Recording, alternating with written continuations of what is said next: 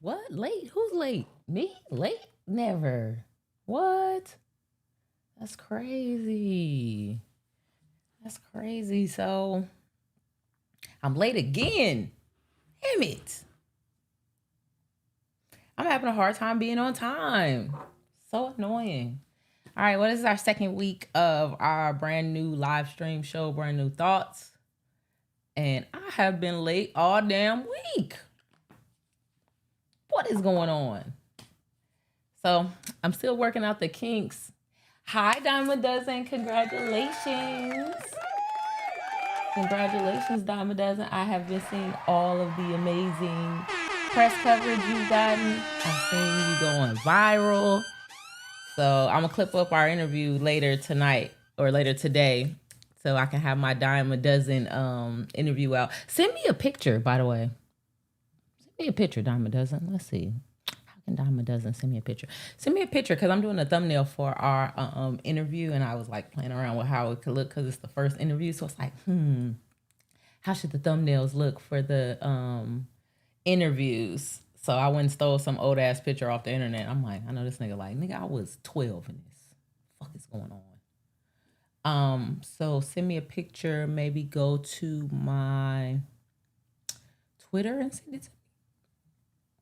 I don't know. Or maybe my Instagram. I don't know. Send it somewhere so that I can do the thing. I got a young ass picture of your ass up there. Let me see. Maybe I can show you.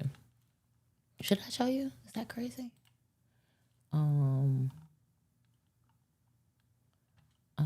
Let's see. Maybe I can show you. But good morning, everybody.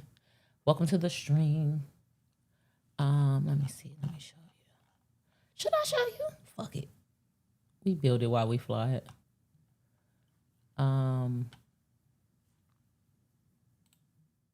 Watch some dumbass shit pop up. See? Why is that right there?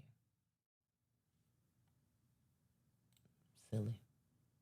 It's never what it's supposed to be. Let's try this again. See? Never what it's supposed to be. Could never just be what it's supposed to be. Like, why is it showing my chat GPT? Like, what the fuck, bro? What? See, what I gotta do? What I gotta do, man? Fuck that. Showing all my goddamn business.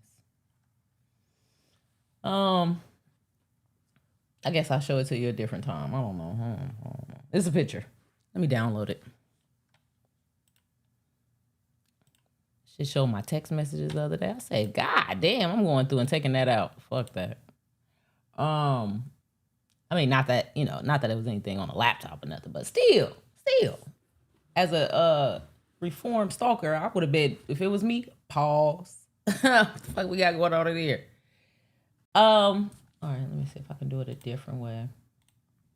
Bam, bam, bam, and one more bam. Oh, damn. That shit didn't work. All in bams for nothing. Okay. Click that, actually.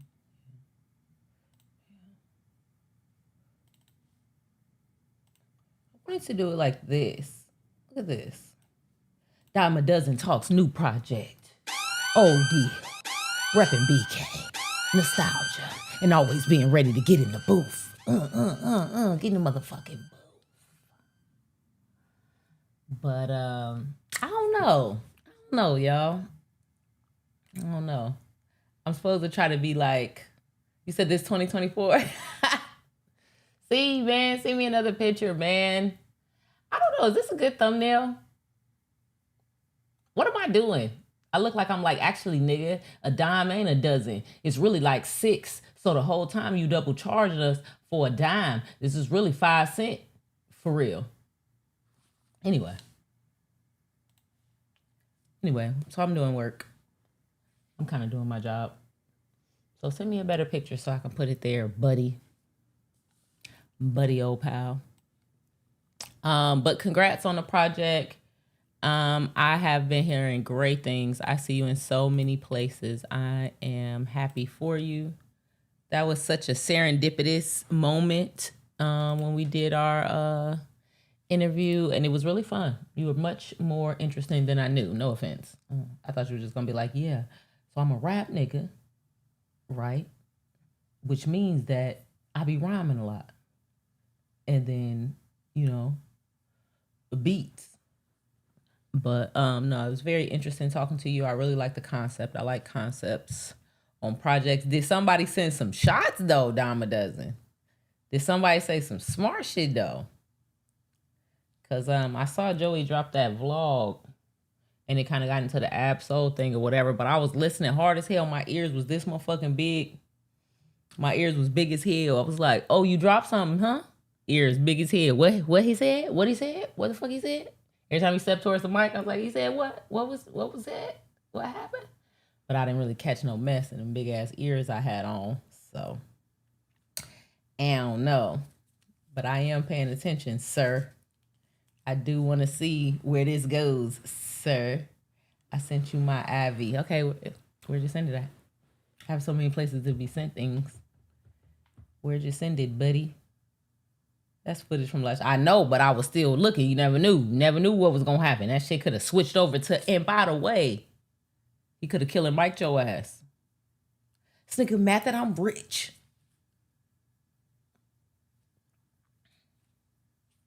I'm mad that you rich. Like they stopped making money when you made money. Black boy fly ass nigga. Anyway, what we talking about this morning? I sent it to your ex. No, not that nigga.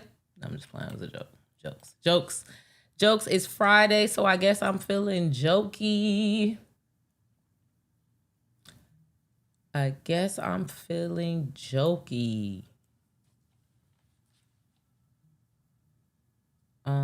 Let's see. Oh, big chat. Let's see.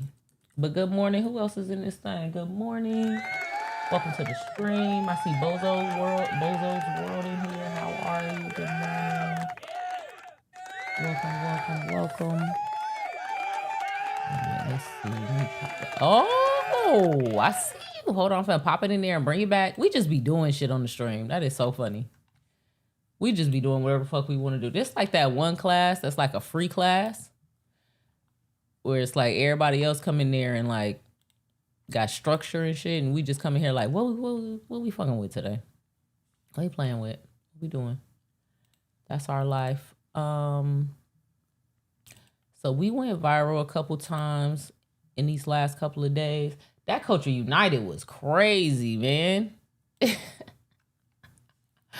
Sometimes when I'm in the show, I forget that so many people are watching us. I'm not gonna lie. I don't know if it's an overly authentic thing, you know, self-aggrandizing ass niggas. You know, my problem is I'm too humble. But I don't know if it's like a ADHD thing where it's like I'm not thinking about the fact that so many people are listening or something. I don't know if that's what's going on. Let me try to.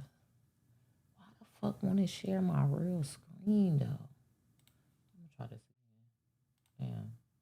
Is it this? Why the fuck do it keep showing this? Hold on. What if I reset this motherfucker? What if I reset this little bitch? What if all type of shit finna change. Nobody pay attention. Bam! Ooh, did it. Did it on them. Man, I just shitted on them. What if I use this picture? I got hotkeys in this motherfucker. Damn. All type of shit going on. That look kind of raw, huh? What else am I showing? Good thing I don't hide that I use AI. I'll be like that one nigga. My little AI shit pop up, all type of shit. Okay, now we gotta scroll. All right, whatever. Yeah, that was a good one. That was a good Culture United. That motherfucker, woo. That was like when you at your grandma's house and all of the cousins is there. Woo, nigga. We was tussling, laughing, sending shots at niggas. Random niggas. Hello.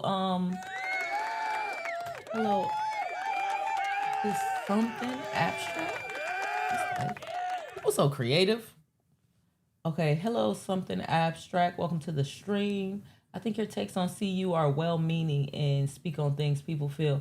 I appreciate that. More than worrying if I'm wrong, right or wrong, I hope people know that I'm not on there fronting.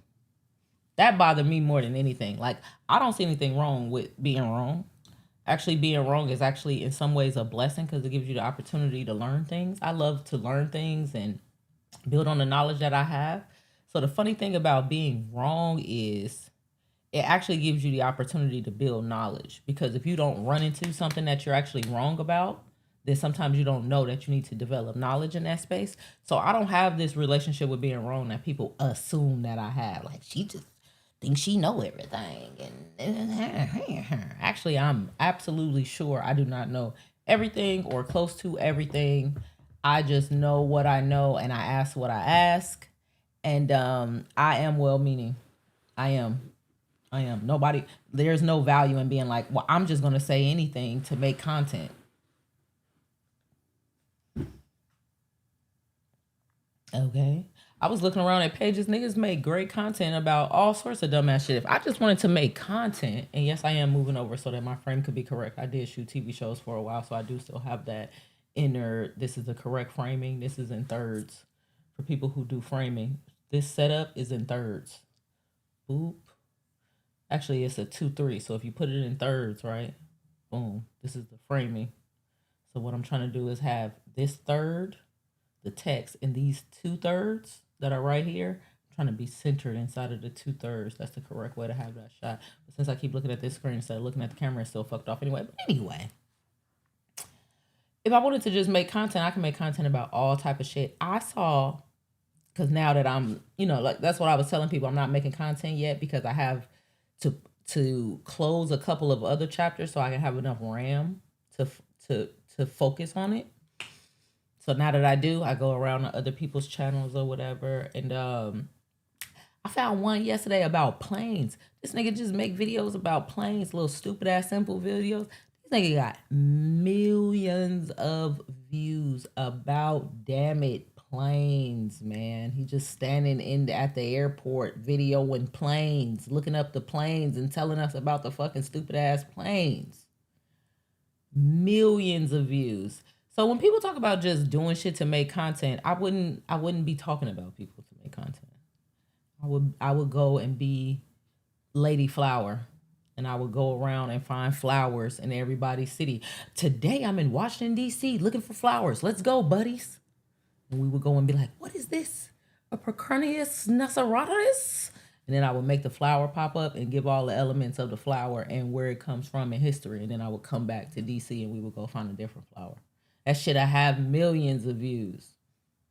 That's the shit that get the chunk when I just want to make views. But am I rambling? Good morning, Andy. Woo! Andy Pandy Pie in the house, y'all. Welcome to the stream, Andy. I'm gonna throw a scroll up in a second just in case you guys want to play around. I saw your artwork came when I ended the stream before, and then the next scroll I did was a different theme, so your artwork didn't pop up on that one either, but it will pop up when we go back to the standard screen scroll. Andy Pandy, I saw your artwork. It was cute. It is not gone. Another element that I was asked for that I will be including is a I don't know if it's called a forum on the site. So, because I want people to be able to, like, you can go to the site and like follow Dime a Dozen's account. Like, you have an account on there, you can follow Dime a Dozen. So when he does artwork or leaves messages or does whatever, you can kind of see what he did if you follow him. But that's kind of a big build out. But I'm gonna do that after today's stream. I'm gonna try to go all the way to the lunch table, but I don't know. I don't know if I'm gonna make it. I'm new to this. Welcome, Samantha. Good morning, Samantha. You made it to Friday. And happy birthday to my beautiful mother. Today's my mommy's birthday. So, congratulations, y'all. We made it to Friday. So what we're going to talk about today? We got some options. We can go into this Killer Mike hole, even though I don't know that I care enough. I think I'm supposed to care more because it's supposed to be like, y'all are going viral. This is Dr. Ball. Thank you guys for coming and telling me. Welcome, Brightside. We made it to Friday. Welcome. It's August. Summer's about to be over. People are getting ready to go to school. We're in a I want to say transformative, but I'm trying to say transition. What's the right word? We're in a transition time. We're in a time of transition. It's uncouth on Mike's part. Uncouth. I'm always triggered by uncouth. One time I worked with I'm not even gonna tell the story. I don't think I'm supposed to tell that story, but uncouth triggered the word. Anyway. So we're in a time of transition, going from summertime, hours, motivations to getting into the fall and getting back structured or whatever. It's still Leo season. I found out me and Stack got the same B-Day. Oh, look at y'all. Thanks, L. Thanks, L. I didn't approve the phone call art because it was bad. My own fault. I tried to hit the back button and to change the pic and it screwed everything up. Oh, hold on. I got you, Andy. Let me reset you so you can get into it. Hey, Deluxe, welcome to the stream. I got Deluxe in the motherfucking building, y'all. Don't never get it fucked up. Deluxe, happy birthday, Mama Janelle. Yeah, she over there celebrating. The Queen. She's, well, you know what? I'm not even gonna do y'all like that. Andy, let me pop in here and make sure you straight, baby girl. Hold on. So, I don't know what it is that we got going on today. You know, Dawu tried to hate on me. He tried to send, y'all, he tried to send some artwork that had me as a whole vendor on the last scroll. I denied the shit out that shit. Reject. Showed it. I showed it. Okay, hold on. I'm looking for your email, Andy. I know I can find it. It's like right somewhere right here. Andy wants to know if you have a similar personality as Deluxe, since you have the same birthday as him. What we gonna do for Justin's birthday? What day of the week is the 19th? Somebody look it up for me while I try to get Andy Pandy right. What day of the week is the 19th? I think it's a Wednesday because I got to do something on the 20th. Good morning, Mo. Welcome to the stream. It's not my birthday. It's my mommy's birthday. Just for the record, because I need y'all to be paying attention when Scorpio season touchdown, but we ain't got time for all that right now. I'm not trying to step on the Leos. I'm not trying to step on my Leo brethren and sistren. Okay, I got you, Andy. I got your email. Now let me go and re-you up. Okay, Andy, I'm gonna give you some more mints so that you could, because I heard what you said, the shit, you didn't mean to pick phone, what you call it? So that means you ain't got no mints, I'm guessing. So I just gave you some more. And they should be in your account now if you go look, Andy. I'm pretty sure. Let me make sure. Yeah, I put them in your account. So yeah, I'm glad we took care of that. So as you guys know, if anything ever happens with the site or with your setup or whatever the fuck it is that we're trying to do, just pop in here and let me know. Wait a minute. Andy.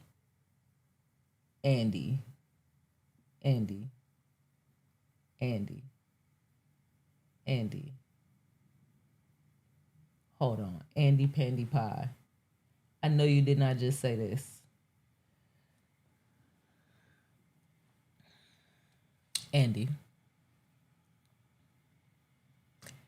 If you are a November Scorpio, let me turn this up.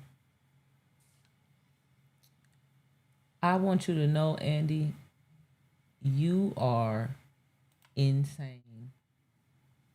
I'm so sorry. I am so sorry to to be the one to tell you, and I know for sure.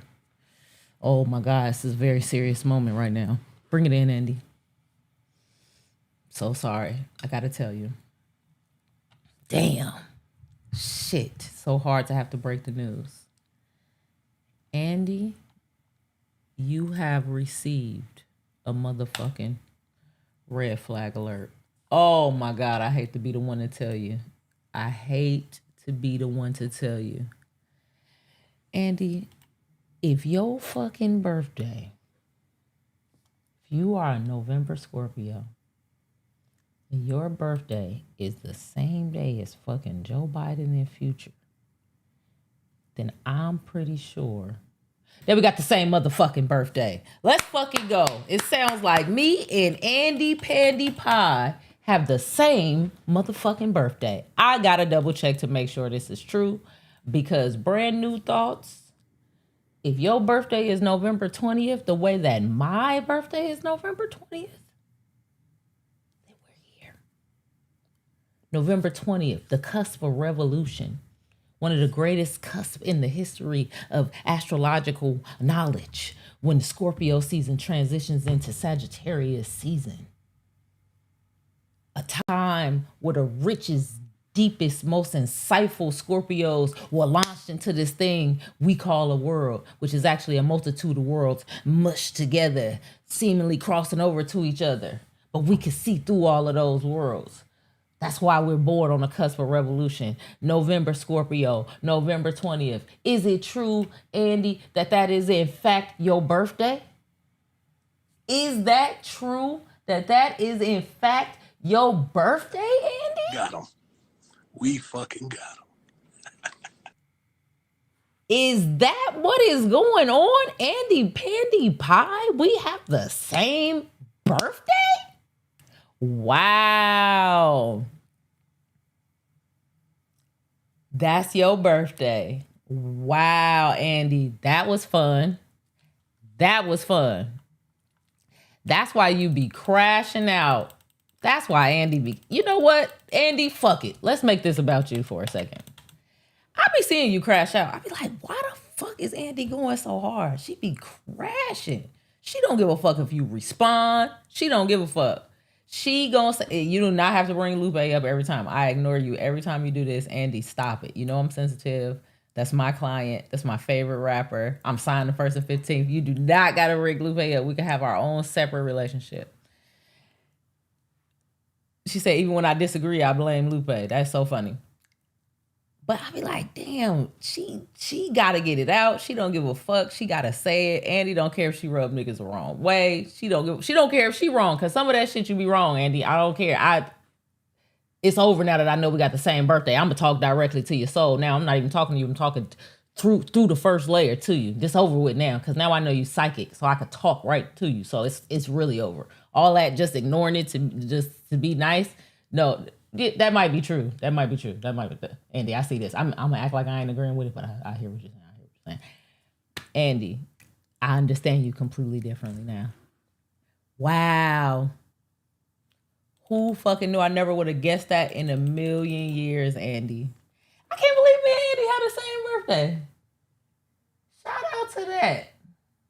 Shout out the fuck to that. Hold on. What do I want to play? What do you want to play to that? What do you even fucking play to that?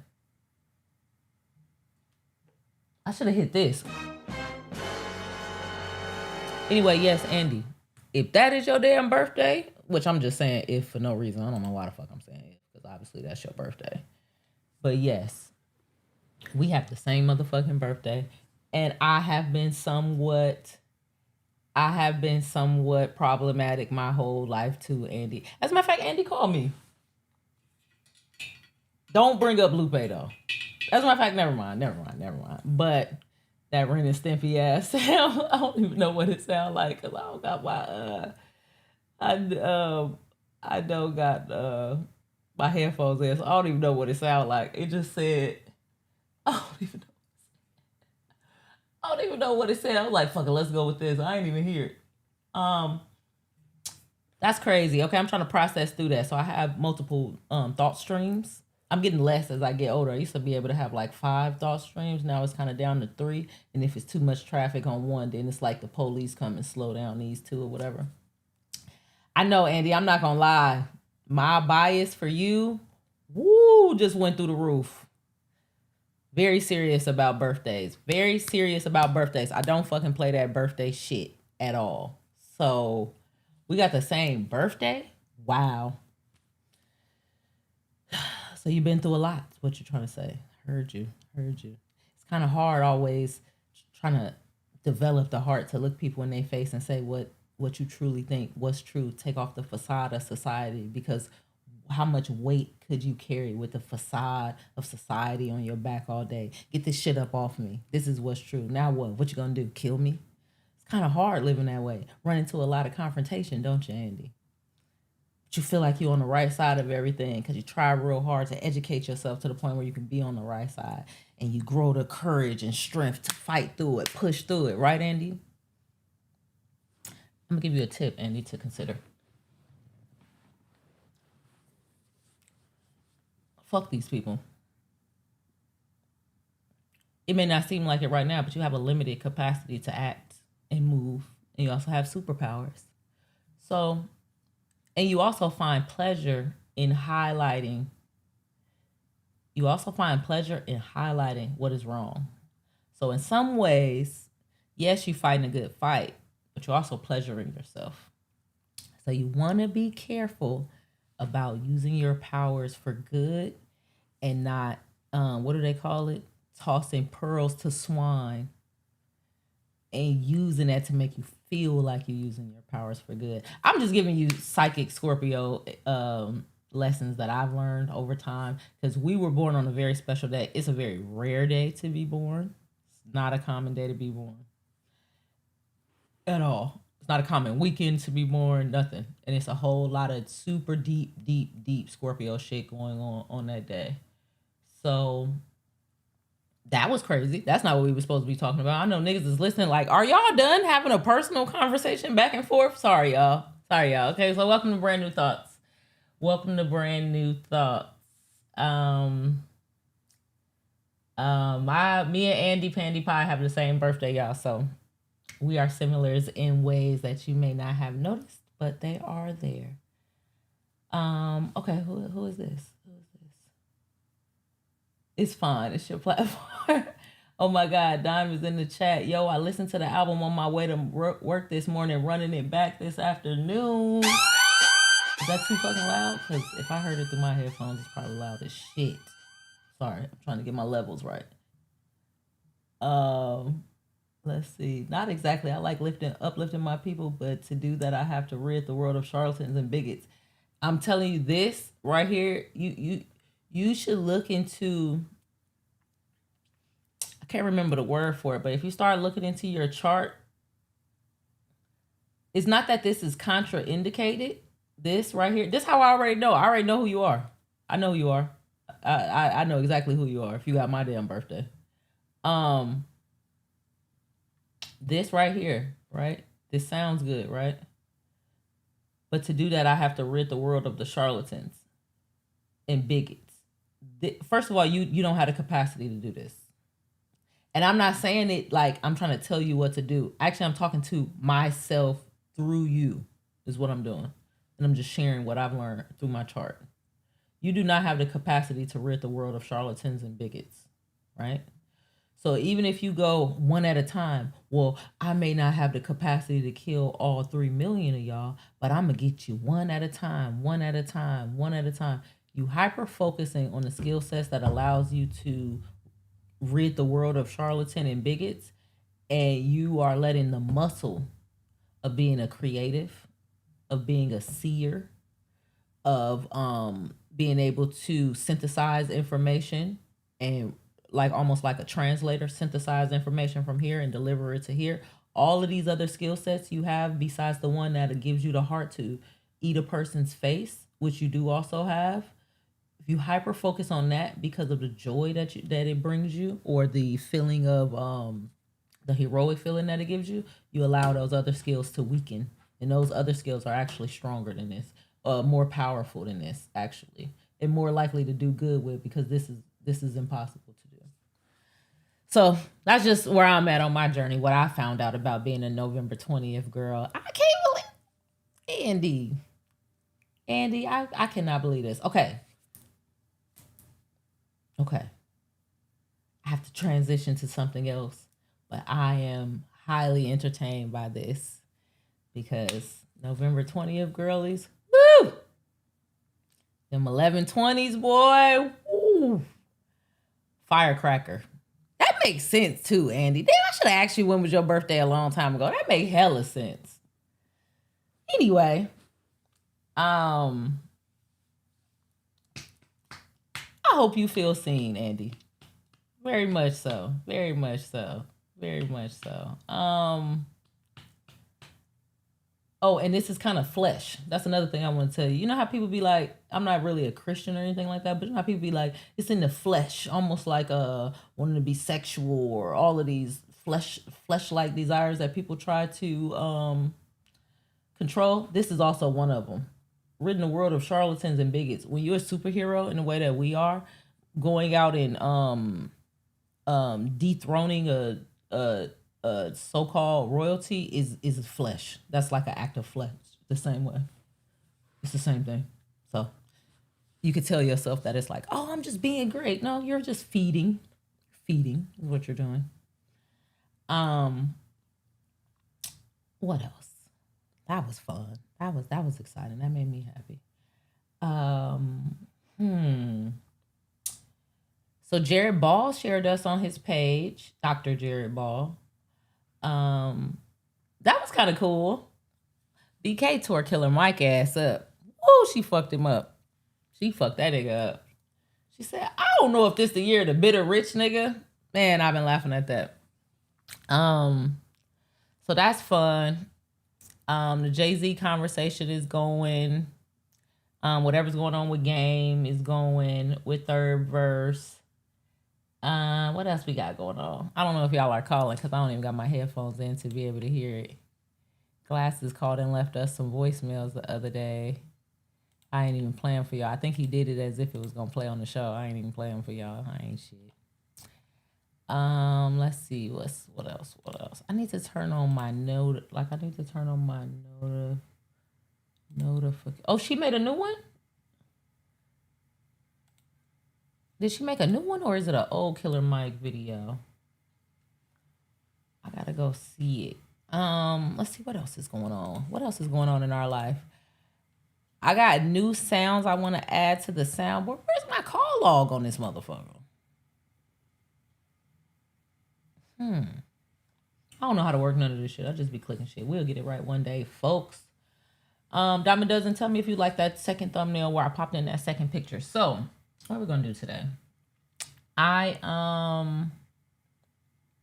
got new sounds I want to put on the soundboard. I want to know, have y'all ever seen this? This is my favorite. This is my favorite little This is my favorite little fucking hold on. I'm laughing already just thinking about it because this is my favorite little rant. What is it called? What are these things called? Random little clips on the internet? I don't know what to call it shit. Okay, let's see. How can I do this? Y'all ever saw this? Hold on. How do I do this? How do I make this where you can hear it? Y'all ever heard this? Nigga, boy. I'm a real nigga, boy. I'm a straight nigga. I don't need none of it. I'm gonna give you one more time. Damn, bro. And you're through. All right, real quick while I try to fix this.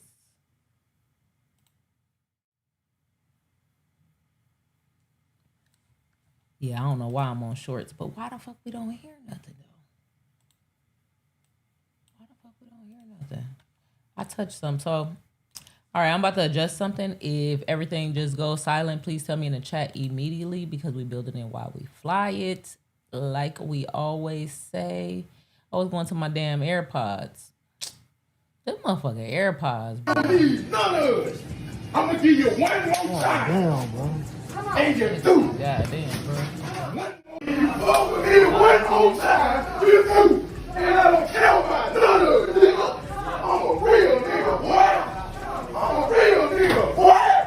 I'm a straight nigga. I don't need none of it. I'm gonna give you one more time. And you do. One more. You fuck with me one more time, you do. And I don't care about none of it, nigga. Y'all ever seen this? One more time. One more time. Through. Yes, it's through. Y'all ever see this? One more time and you're through.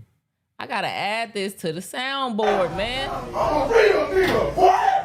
I'm a straight nigga. I don't need none of it.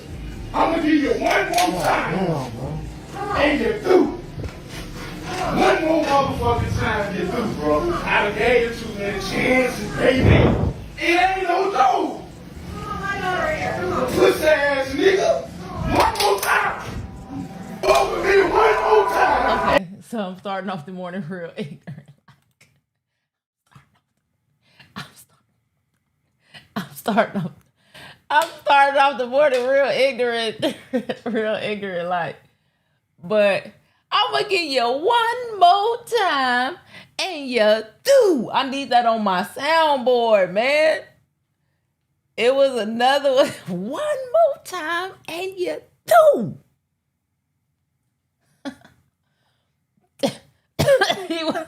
He was tired of playing with that young man.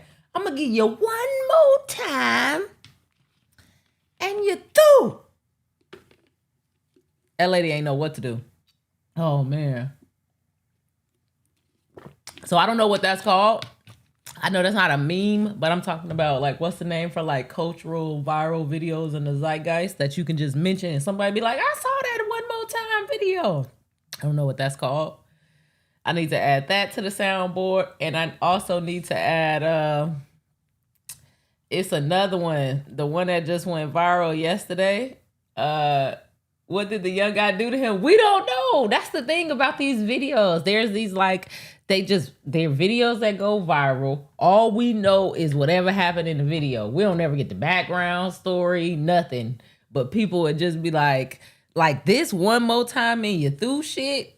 Bruh. This shit got 1.7 million views because this is the remix, dude. I kind of want to play the remix, but you know, I might end up having to cut it out the stream because, you know, I think the niggas be putting music on it and shit. One more time and you through. Y'all said it was an echo? Did I hear y'all say it was an echo? Is that correct? Is that correct that y'all said it was an echo? Like, niggas made a remix out of that. What is that called? Let me see. And you do. Look, You do. I'm gonna give you one more time. And you do. And I don't care about none of it, nigga. I'm a real nigga, boy. I'm a real nigga, boy. I'm a real nigga, real. I'm a straight nigga, boy. I'm a real nigga, boy. I'm a real nigga, boy. I'm a straight nigga, straight nigga. Pussy ass nigga. I'm a real nigga, boy. I'm a real nigga, boy. Anyway, they made a remix out of that shit. So there's like a word for that. I don't really trust October Scorpios. I ain't gonna lie, unless they women. If you a woman, cool. Them male October Scorpios are insane. And you may not be able to see it real easy. Because they always have this kind of cool veneer. Where it's like, what? I'm just chilling. No. Oh no. You have reached a demon that don't mind using his powers for bad. Not saying all November Scorpios use their power for good, but a male October Scorpio, you are looking in the face of a black hole and you may not know it because they never look like it. They never look like it. But when I meet them, I tell them up front, I know what you are. I know what the fuck you are. You're not fooling me for one motherfucking second, you October Scorpio. It get quiet. It get quiet. Like I'll be talking to a person, hey, how are you? What? Were you a Scorpio? What? They were like, yeah, October. Is that right? I know what you are. Halloween is exempt. Halloween is exempt. Sorry, I'm sorry I'm not saying all the rules at once. Don't think I'm making these up as I go. I just don't remember to. Halloween is exempt from the October Scorpio male curse, just for the record. Halloween is exempt. I don't know why. I don't know if it's because our dates and our hours are actually wrong. Yeah, Halloween is exempt. Halloween counts as November for some reason in the Scorpio dichotomy of things. I don't know how it works. Maybe October is not really supposed to have a 31st. I don't know. But the Halloween people is different from the October Scorpios. They more like the November Scorpios than the October Scorpios. For sure. But that look, and it's only like a week. It's not hella days to be an October Scorpio. Because October's at the very beginning of the Scorpio. So you had that little week. It's like 23rd to the 30th. Anybody born, a male born in that little week?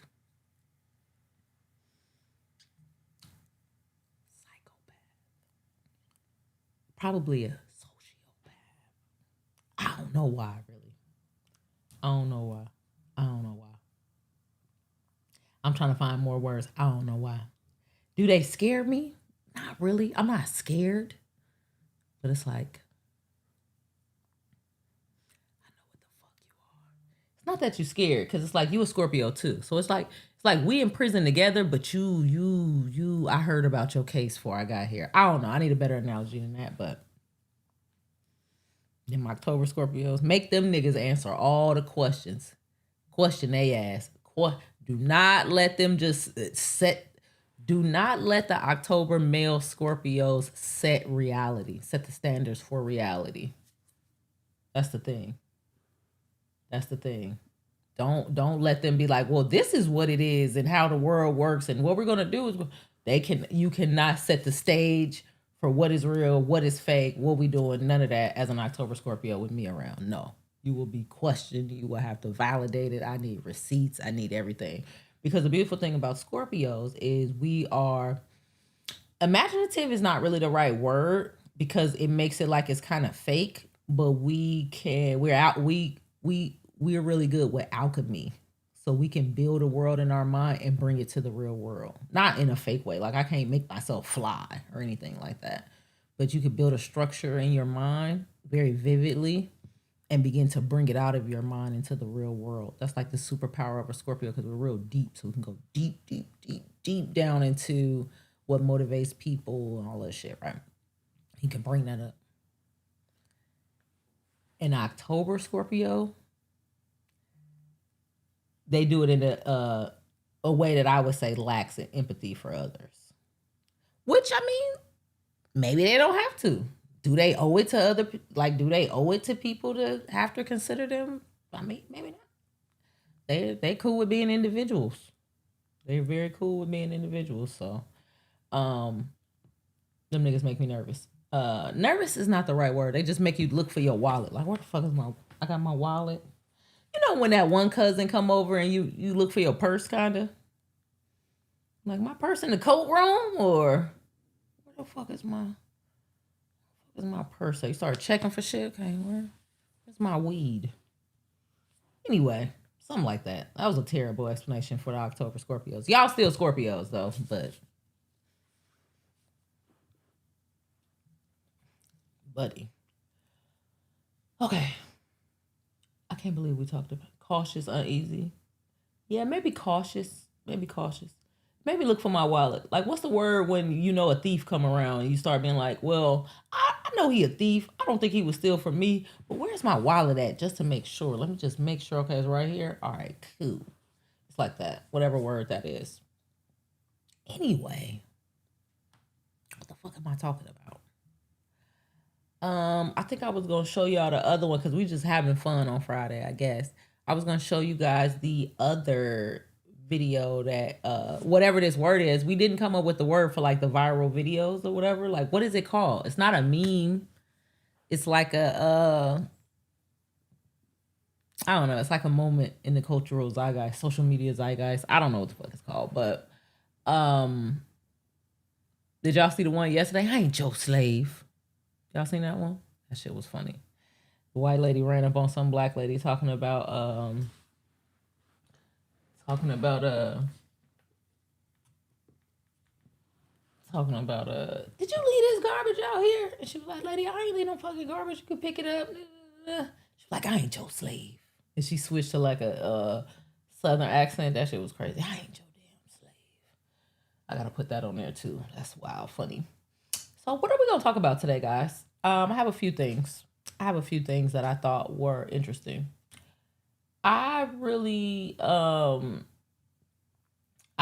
want to, I guess precautionary would be, precautionary. Like I take precautionary steps because I know what I'm dealing with. Sometimes the October Scorpios don't know either. They be like, "What the fuck are you talking about?" Then you watch them for a little while and be like, "That right there." Like, "Oh, that? You right?" Like, yeah, I know I'm fucking right. Anyway, I want to tell y'all a story about a friend of mine that is wrongfully convicted that had some good motion in his case. But that's such a long story. And I don't know if I remember the full story. So a part of me wants to go back and look at some of the facts of the case before I present it to you. But I have a friend, his name is Pierre Rushing. He was wrongfully convicted like 15 years ago. And he's just getting to the process where he's going to get out. I believe all roads lead to him getting out. But it's been 15 fucking years.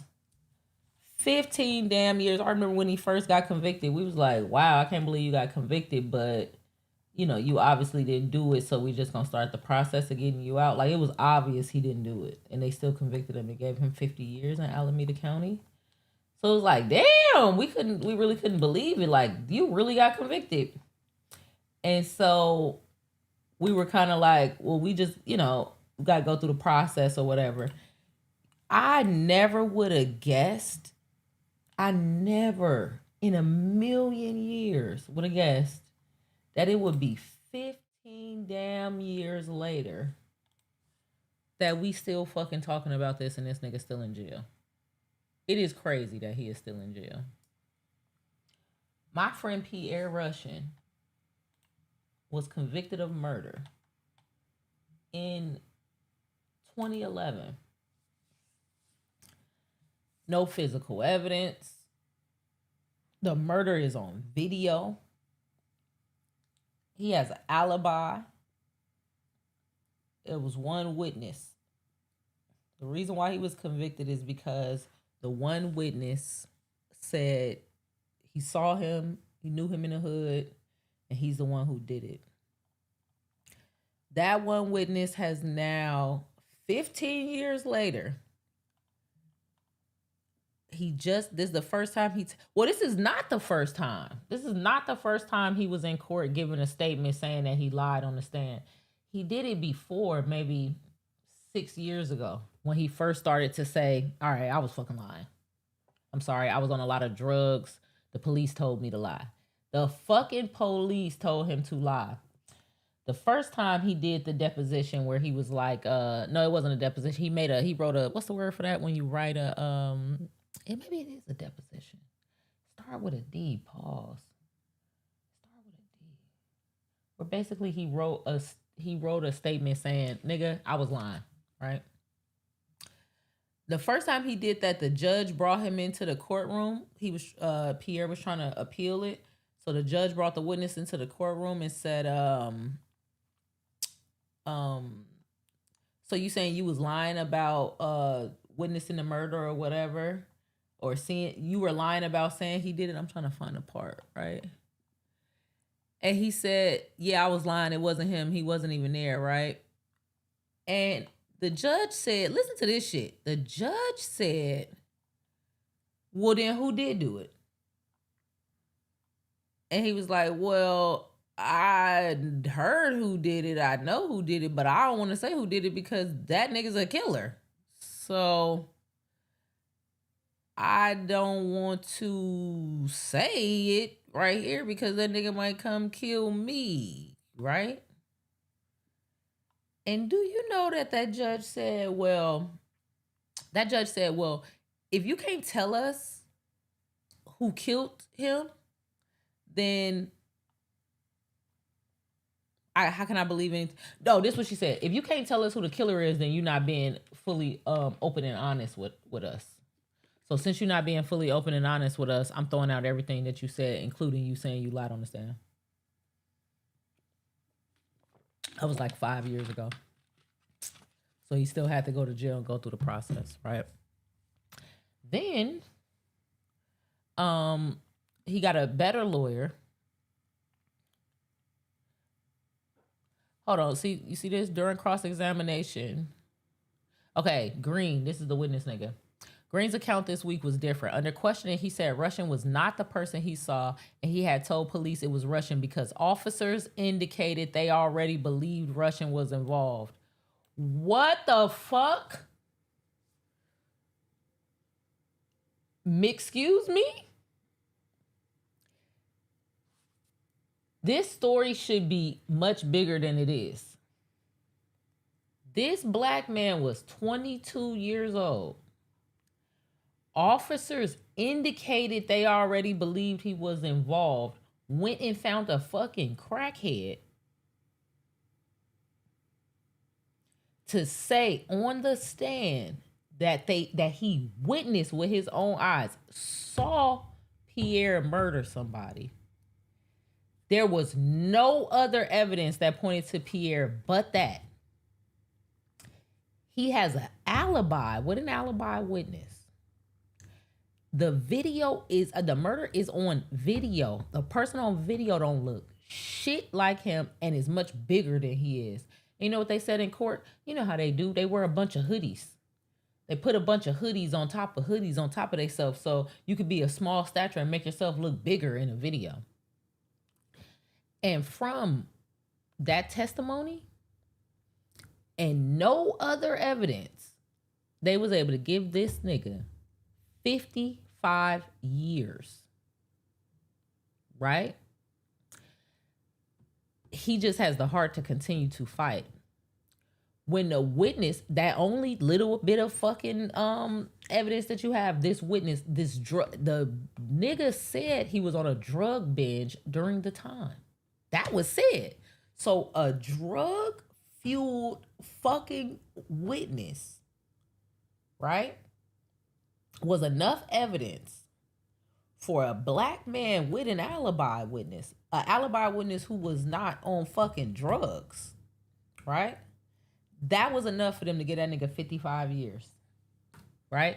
And then when that same witness came back and said, okay, I lied, I was on motherfucking drugs. The police told me to say it was him. I'm sorry, I don't know what to tell you. I'm so sorry. I made it up. They said, we don't know if we believe you, nigga. What? Wait, what? So you believed him so much that you would take a nigga's freedom? Because if you think about it, you really going back to slavery. Like, we know about the 13th Amendment, and we know that the only way that you can be put back into slavery is by committing a crime. So you believe that nigga enough to take his freedom from him. And think about it, he's 37 now. So from 22 to 37, those are some golden fucking years. That man was supposed to go out and have a family. He's lost his sister. His 16-year-old sister was murdered in Oakland. Probably would not have been the case if he was outside and had the ability to protect her. Rest in peace. All sorts of things have happened with his family. He hasn't had the ability to have children. Took away that man's core years. Not saying your life is over once you're 37, but I know y'all get what I'm saying. On the word of this fucking crackhead. But then when he come back and say, I was fucking lying. I don't know if we believe you. We need some corroborating evidence. Ain't that a bitch? You didn't need no corroborating evidence to put his ass in jail. So, shout out to Jordan Grossinger. He ever since he heard the case, this is interesting how this white man did this. During during the I couldn't even see y'all comments. My bad. Let me read y'all comments. But during the pandemic, he got interested in people who were wrongfully convicted, and he wanted to invest some time in helping somebody, and he found out about Pierre's story and dedicated himself to helping him. I wish corrupt police would face more punishment for setting innocent people up. For real, like them police should have to go to jail. There's a lot of things that could have been done in that time span that he lost. Exactly. I'm in Columbus, Ohio. The DOJ already came to Akron, Ohio. To my surprise, Ohio is one of the top states for exonerations, which means people are getting wrongfully convicted. Exactly. The prosecutors and judges, too. My loved one's case is absurd. He had a corrupt private practice attorney. Public defenders have more supervision. I recommend using public defenders. Cheap labor and loss of rights. Exactly. But trip off what I said. In Alameda County, Oakland specifically, the police were paying and other ways eliciting drug addicts to lie on the stand to get convictions, to send niggas to jail for the rest of their life. They would decide that they don't like you for whatever reason and pluck your ass off the streets and put you in prison.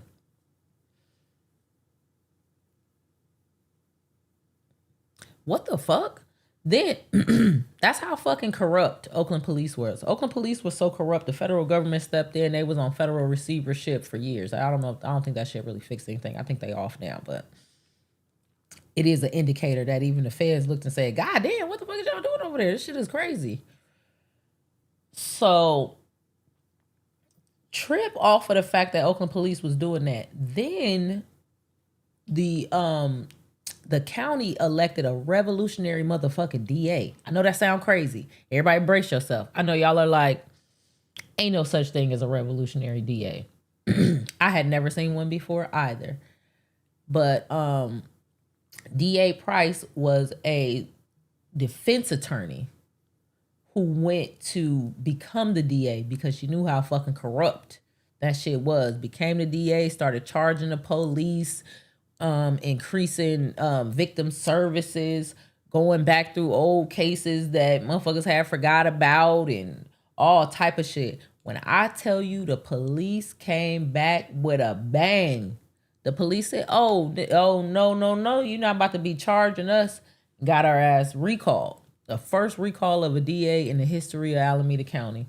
That black woman was a DA for a very short amount of time, but in that time, she really helped to uncover how fucking corrupt and crooked that whole system was. I'm very proud of DA Pamela Price, and I'm happy to have worked with her. But, like I said, this fucking story is insane, and it needs more light shined on it. So last week he went to, these were the people just kind of outside, supporting him. But so this last week they had a couple of, they had to go through the evidentiary hearing where they talked to the witnesses, and there was a Brady violation too. Come to find out, the DA didn't give over all the information they were supposed to give over. This case has just been fucking crazy. And now, even after watching all of that, the judge still gave them 3 weeks to make another brief. So mind you, the new DA, they put out the old DA. Now we had a new DA in office. They're fighting against this. They didn't go in there and say, you know what, we right. We looked at the evidence. This nigga didn't do it.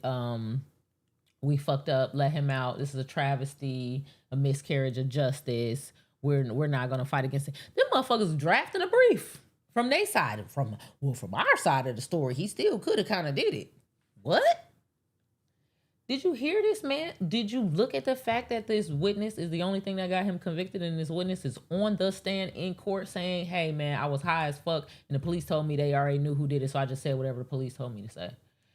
That DA's office should be charging those police officers. In some ways, that's attempted murder if you think about it. Prison is not a safe, fun, clean space. That nigga had to be in prison through COVID. You know how fucking dangerous and disgusting that fucking is? That's terrible. So they gave them 3 weeks to come up with the briefs or whatever to respond. This is like their last response. And then A week after that, the judge is gonna come give his ruling. We gonna pack that fucking Oakland courtroom. We're gonna pack that courtroom. So you will be hearing me talk about this case throughout the next month, and you will be seeing me bring attention to this in different like Bay Area spheres, because we're gonna pack the shit out that courtroom. I want you to do it in front of our face, because this shit right here, this shit got to stop. Imagine this. This is why I get sometimes. I don't want to say I get mad, but that's why sometimes I get a little annoyed, like when this gonna sound fucked up. I get a little annoyed when like a famous person is going through a criminal thing, and then everybody come together and be like, man, we gotta do something about this system. No, nigga, that famous person has a lawyer, they have money, they have support, they have access to media. No, it's niggas like Pierre Rushing who every day is getting plucked off the streets and put through a ridiculous fucking cycle, and you don't even know about it because niggas don't report on it. And I know you may say, what do you mean niggas don't report on it, ElleJanelle? You just pulled up an article. They reporting on it now because he has made so much fucking noise and did so much amazing work from prison to get him to the point of this evidentiary hearing that so many people do not fucking get. Imagine how many, if they paid a fucking crackhead to lie on the stand in a murder trial, imagine how many niggas is in prison from Alameda County that are innocent. Just imagine how long they was fucking doing that for. And imagine how off the courthouse to be where a jury can convict you beyond a reasonable doubt off the word of a crackhead and no other motherfucking evidence while you have an alibi witness. Imagine how fucked up the court have to be. So all of these average, and I'm not saying people are not committing crimes and that nobody should go to jail. You know, I am somewhat of an abolitionist in some way, but abolitionist when we come up with a new answer. We're not just going cold turkey at, no, I don't believe in that. But I definitely think we should work towards a way where we do something different, because there's something odd about having a private financial interest in putting niggas in jail. That's just, that incentive structure is flawed in my opinion. So imagine how many niggas that happened to though, for real. Imagine how many people who didn't have a good enough attorney, who doesn't know how the legal system work. Imagine how many motherfuckers is in jail from Alameda County, in prison in California from Alameda County that didn't do that shit. Imagine how you gotta look at the world where you like, I was just minding my motherfucking business and they just plucked me off the street and said I killed some lady. Imagine also how skewed their crime records must be. You know how they talk about, this is how many cases we solved. This is how many murderers we convicted. That must be very flawed if y'all just randomly convicting people. Also, if you think about how they use the data, you ever hear them use the data and say, like that weak ass cop that was just on Jubilee, and he'll say some shit like 50% of all violent crime is committed by black men. Is it? And I don't know if it's men, it might be women. It might be just black people. Is it though? Because I think they would count Pierre in that stat. They would say, see, this is another violent black man. No, you were violent against him. You plucked him off the streets and put him in fucking prison on the word of a crackhead based on the fucking police telling the crackhead to say that. You stole him. This is human trafficking. You stole him from his community, from his family. Is one of the only males in his family. You stole him from his fucking family and put him into your system where I can't even count the companies who benefited financially from him being in prison. I remember when he first went to prison, how much money we had to spend on phone calls, on sending food, all of this type of shit. I wonder how many corporations sent their kids to motherfucking private school off of him being plucked off the street. Right? But niggas would be like, look at the numbers. All these niggas is criminals. No, you niggas is criminals. You niggas is fucking human traffickers. You niggas is kidnappers. Slave driving ass niggas. So I say all that to say, this story, you got to look into it. This Pierre Rushing story is insane. I will be highlighting it more and more this month as we gear up to get to this, what should be the final court date. Like, I have a lot of faith because I feel like we have a Brady violation. For you guys who don't know what a Brady violation is, when you're going through a case, especially a criminal case, the prosecution gathers evidence. They have to share that evidence with the defense because you can't, like, I can't be blind to the evidence that you have and still set up a proper defense. So it's really important that all evidence that you use to make your determinations, you share with me. And so it was uncovered that they didn't share everything. So that's a big, that almost like can get your fucking case thrown out in itself, because in a way it's impossible for you to have a fair trial if you don't have all the discovery. So you got a Brady violation. Got a crackhead witness that said, hey, man, I was high. The police told me to say it, so I said. You got an alibi witness. There really is no grounds for this conviction to stand on, but it's been so much dumb shit. Like, I remember feeling like this the first time the nigga recanted his testimony. And then he went in front of that judge, and that judge said, well, if you can't tell us who did it, then I don't know. You can't tell us who did it, then I guess we can't listen to them. Imagine sitting in the, because at this point he had been there for 10 years. Imagine being in prison for 10 years for something that you didn't do, and the only witness that got you convicted sits in court to say, I lied, and the judge turn around and say, I don't know. If you ain't gonna tell us who did it, then how can we really listen to anything you saying? What? What the fuck did you say? And then you just quietly go back to your cell. Could you imagine the psychological torture of that? For real. And then you better be on your best behavior as I walk you back to your cell. Because if you get mad and punch the shit out of somebody, a CO or some shit like that, if I express the aggression and the fear of being denied justice, then that's just doubling down on me being, I guess, a criminal, somebody that needs tougher torture. This fucking case, ooh-wee. That's why when people get to talking to me about the police, the institution of policing is corrupt to its core. And it is not even, they have so much power and so little monitoring.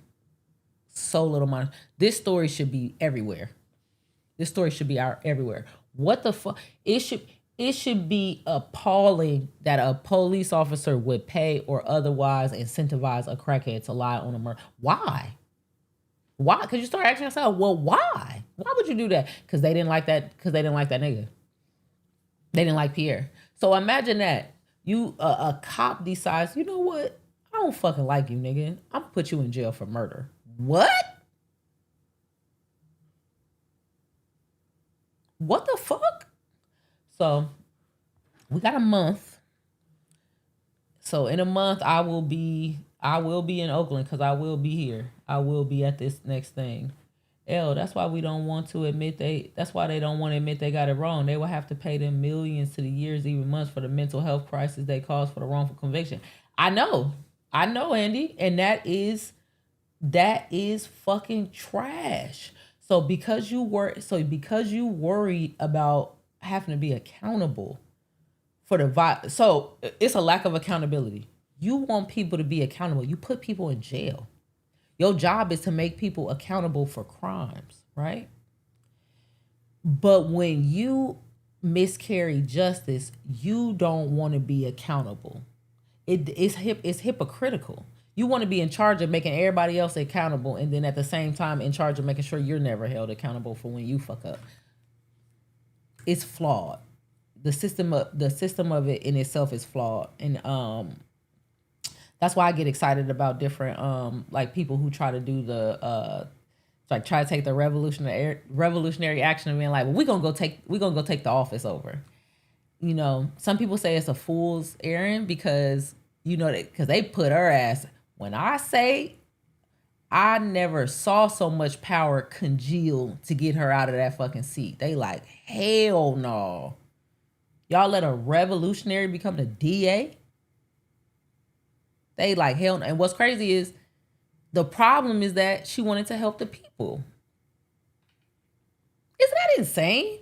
The thing that made her the enemy is that she was focusing on making the everyday person's life better, safer.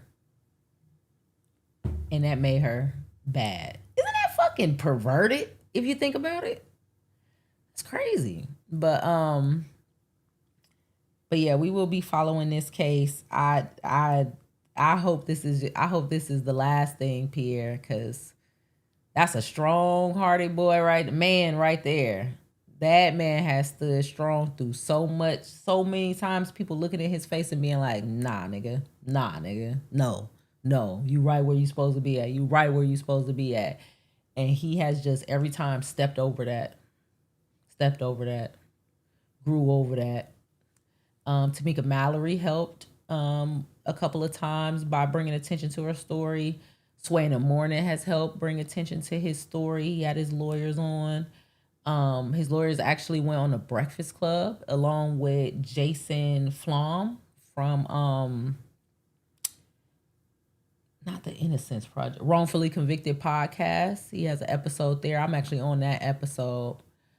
And I'm proud of that young man because he say, I'm getting my ass out of here.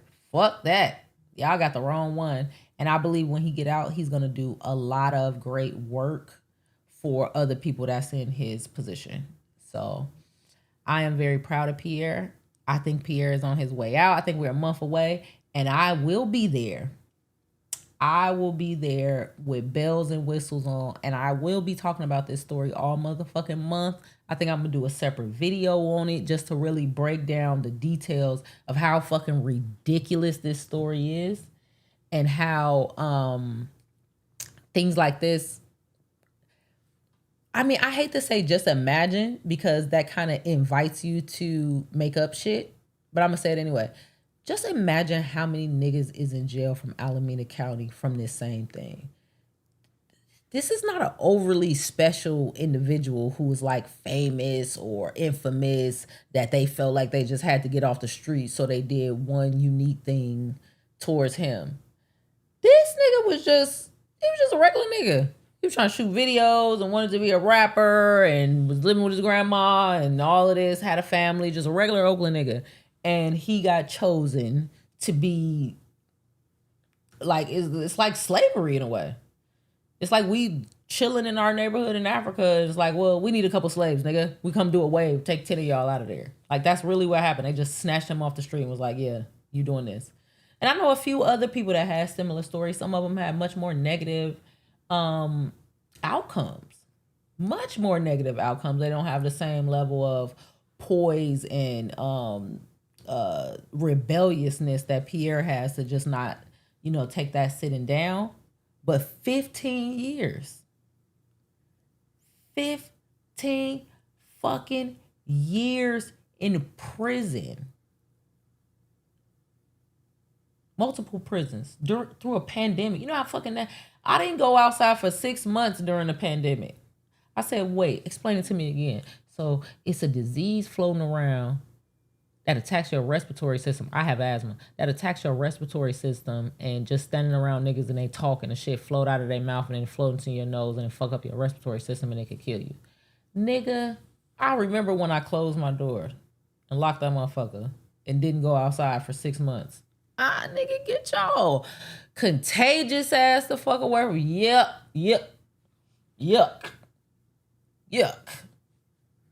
No thank you. I'll pause. I got the internet. I can work from home. Yuck. Oh shit, they gonna deliver the food? Cool, leave it on the porch. Lysol made a fucking bag off of me. Oh my God. Double fisted with the Lysol. What's happening? What had happened? Yuck.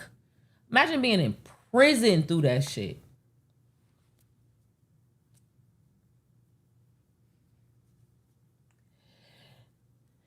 Yuck. I wouldn't have made it out of prison because I would have been uncontrollably just, oh man. You would have met a wild Scorpio. Anyway, I say all of that to say a true travesty. This case is a true travesty.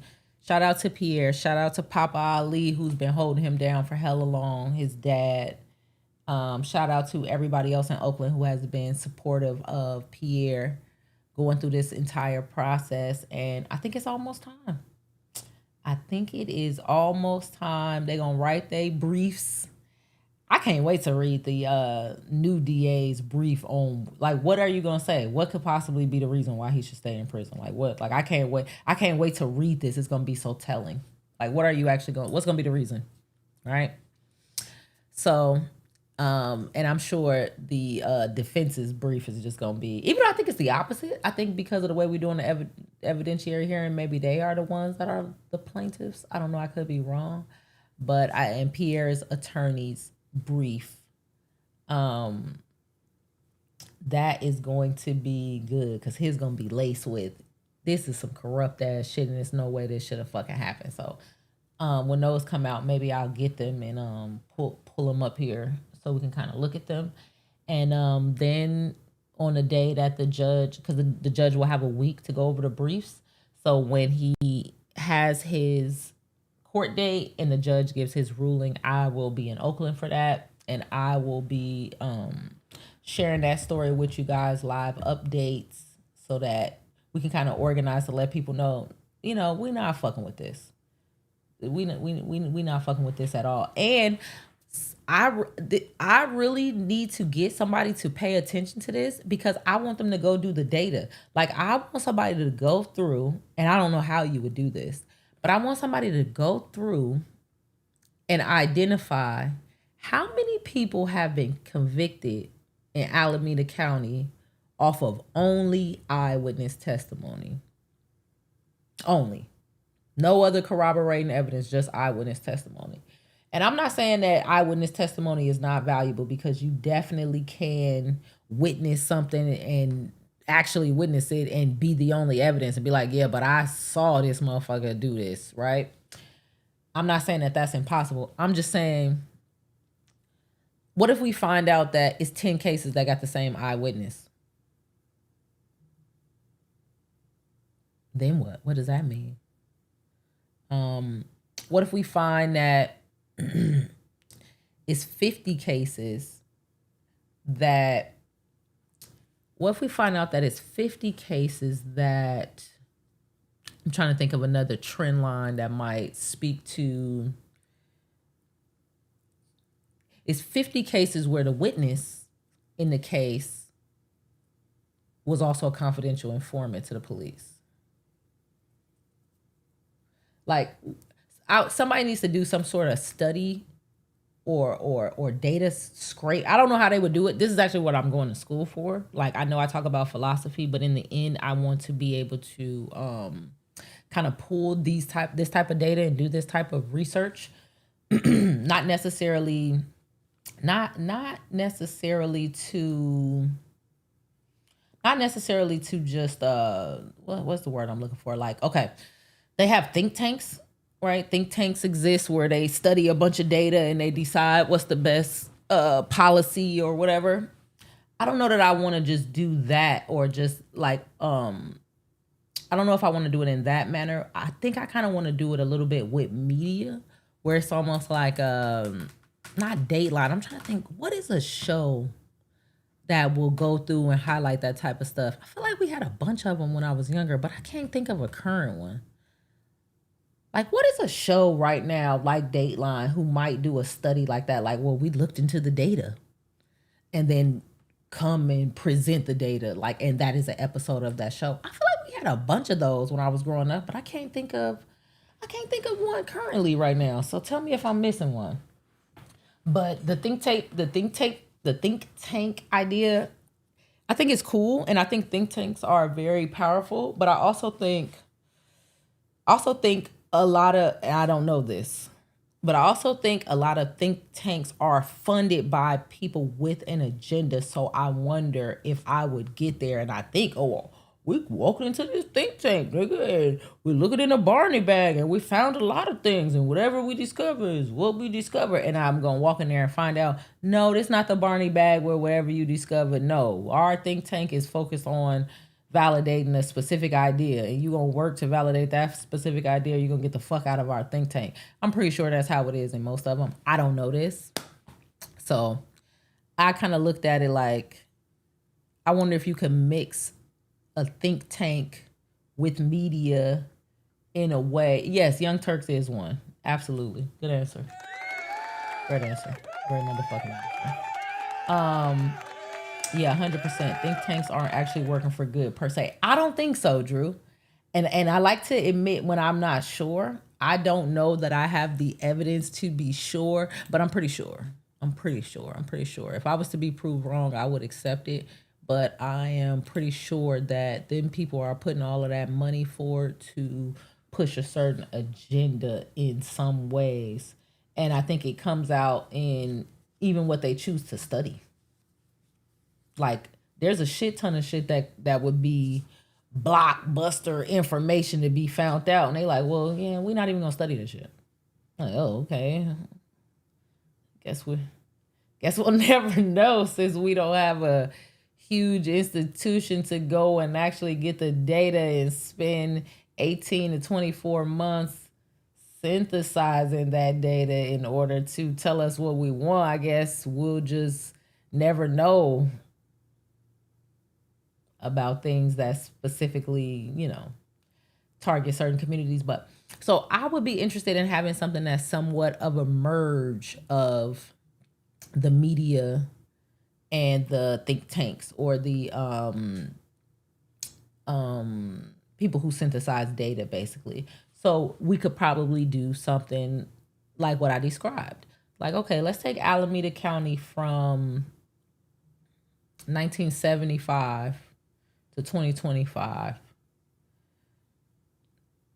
What type of crimes were brought to trial, first of all, or not even brought to trial? What type of crimes were charged? So you see a list of all the crimes. How many times were this type of crime charged? How many times was extortion charged? How many times was fraud charged? Because another thing that I find interesting about people, like, you gotta be tough on crime. You know what I found? Not that I'm 100% right. We're just on brand new thoughts, so we're just going on our rant. You know what I found? It's interesting which crimes are enforced. You can say a certain population, oh, they do majority of the crime. No, they do the majority of the crime that's enforced. And that's probably the reason why the fuck that crime is enforced, that law is enforced so hard. They do a majority of the crimes that y'all investigate, nigga. Because when we start talking about tax fraud, embezzlement, wage theft, whatever neglect, like some of these landlords and shit, the way that they are running like the way that they fix things on their properties, in some ways could be criminal neglect.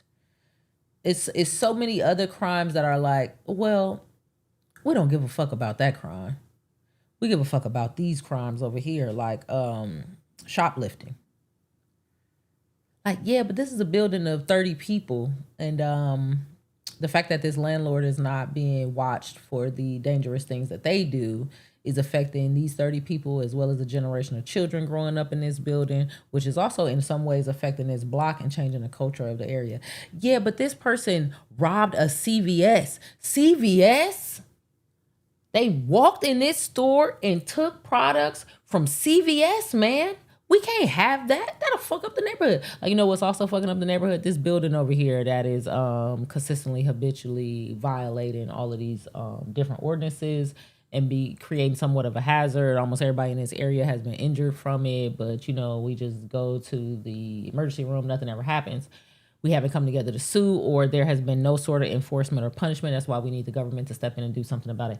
Yeah, that take a lot of time, but this nigga at this CVS though, you see he came in here and took hella what did they steal? What do they be stealing out of CVS when they come through and just do they be stealing laundry detergent?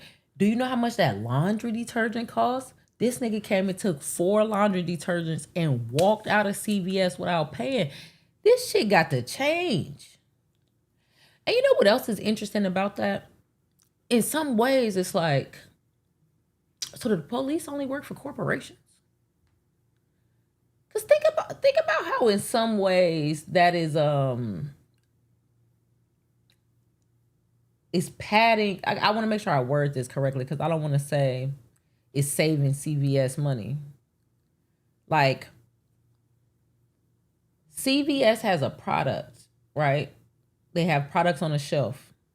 If somebody come and takes a product from them, we have this whole system that will come take care of them, handle their light way. Oh, you took something from CVS? All right, let's go. You coming this way. You going to jail. You going to court.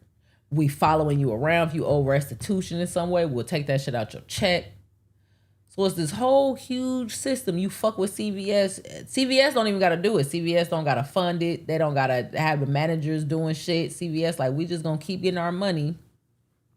And now you about to go through that state process for fucking with CVS.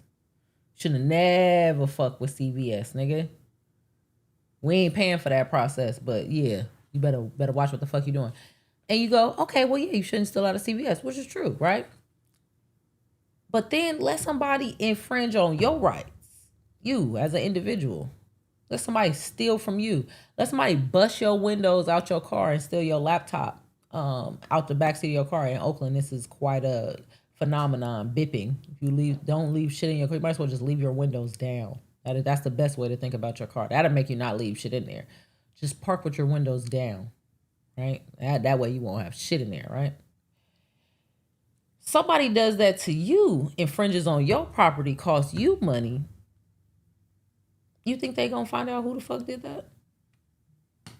You think they gonna go out of their way to go through the process to stop a motherfucker? They not even gonna. They gonna be like, oh man, we can't find nobody who do that. They in and out with the night. We don't know. I mean, come on, man, you be all right. You need to just go buy another window.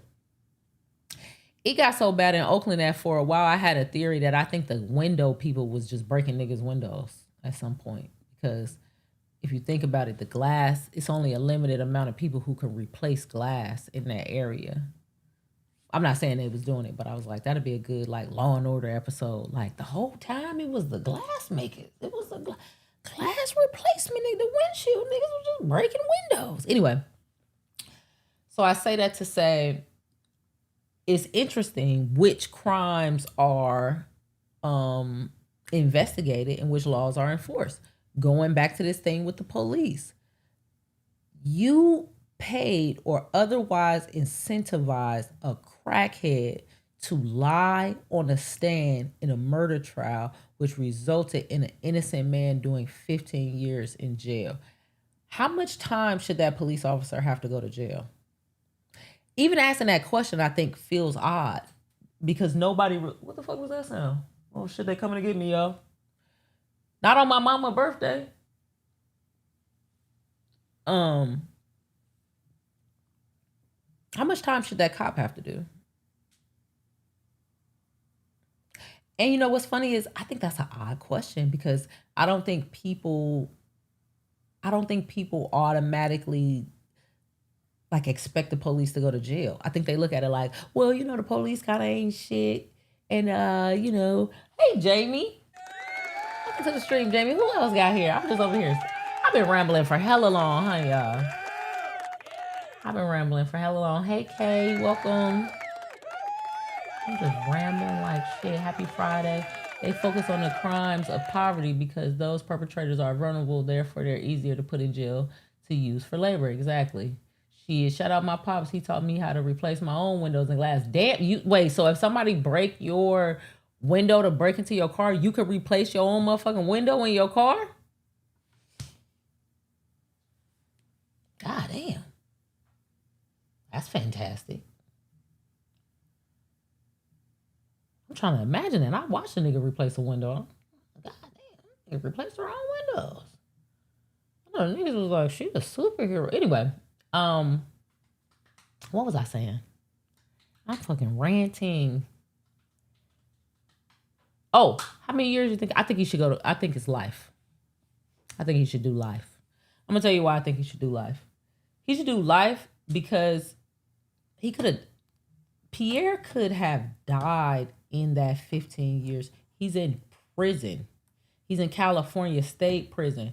Prison is a very racialized space. You know what I mean? You separated into these groups by race, by gang, or whatever the fuck in California. Not in Northern California where he was, but it's a dangerous fucking. You gotta look at the chat, L. We have to engage with you. I know, right? I was late as hell. I was talking so much because I'm very passionate about this, or at least I think it's interesting. I'm very passionate about this. This is some bullshit. Fuck it. I'm trying to say it nice. Let's find it interesting. No, this is some bullshit.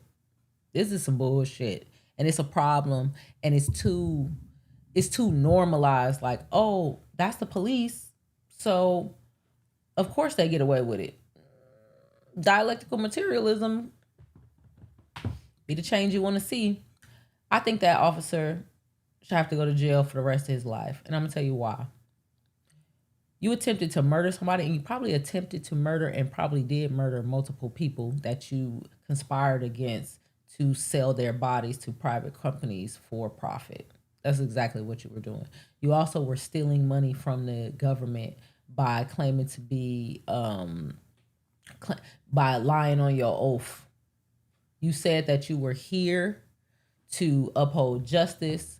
You're getting paid out of the city budget when you go and look. That's why they started doing that defund the police shit. Because you start looking at, oh man, why can't we fund the schools? Why can't we clean the parks? Why can't we fix the potholes? Why can't we have new signage? Why can't we do all this other shit? They be like, well, we don't have any money. The city has a limited budget. I know you guys want all this pie in the sky shit that'll make your quality of life better, but we don't have that much money like that. Like, we can't just, you guys just can't get whatever you want, and just money just doesn't materialize from thin air. And then you'll say, okay, well, where's the money going? And you'll look and they'll be like, well, 60% of it is going to the police. Like, what the fuck? Why? To keep the community safe. Like, the community's not safe though. Like, I know that's why 70% of it needs to go to the police. Like, wait a fucking minute.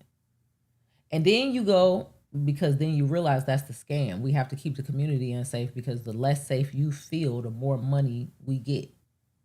And then you go, well, let's see the work that the police is doing. Maybe you're right. Maybe they need 70% of the money so that they can make it safer. And then over time, we can find a way to have more money, or we can come together as a community to do the programs. But overall, we need the area to be safe. You say, okay, well, let's look at what they're doing with 60% of the fucking money. You randomly picking niggas off the street and paying crackheads to lie and say that they murdered people so that you can get your numbers up. So we're paying you to keep the streets safe, and you're using that funding to kidnap us.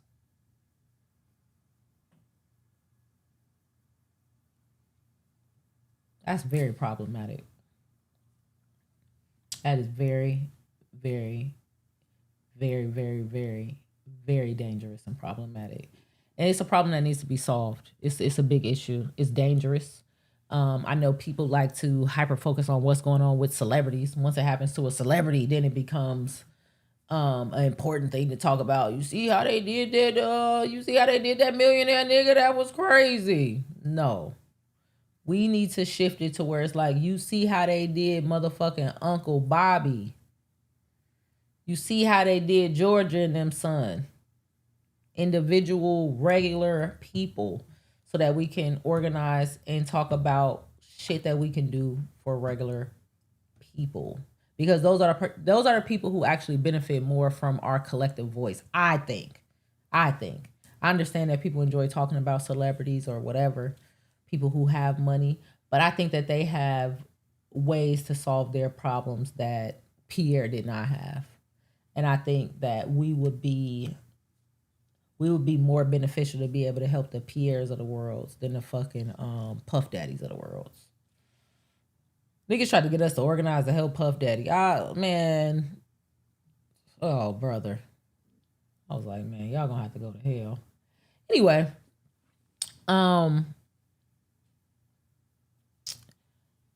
did I cover that? Did I cover that enough? Did I cover that enough? None of y'all called me, or I don't know how to make the phone ring out loud. Because Glasses called me yesterday and I didn't hear it ring, so I don't know. One or the other. If we being honest, I'm looking at the chat. My bad, Jamie. Jamie, you just told me to look at the chat. If we being honest, the police need all that money so we can pay out their victims when they lose those civil lawsuits. Any crazy taxpayers play when they abuse us? Absolutely. But so if you think so, that's why I'm like, okay. Then when the revolutionary DA came in, you know how they got her out of office? They flooded, and when I say flooded, and I saw this with my own eyes. Sometimes you hear stories and you be like, okay, maybe that's what happened. Maybe that's not what happened. But it's different when you were there. They flooded the timelines, the news, the newspaper with crime. This is how they got rid of the DA. Everywhere you went, if you were connected to Oakland in any way, shape, or form, was crime. And all of it, this is the part that annoyed the fuck out of me, all of it was crime against, or most of it, 95% of it was crime against corporate interests. So I found this to be fascinating. An individual person was upset about crime, and not crime that's like, I can't even go outside without getting robbed. Not that. These people keep going in these stores and robbing the corporations, which there is an argument to be made. Cause I lived in the 70s in East Oakland. This last time before I moved to LA, I was living in the 70s, right? And there was a Walgreens there in the 80s on I think it was like 83rd, 82nd and East 14th, right? And it was kind of cool to have that Walgreens there because you can get prescriptions there. It was like in a cool place where a certain neighborhood had a Walgreens. And really, to me, yeah, you can go to a corner store, but the prices are cheaper at Walgreens, and then you get points, and then you have the pharmacy, like little coupons and shit. Like, let's say I want to go print some pictures or some shit last minute, even though I don't even think they had a print picture thing. I'm just trying to make the point about having a franchise where you start to get benefits from it. Like, you know how you put your number in and you start to have points, or something could be going on sale at Walgreens everywhere. So now you can walk to your neighborhood Walgreens and benefit from that sale. So I get the point of, we want to have these type of stores in our neighborhoods. And if you guys go in there and steal so much, they're going to close down the store, and then grandma loses the ability to walk across the street and get her prescriptions. I understand that. But that doesn't carry as much weight, I think, as the idea of we're more interested in policing the people who robbed a CVS than we are in policing the officers who pay crackheads to lie on Black people in murder trials to send them to jail for the rest of their life. To me, when I look at the two, one of them is substantially more important to be corrected. Like, being able to pay somebody to lie on me, to get me convicted, to take my rights and put me in prison for the rest of my life, is a bigger threat to me, to the everyday person in Alameda County, specifically Oakland, than it is that, hey man, your local Walgreens could close. It's not even comparable. It's not even comparable as far as a threat to me, to the working class person, to the proletariat, to the average everyday person. That's a hell of a threat, because do you have the money to sort out what they messed up? Do you have the knowledge to make it through the court system in order to say, hey, actually, I am innocent? Do you have that? Or will you just be a victim of circumstance? Versus CVS or Walgreens, they will fucking be okay. they will be okay. They will be all right like a motherfucker. And if they not, they have the resources to get all right. But the average person does not have a way to combat the police having a fucking person, some old nigga who been snitching on niggas for hella years, probably lying, probably being fed drugs by the police if you think about it. Because if I want to send you in to go snitch on somebody else, or if I'm using you as a weapon on somebody else, I know you're a drug addict. Have you witnessed them doing drugs? Have you given them drugs? You know, you take drugs from people all the time. If you're a crackhead, it's like, I just need a hit in order to go in and do what you want. Would you give it to him? So I see one crime as not only substantially worse, but also one more requiring of government intervention. CVS has the ability to solve some of those problems on their own. They can lock things up. They could put them in glass. They could go online only. They could have a building where it's like, man, you order the shit online and we put the bag out the window, nigga. You can't even come in. They can come up with ways to correct that problem.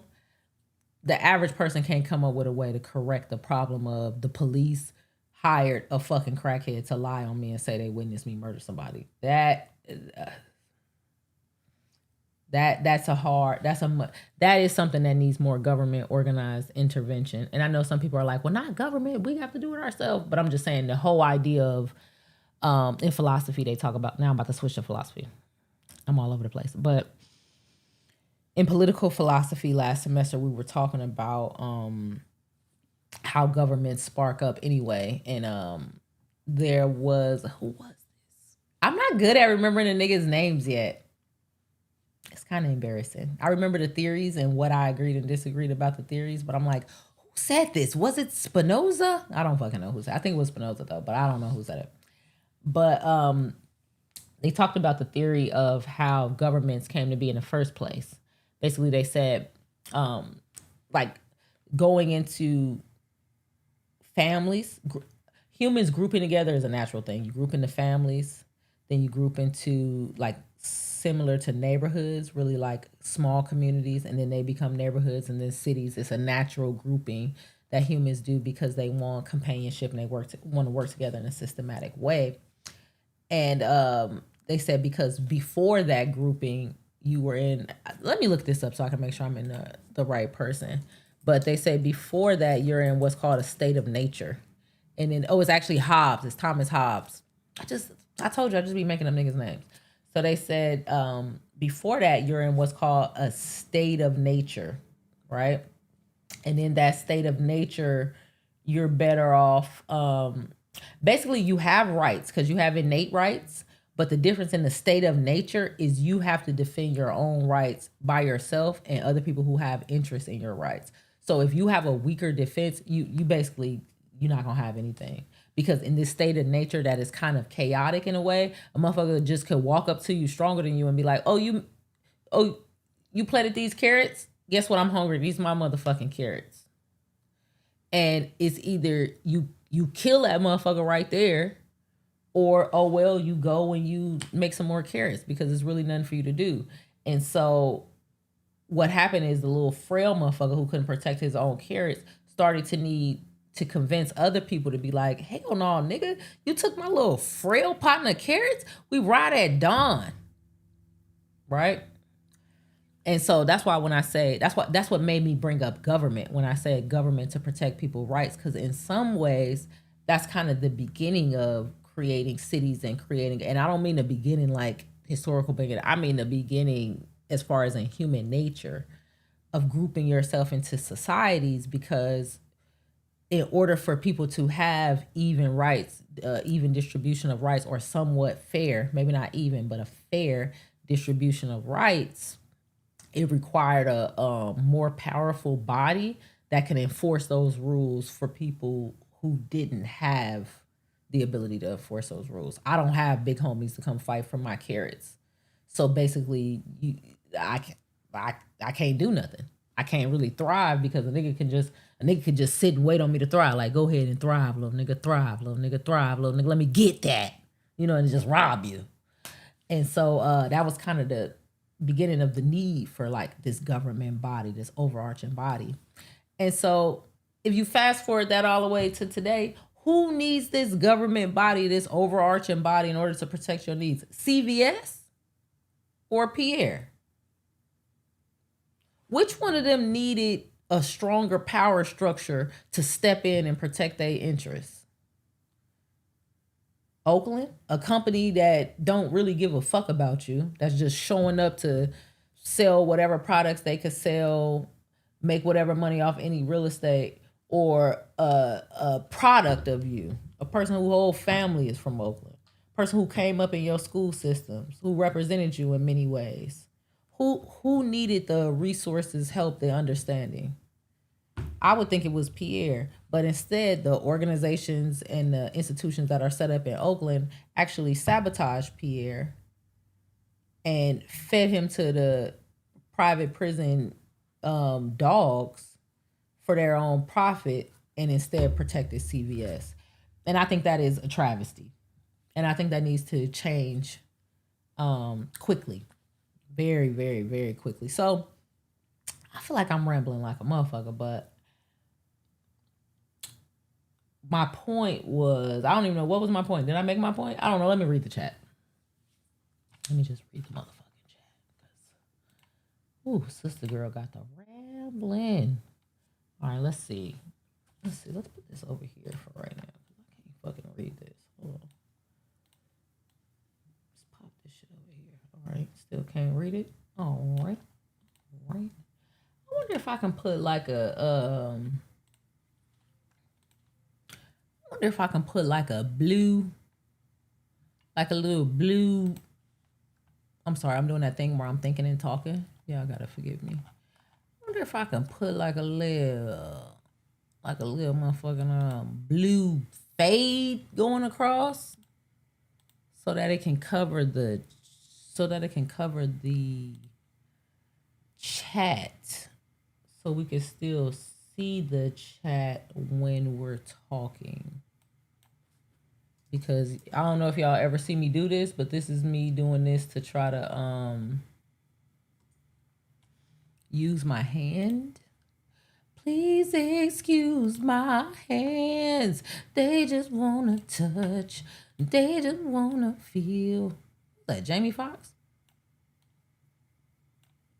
So this is me attempting to,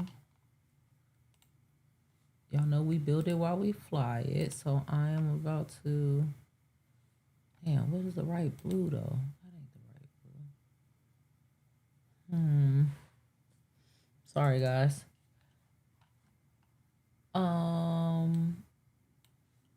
Somebody call me. Y'all don't never call me. How come you don't call me? Sorry.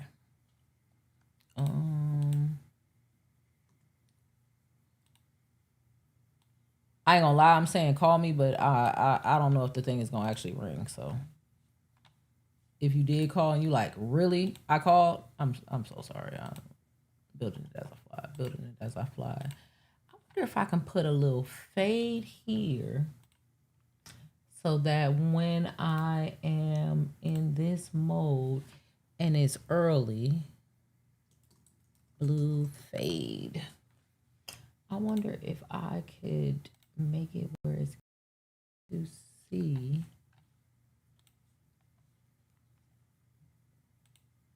Where it's easier to see the chat. Sorry that I'm quiet for a second. For the people who are just listening and not watching and wondering why the fuck am I just quiet.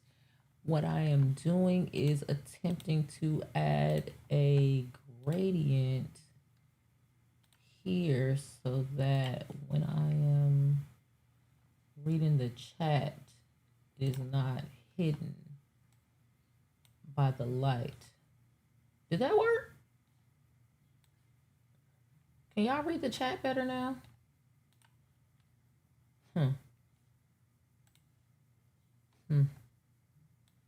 Thoughts. Okay, my stomach's starting to growl. Can y'all hear my stomach growling? Y'all never answer that. I just want y'all to know. Y'all never answer that question about if y'all can hear my stomach growling. And I feel like y'all can and y'all just don't say nothing. Okay. I heard about the attorney shield and it sounds dope. Having a lawyer on standby during police interaction really gives a little relief. Oh no, I don't know about attorney shield. Attorney shield. Somebody said L in the flow state. I know that's right.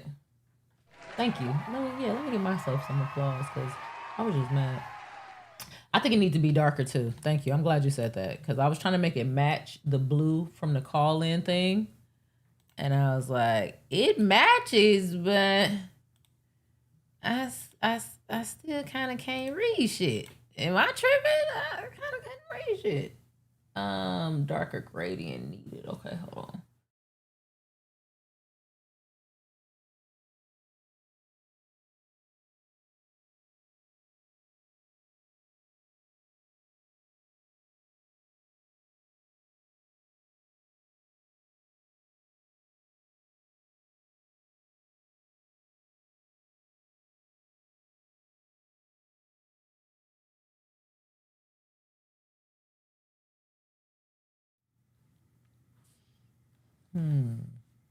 Oh, I see we got new Culture United shit dropping. Blue, the light blue gradient shouldn't be the same color as people's names, right? I see that. I'm glad y'all said that because I was trying to go with the flow. Let's try black. Let's try a little bit of bleak. Let's hit the bleak on the nigga. Hold on. Black fade. Black mirror in my life. Hold on, sorry. Bam.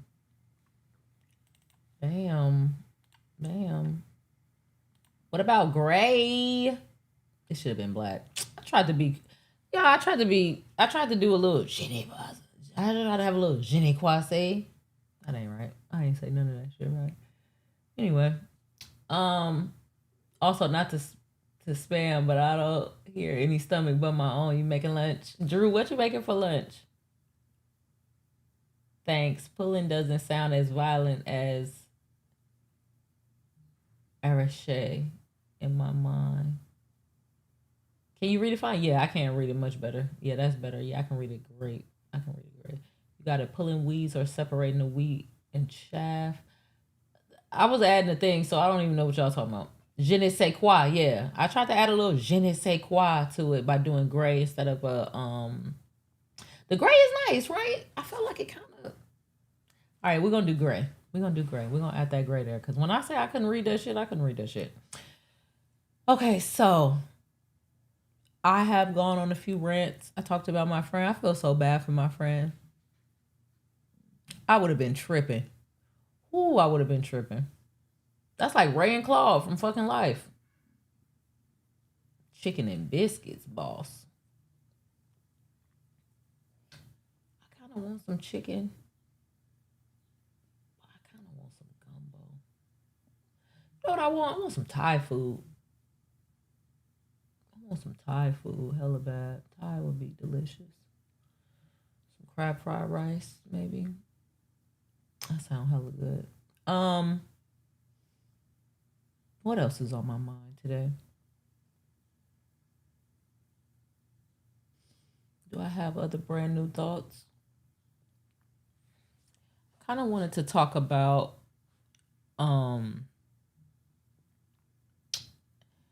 think it needs to be a new stream, but I'm not sure. I wanted to contend with the argument that we shouldn't platform our enemies.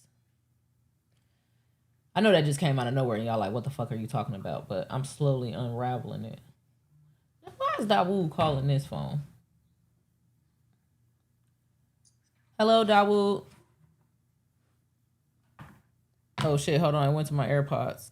I feel like I'm calling on the radio station. We gotta keep calling the radio station. Damn, you called? I said that. Did you hear me say it? I bet you niggas is calling and I can't tell. Why it don't pop up on the screen? Pop up on the screen? Yeah, you know, it's Google Voice, so why just ain't on your computer? Hold on 1 second. First of all, I can't find a tab. I'm doing that old lady thing where you're like, where the fuck is the tab at for Google Voice? Hella annoying. Let me see if I can find a tab. I'm hungry. Okay. Where is the tab at? Where the fuck is the Google? Did I close Google Voice? You gotta get it together. You need a mod on the computer or something. Where the fuck is the Google Voice tab at? Oh, I think I closed it. Did I close? I know I didn't close it. We missing knocks on there, man. What's going on? My phone knocks. So you called? So did it ring? What happened? It just rung and rung and just rang, and then it said the Google Voice subscriber is busy. Cutting off. Call back. You know what, Dawu? You do know that my live stream can hear you, right? Oh, okay. Let's see. Where the fuck is Google? Oh, you know what? I think I went to Canva to do my little fade with the shit, and I did it on the Google Voice thing. Okay, let me go back to Google Voice. It don't say I got a missed call. I don't know why, man. You know what I mean? But I definitely come. Good morning, Gone Postal. Okay. Oh, I do got a missed call. I do got a missed call at 9:06. It don't say you called more than once, though. I mean, how many times a person got a call? This is the second time calling right now. Oh, okay. You know what I mean? All right, well, I'm calling you back from the thing. All right.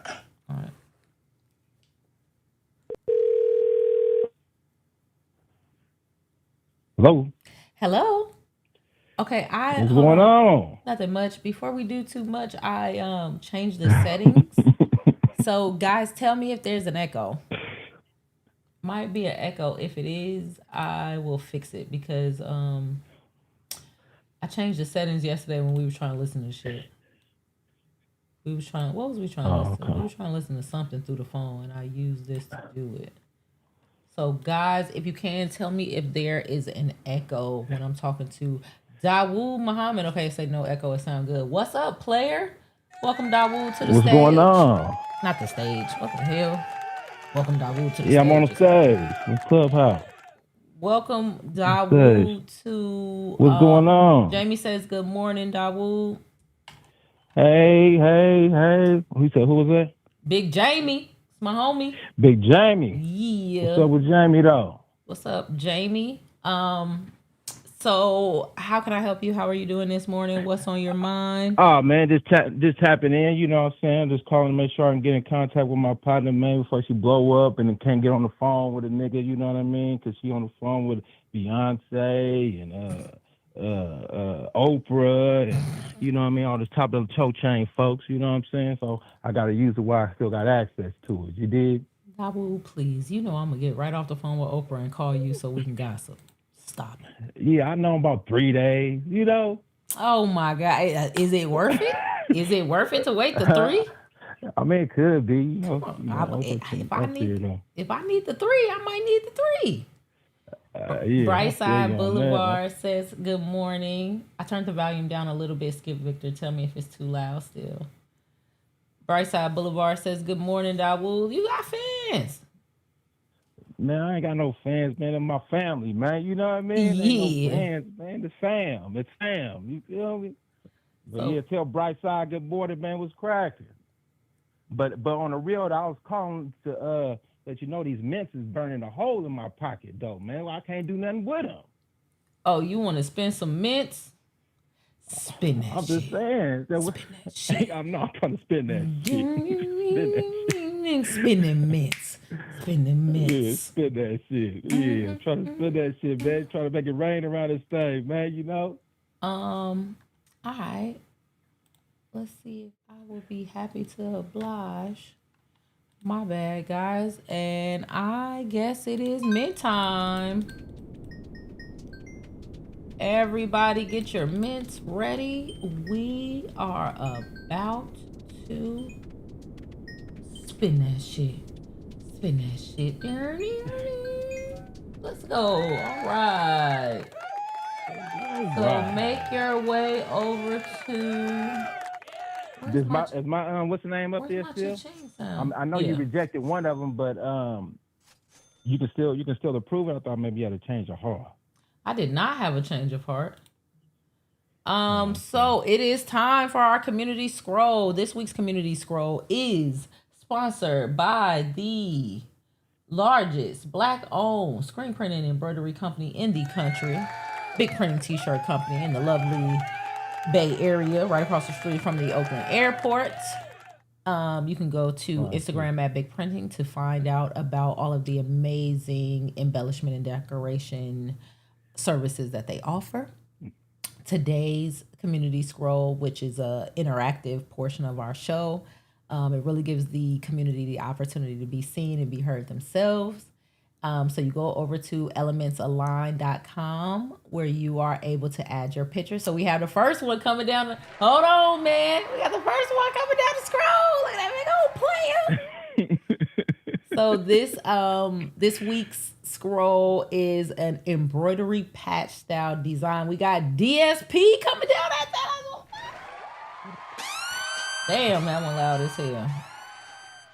The real DSP. It was so funny because for some reason we had a Desi DSP. They turned him to an Indian man.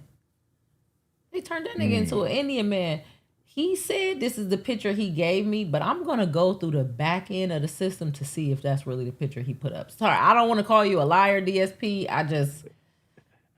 I'm going to go through. What's going on. Yeah, I got to go through the back. I'm going to go through it. Because maybe you accidentally uploaded another picture or something. Maybe it was an accident, but I'm going to go through the back end and see if that's really the picture you uploaded. Because I don't know why they turned him into an Indian. That was crazy. Then you got your girl. We got Big L. You see, we got Big L coming down the motherfucking thing. We got Examine It. Examine It patch came out. Cool. We got Examine It patch coming out. Cool. See you, Big Examine It. Yeah. So in order to participate in this process, you want to go to Elements Aligned. The website is Elements Aligned. I will pull it up for you so you know how it goes.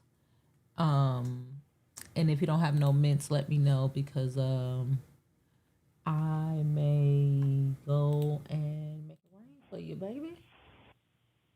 You got one more time and you're through.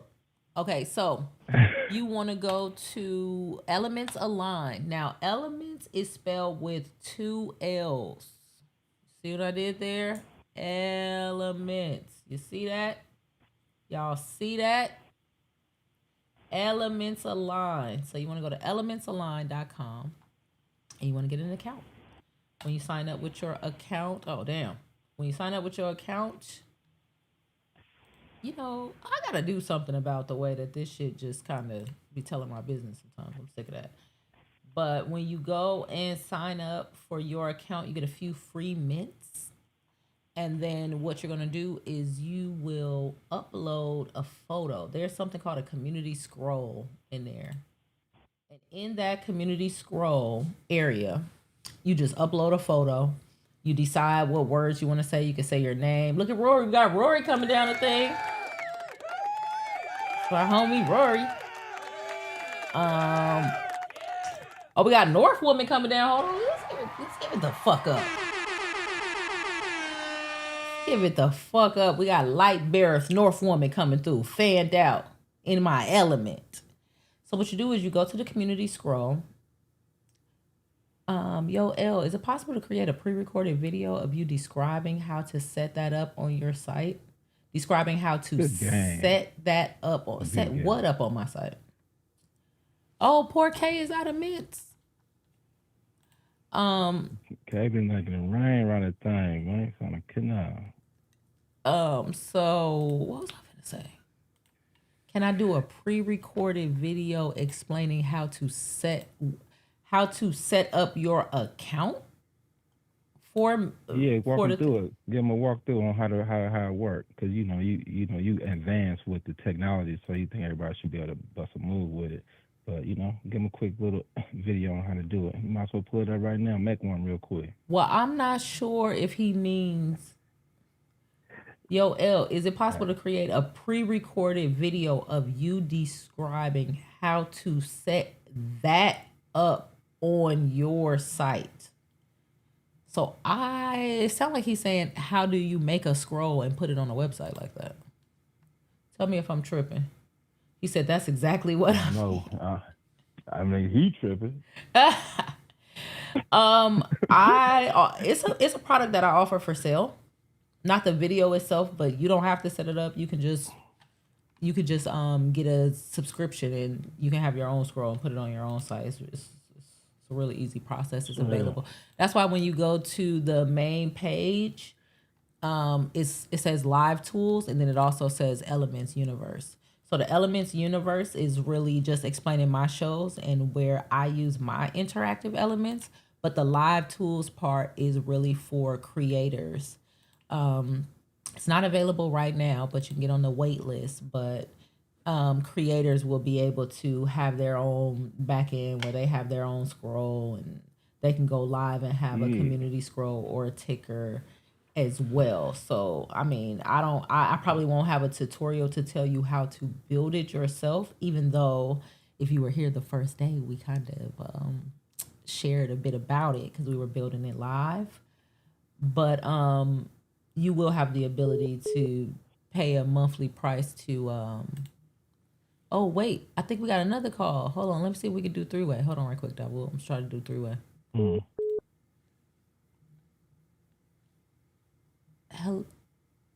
Say aloud. Click here to allow. Hello, thank you for calling Brand New Thoughts. How may I help you?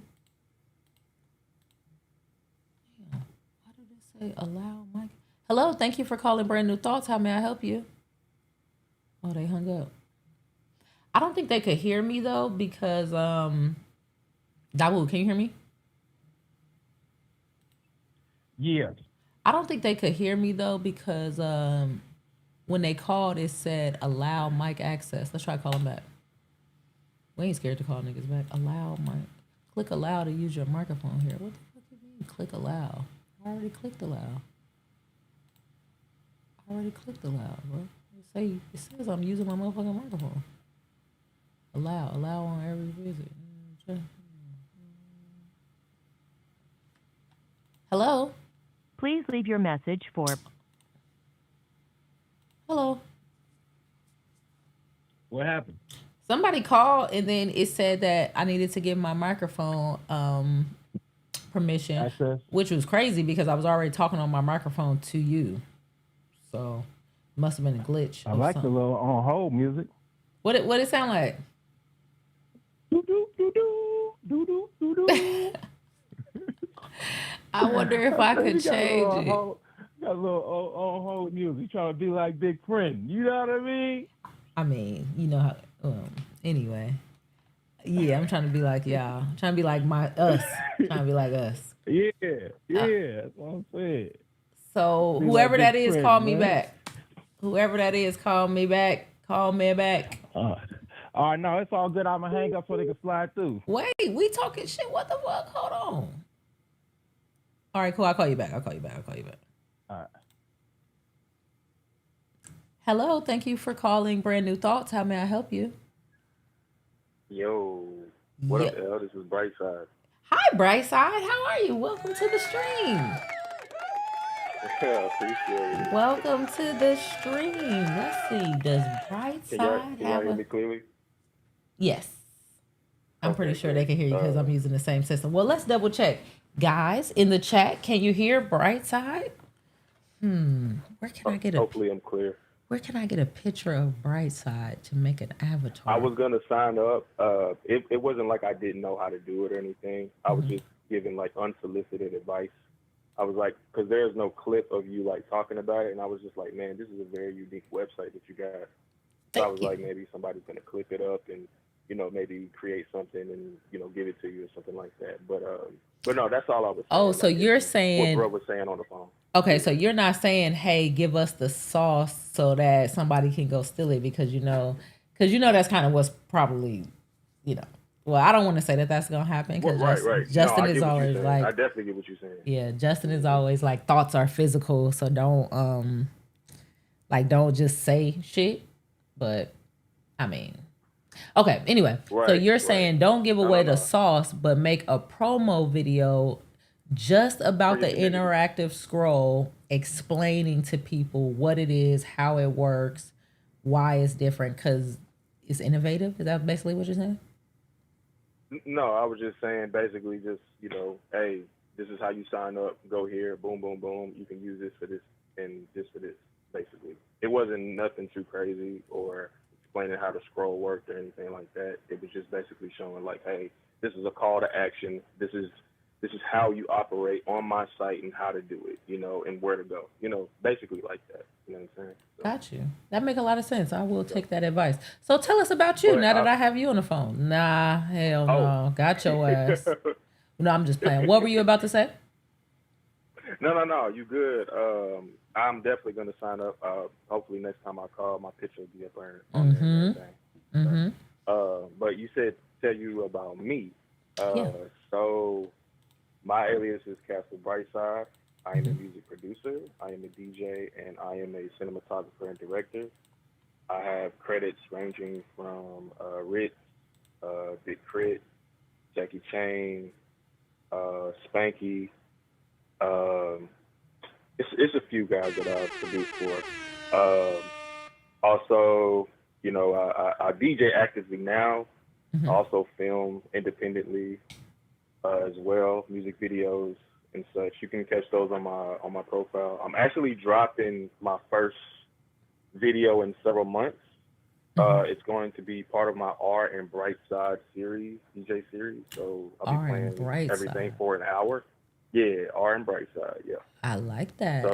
So you are a sure. DJ as well as a cinematographer who works in music entertainment, including music videos. What other type of cinematography? Music production. Yeah, music production. Well, I'm just talking about cinematography for right now. What else do you do besides music videos? Like, is it only music videos? So, campaign promotions for local figures, also as well interviews, marketing videos. Pretty much marketing. Pretty much anything that I could get my hands on. I'm not exclusive to one type of service. I just pretty much kind of marketing. Pretty much create my own type thing. So I hear a slight echo. I know that's because I tried to sneakily go to the video so then I can click your channel in there, but I wasn't smooth enough to mute it because I'm still working on my technical producer skills. Are you good? Almost there, but not quite there. Okay. Sorry, I messed up the flow, but now we're on your page. We're all looking at your page on oh snap, on the stream, because that's how I be moving. You know what I'm saying? Technical production. Okay, so what city are you in? Excuse me, what'd you say? What city are you in? So I am in Paducah, Kentucky. We are right by Illinois. It's like not even 5 minutes. Metropolis, Illinois is like right there. So we're right by Illinois and then right by Missouri and then Tennessee. I'm originally from Tennessee, Dyersburg, Tennessee. That's West Tennessee. That's about an hour from Memphis. So most people say, "Oh, you from Memphis?" But nah, I'm from Tennessee. So. Got you. Okay, so Brightside is a DJ. Well, I don't want to just say you a DJ. I'm building. I run a marketing agency, so my mind is building out the profile. Sorry. To be honest with you, I didn't even know how to formulate it, But if you look on my name, it says Brightside BLVD.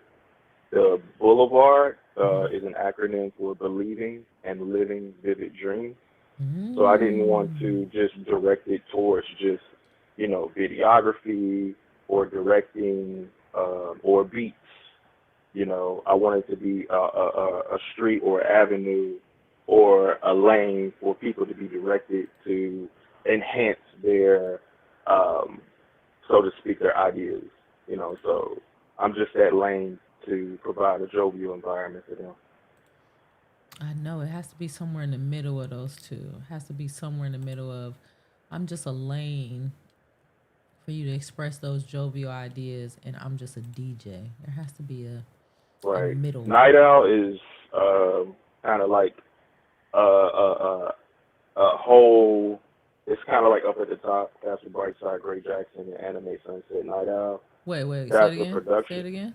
I'm looking for it. I'm trying to find it. You said it's at the top and it's It's called what? it's no. You just passed it. It's up there, right there at the end. Night Owl. Oh, got it.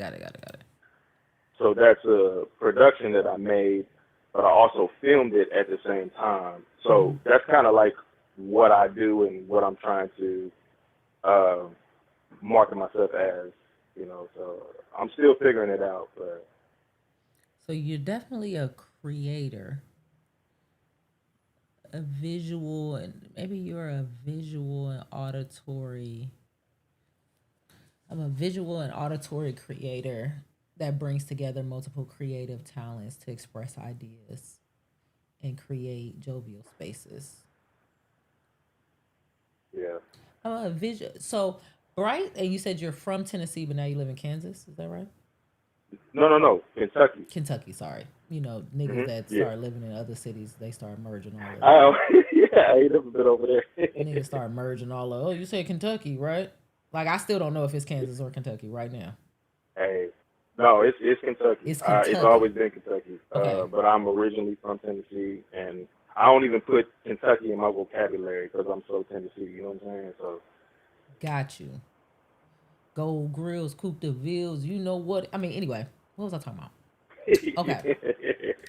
Brightside Boulevard is an amazing, creative visionary who likes to blend visual arts and auditory projects to create jovial spaces for expression.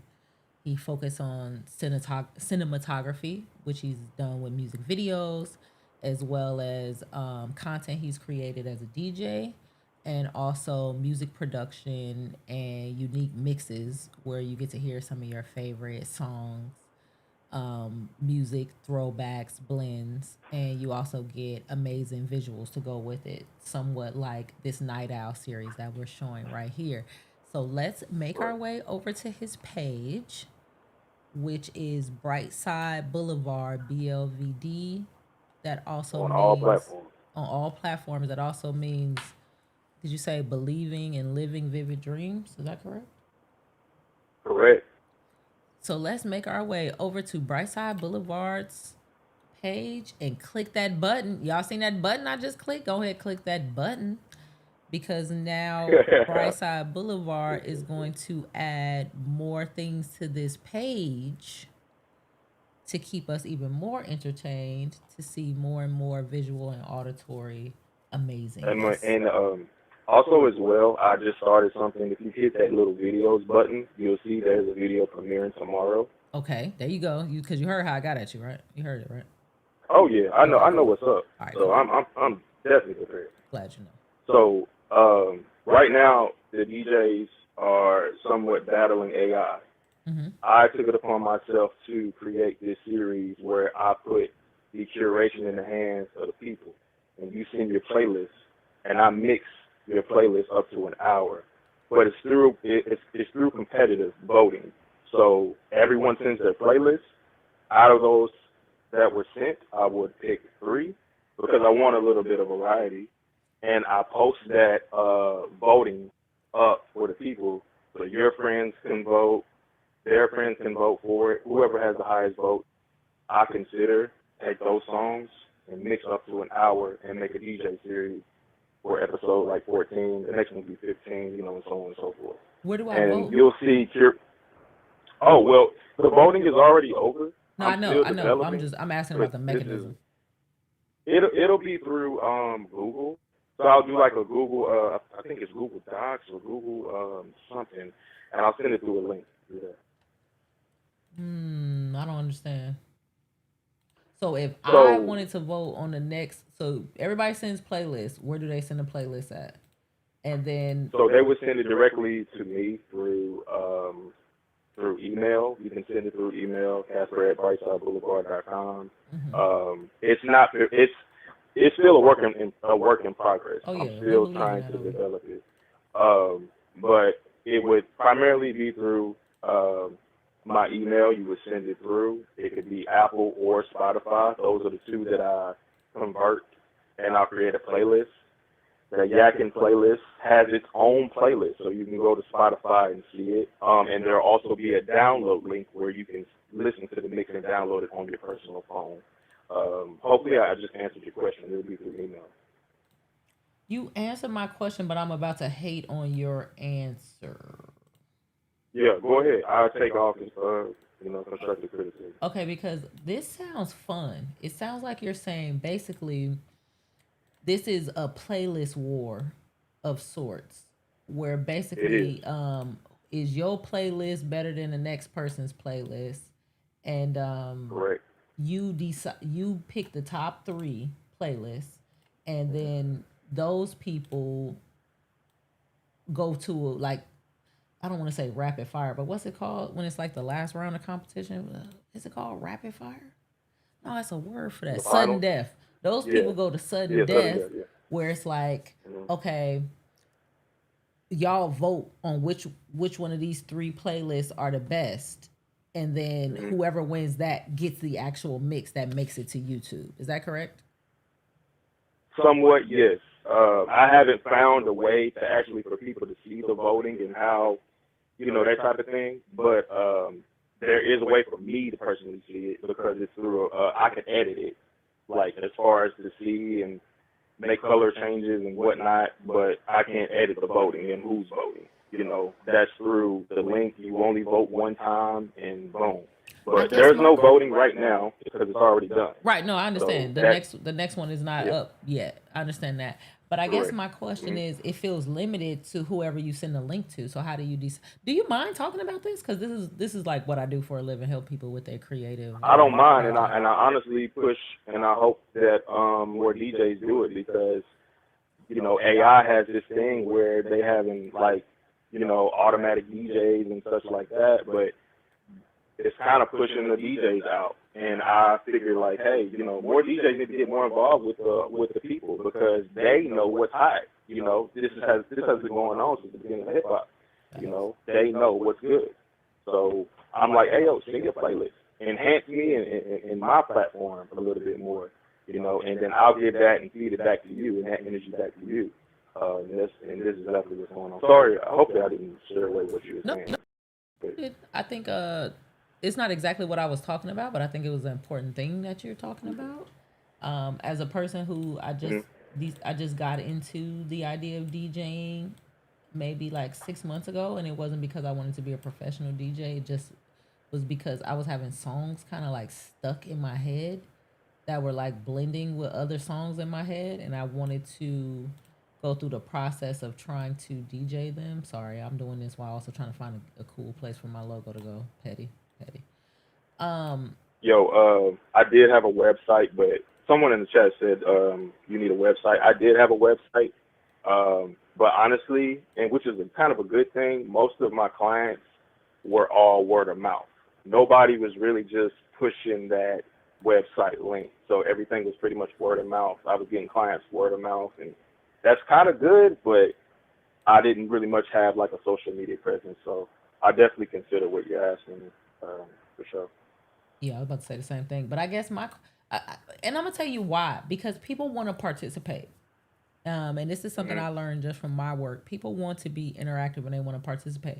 So when you said that, even though it wasn't a vote available right now, I want to vote on the next one. The next time there's sudden death with 3 people's playlists, I want to be able to go and look through easily and see people's playlists and be like, oh, this one. I want to vote. And it seems like I'm outside of the world that can vote because you don't have my email. And I don't think the answer is, well, give me your email. I'm not saying that's the answer.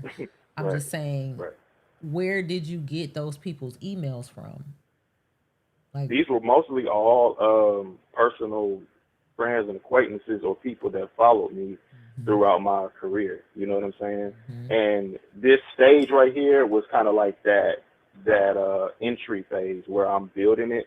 But the next one is where ElleJanelle advice comes into place, where I need to go ahead and facilitate those rules and get that popping. Yeah, because I want to vote, and I feel like you need a really simple page I do think it should be a website. I think websites are coming back into importance because you're right. As a person who's made a shit ton of websites for people, they do not use them damn websites at all. They just Oh, be on there. hey, my pops is an IT, so we build computers and all that shit. Oh, that's So fire. we definitely know about the websites.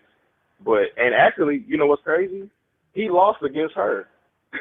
He Yeah. submitted his playlist. He's the one that lost. So Oh, I'm sorry, Dad, but oh baby. it's all good. One time for pops. One time for pops.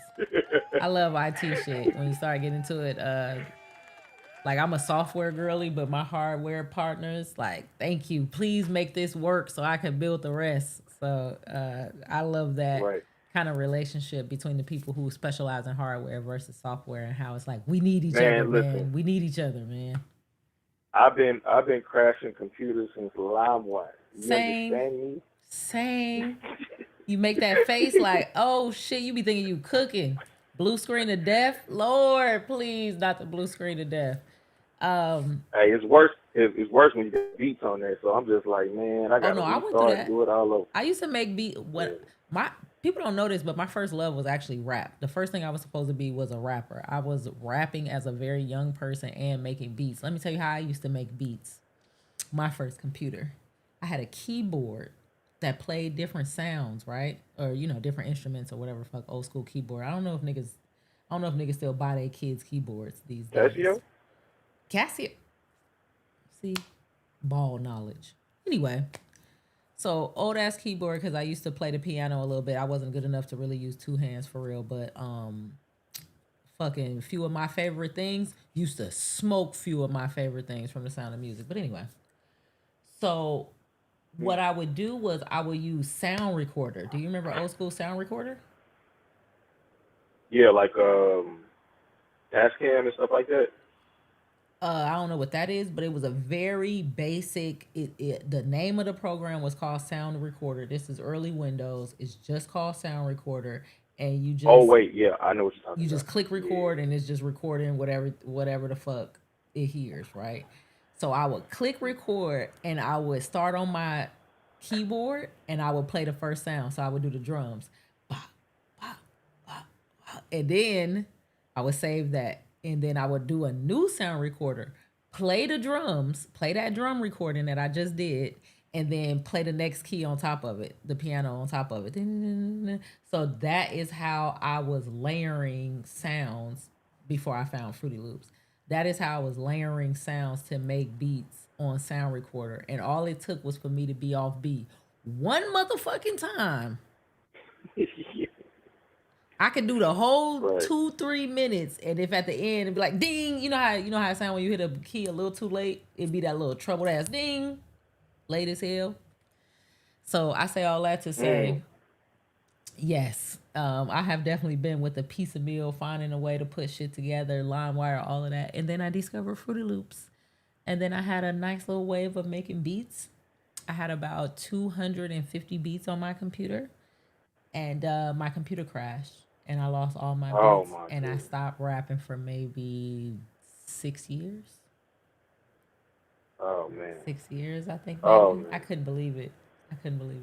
And I went outside. I shouldn't have. See, that's why I needed a better computer. Because had that computer never crashed, maybe I wouldn't have went outside. I remember that. I played Very outside, possible. then I came in the house and became a super computer musician thing. And then when that computer crashed and all that shit was gone, I'm like, I'm going back outside to play. Fuck all that. But anyway, sorry, I went down this long. I know you like, girl, what the hell? Anyway, so No, you're good. we want to So yeah, I participate. definitely will create a landing page or create something where people can just like see the voting system. But I'm trying to figure out a time frame because going through that many playlists and trying to curate songs and get these songs and everything like that, it can be kind of redundant and very meticulous. So I got to give myself some grace, and kind of space it out, So Definitely. I think I think maybe the website, but then also it could be something smaller because they definitely have you ever heard of Damn, what's the name of that website where we used to do voting? It's not Survey Monkey. Hold on right quick. Let me switch to this so I can use my own. It's not I mean, I got a link Survey. tree, so I can attach it to a link tree. Right. You know, So that's in your possible. link tree, there's a voting. It's not a link tree. What the fuck is the name of that thing? There's a voting site. Sorry, like my brain has to float for a second. It's not called Survey Monkey. It's a voting website. Hold on, it'll come to me. Voting website. Survey. Man, I feel guilty as hell. You up here trying to get me Straw all this game poll right here, man. Oh, I don't mind. It's called straw poll, right? You go to straw poll, right? And you can make it's called straw poll. Hold on. Okay. Let me go to this shit. It's a very simple fucking one of the easiest voting websites of all time. And I mean, I guess they got a free motherfucking promo for me, whatever. It's called straw poll. So you can go and make an easy ass poll with the 3 playlists on it, and in there you can put the link to the playlist, and you can just keep sharing that link to that poll. Like you could do it for 2 weeks. Like you can make the voting 2 weeks. You could say, okay, heads up, we gearing up for the next like, do you call, I know you don't call it the yakking playlist because that's just this one, right? So like, what's the competition itself called? What's my competition? What's the you know competition? What, to be honest with you, it don't got no name. That's Yakin. Yakin is the name of her playlist. I know. So when I post a link up in the description when it premieres tomorrow at 9 a.m., they'll be able to go in and go listen to it directly on Apple or Spotify where they stream. Right. That's why I said I understood that wasn't actually the name of the competition, because I figured it was the name of this style.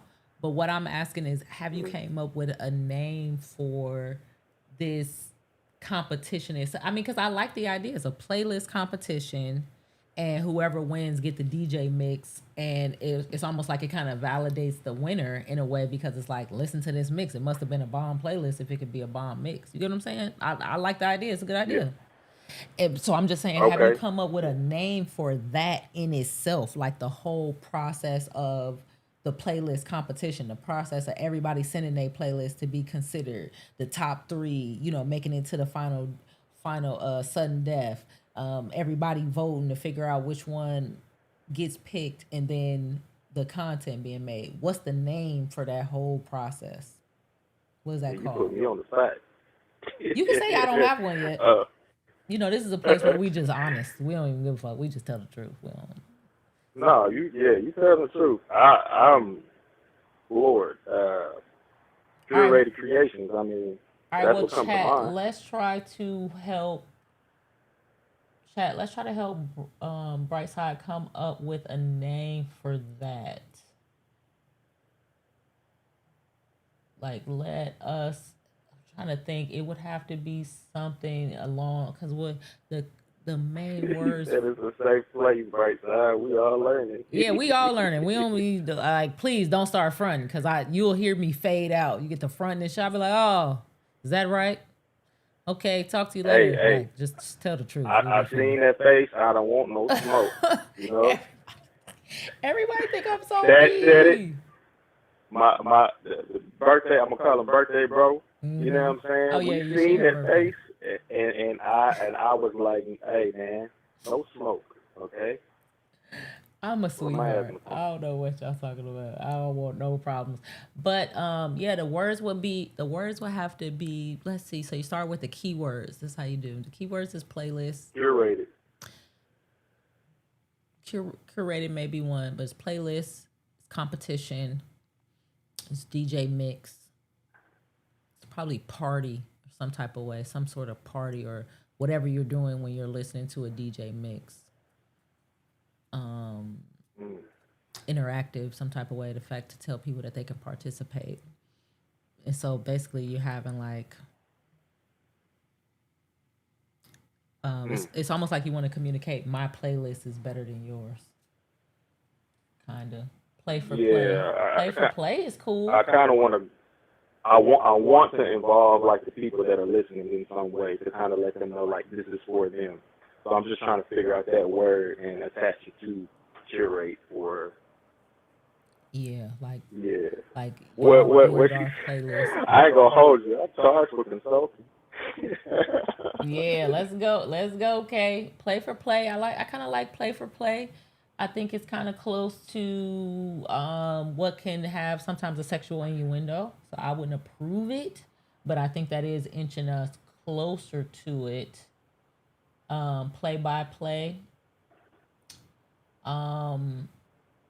It's somewhere in that field. We're not gonna figure it out. Maybe sometimes you can get lucky and it just organically comes. But you need a name for it. You need a name for the whole entity of the battle, the whole process. Because at that point I would attach that to the voting page. You know what I'm saying? Exactly. That's what I was gonna say. Then it becomes on your link tree. You just have that section. Like let's say you named it. Let's say you named it my playlist is better than yours. That cannot be the name, but that's what you're trying to communicate. You're trying to communicate that, trying to spark that kind of competition, that competitive spirit. Like your playlist ain't better than mine, nigga. What the fuck is you talking about? And it's like, well, my playlist is better than yours, and what's beautiful about it is we can come together and enjoy each other's playlists. So you want to do kind of the two, right? Because some of them, to be honest, some of them have the same taste. Mm-hmm. Fuck around, and they don't even know it. Yeah. So you need a name that's communicating those two things, right? Playlist wars or some shit. I don't know, something more creative than I can think of at this time, I guess. For sure. I'm gonna definitely get on that later and really conjure on it, but and think about it. But man, Elle, I'm not gonna hold you. I don't want to take up most of your time. Okay, thank you. I got some stuff I gotta film and stuff, but I just want to tell you, Elle, you, Justin, BK, all y'all said, like, it's like thousands and hundreds of people that be in the comments, and y'all, like, make an effort to make sure that everyone is heard and seen, and I never really seen anything like that. We don't have platforms like 106 and Park, Rap City, PRL, things where, places where people can review and see it after they get off of work or after they go to the gym or whatnot. Like, I felt that, like, this is a safe space for all of us, and your platform is definitely what you are saying, is a pass-off to things that are going to happen, like Culture United or G Malone shit or, Third Verse. You feel me? Like, this is like a universe. Like I was saying in the comments, it's like a universe. Culture United, Marvel, like, spin-off universe. Like, that's just crazy, and I very much appreciate y'all. Like, I'm blushing. For real. And it's just, like, you should. Like, for real. Like, I'm telling you, like, this is really putting a battery in a lot of folks' back to, like, get up and go do some shit. Feel me? And I really appreciate that. Like, for real. Nah, I appreciate you guys so much. That definitely is our goal. We want to have a dope community. We want people to feel seen. We want to learn. We want to build. So I appreciate you calling in and sharing your talents with the world. Everybody make your way over to that YouTube so that we can see the new playlist that drops tomorrow at 9 a.m. Brightside Boulevard. Thank you so much. I will talk to you next time. And send me a picture so you can have a call-in icon. Okay, he hung up. That was cool. That was pretty cool. Shout out to Brightside Boulevard. Let's call Dawood back. See what the fuck is Dawood doing. I usually would like to think of a name for some shit. Ready, Set, Playlist is kind of cool. Ready, Set, Playlist. Because you get a set. You get a set in the end. So that's kind of cool. Yo, this is Brand New Thoughts calling. You got our money or what? That's popping. Yeah, we got it. What's happening? Nothing. You heard our little segment with the DJ? Say it again. You wasn't watching, was you? Oh, turn it down. No, I'm in the wheel. But what you were saying now? We just did the dude who called was a DJ from Tennessee, and he was telling us about his playlist competition that he made. We just kind of went through his shit, chopped it up with him real quick. It was cool. It was cool. It was cool. Now we got Got a that. little playlist, huh? Yeah, he do a playlist competition, like who playlist is better than who, type shit, and then whoever wins, he makes a set out of it. And it's like that's what you win. You win him making a set with your shit, with your songs. That's tight. Okay. That's tight. Okay, dope DJ Drama in the house. What I'm talking about? What's the name of it? You know what? That's why you my best friend. Okay. That's exactly why. Because I sure as hell said, okay, well, what's the name of it? Shit don't got no name. Shit don't got no name. We were trying to come up with a name for the player. You know how I get down. Well, player, you need a name. You got to brand it. Because it's a good idea. You Gotta be brand. branded. Gotta be Gotta branded, brand that, buddy. man. Put a stamp on it. You know, put that blue magic. Gotta be blue magic, man. You know? Gotta be blue magic. That's definitely You know how I what I'm feel with that blue magic. Right up. What was I gonna say?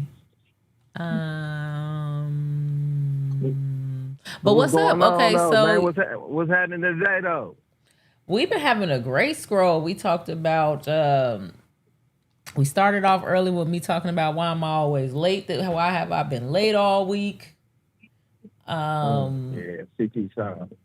Yeah, we started off with that. Then we talked a little bit about us going mini viral and Dr. Ball putting us on his thing.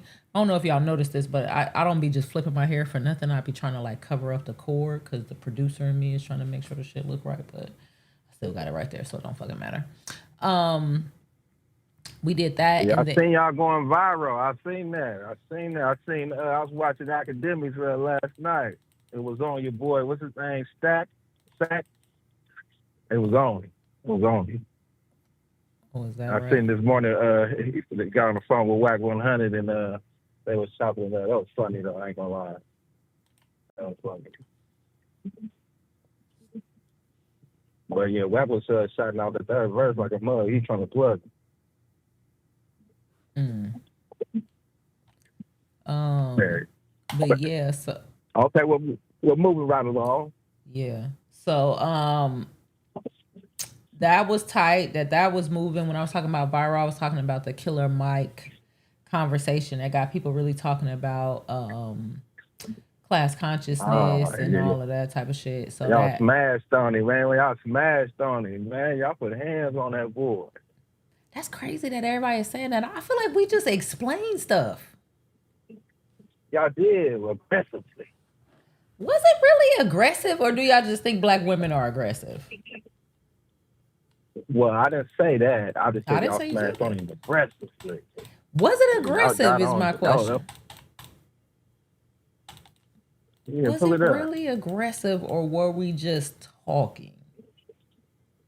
Y'all was talking. Y'all was definitely talking. Y'all was talking firmly, very assertive. You know what I mean? Firm and assertive. You put that together, you get aggression. You know what I mean? Somebody in the comments said, cool, Jamie in the comments said, no, y'all beat his ass. Put hands and feet on him.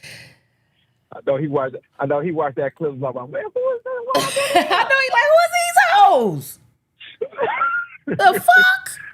Yeah. Bitches. So they have to go get in the booth again. He gonna have to go get in the booth again. That made me think about that Dave Chappelle meme, you know, where he got that crown on and he holding all the money. He holding the money close to his chest and shit. That's how he felt. They just want my money. That's what they really want. They just want my fucking money.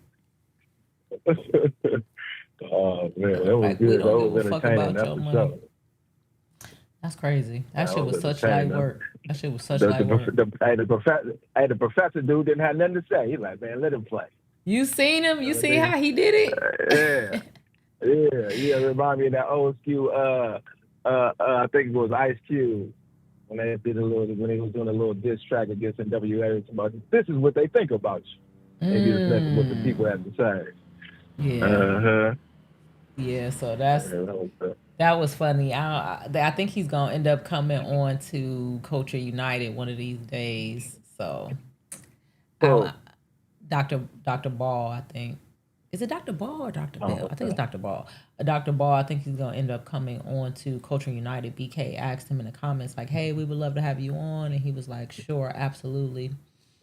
So, who is he? And he's an intellectual, just basically a public intellectual scholar of sorts who he went viral for. I don't know exactly the first thing he went viral for, but I saw him discussing his theory about people bringing up black buying power and how it's in the trillions, and that being presented as if black people in America have really $1 trillion worth of wealth power, which is, and he didn't use the term wealth power, but it's like, it's one thing to have $1 trillion that's sitting somewhere gaining interest or building institutions or things like that.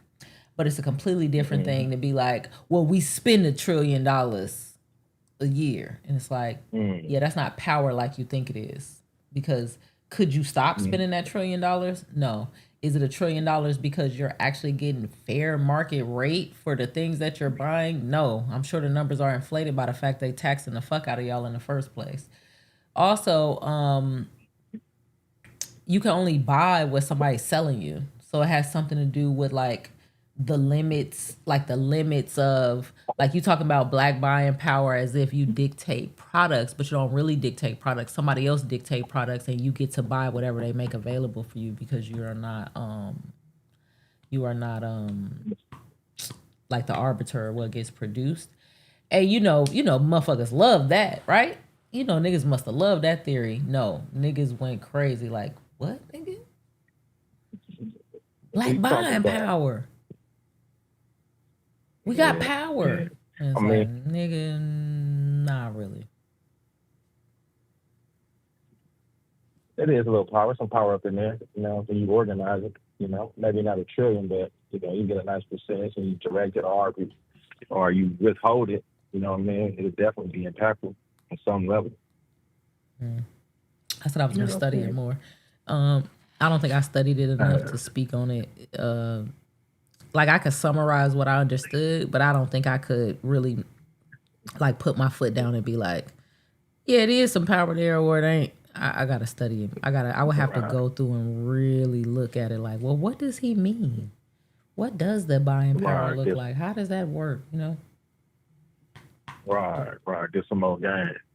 Yeah, before I could really say. I don't want to fake say. Because I think I get what he's saying. It's like, if let's say you're getting taxed for your rent, right? Your rent is $3,000 a month, where maybe mortgage would be like $1,800, but you paying $3,000 a month, right?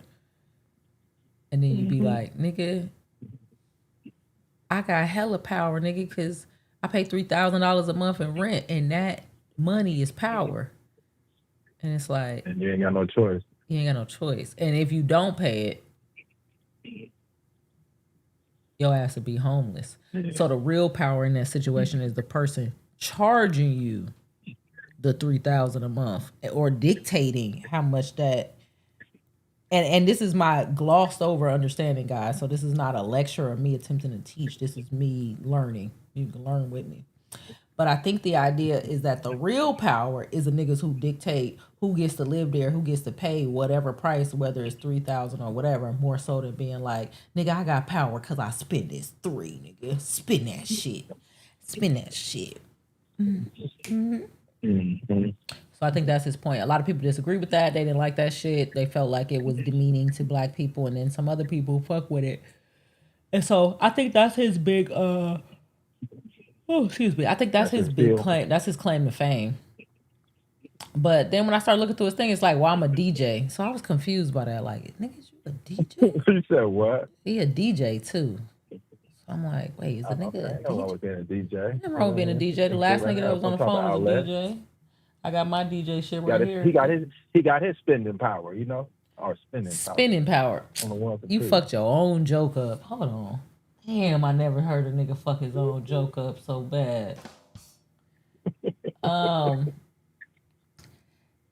So black folks may not have $1 trillion. I'm about to steal your joke too. So black folks may not have $1 trillion spending power, but at least he mixed what he likes, so he's got the spending power. All right, sorry. I don't know if that was much better. Yeah, you fucked it up. Bro. Yeah, I think now we both in jail. Fucking. I don't know about we both. No, you fucked yours up too, nigga. We both fucked up. Fuck the joke up. Lock her up. What was that? Law and Order? Mm-hmm. Lock her up. Lock her up. So then we went through and I was showing them about Pierre and how they did him so fucking dirty and just kind of explaining that, and then I ended up going on a long ass rant. They said, all right, in the live, once I hit the law order thing, they like, all right, yeah. Y'all fucking up the jokes. Shit is over. So then I went through Pierre's story, which I'm going to keep focusing on for the month until that next court date comes, because I'm going to take my ass down there and make some noise fucking around with Pierre. So we talked about that. Free the homies. And then... Free them all. Absolutely. And then we went... What else did we talk about today, guys? You talking about Walgreens? What you talking about? Walmart, Walgreens? Yeah, we were talking about CVS. We were talking about how niggas actually voted to protect CVS and shit instead of niggas on the street. Talked about that. What else we talk? And then I think that's what you call, like, where the fuck is the scroll at? All this political shit. That shit sound cool and shit. But I'm trying to spend some mints. Spin that shit. Trying to spend some mints, man. You know what I mean? You gonna make that video though? Yes. You there? I say Hello? yes. I say yes. Hello? I say yes. Okay. Yeah, that'll be dope, man. Make a video, give an actual tutorial, show people how to do that thing, you know? Yeah, can't wait to see the trackers and all that on there too. Look at Crown K. She got a new motherfucking patch coming down the goddamn community scroll. Well, is it clean? Is it raw? Crown K stunting on them? I got moments, and then she put a $sign at the end. Fire. She got moments. Okay, so you say you can't wait to see what? I'm trying to see the tracker. What tracker? The ticker? Oh, ticker, yeah. Oh, okay. I'm like, that remind me, I think Reacher finna come out. That's my show. But okay, so you say you can't wait to see the ticker. Yeah, I'm gonna put that on there soon. I'm gonna put that on there soon. But yeah, I was wondering what the fuck you talking about. I'm like, track what? What the fuck is we tracking? We ain't tracking shit. I don't know. I got a track on my quad. You know what I mean? Doing a Hoover tracker. That's what I was thinking about. Doing a what? On Claude, you know. No, Claude, I said you said doing a what? A approver tracker. So when somebody do an artwork approval, it automatically tracks it and upload it in Smart Sheets. Oh. You know what I mean? Yeah, a little integration, man. Some little player shit. You know what I mean? You want to do the news with me? The news? Mm-hmm. All right, let's do it. You don't really want to. You got the new voice though, right? We got Rosie on there, right? What? Who the fuck is Rosie? What's the lady from the Jetsons? The maid robot Jane, bra from his the Jetsons. wife. Tom and Airboy. Is it Tom? Anyway, I don't remember the name. Oh yeah. Okay. How can I do this? You still driving to the shop, right? I mean, I just pulled up. Oh, so you trying to get off the phone? I mean, it's cool. All right, cool. You know, I'm going to start barking some orders. Yeah. Hold on, let's see. So I did so much stuff to change. I did so much stuff to change this thing because I got some complaints about this thing. So, okay, wait a minute. So I updated the way that it curates stories, and I updated the way that it talks. So you got a new algorithm, huh? Yeah, let's see if it works. Let's see if it's Buenos Fetching dias. your updates. okay. So the new voice worked, but the problem that I couldn't fix was the law lag. Like Hey, also. it was, it was taking a Good. long time. Yeah, I want to take a green because, you know, you need money. We need necesito.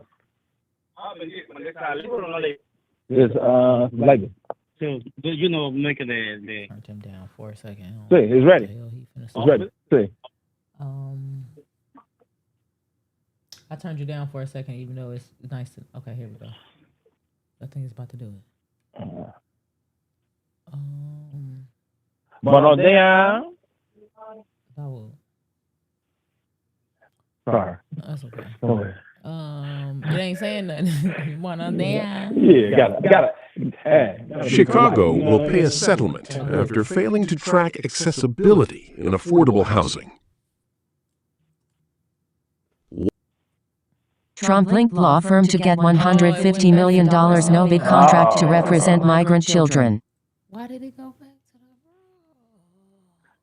to the? Tell me more.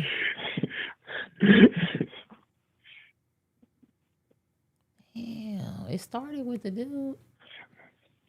Oh, bump that nigga out the way, man. No, He's trying to take my job. yeah, the AI niggas be fighting. I'm gonna have to pay for it. They gonna be See, the tripping. thing is, the Gemini thing that sounded better. It take a while to process the see the voice that y'all don't like, that multiple people don't like. It processes the voice immediately, so it can read it immediately. There is no lag. This is about a law firm with ties to Trump being awarded a lucrative government contract without competitive bidding to provide legal representation to unaccompanied migrant children in immigration proceedings. No-bid contracts are controversial because they bypass the normal competitive process that's meant to ensure taxpayers get fair value and prevent favoritism. The story raises obvious conflict of interest concerns, given the Trump administration's aggressive stance on immigration, and the fact that a connected firm is being paid to represent the very population affected by its policies. Y'all like that nigga voice better? What's behind? For most college, Bill Cat, Montana Better regular, than that. Saudi Arabia. Talking a little Trump faces calls for windfall.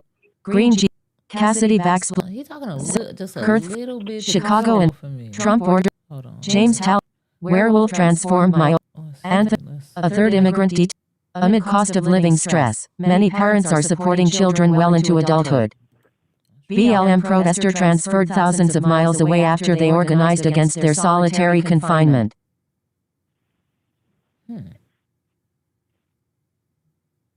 BLM protester transferred thousands of miles away after they organized against their solid.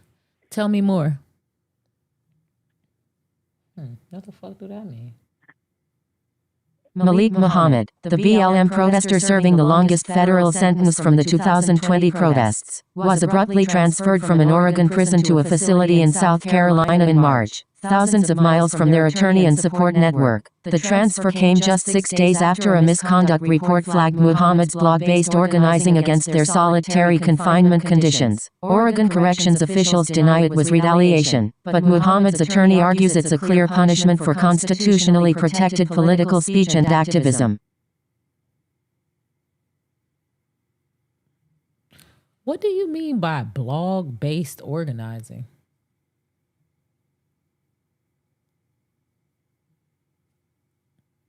What the fuck do that mean?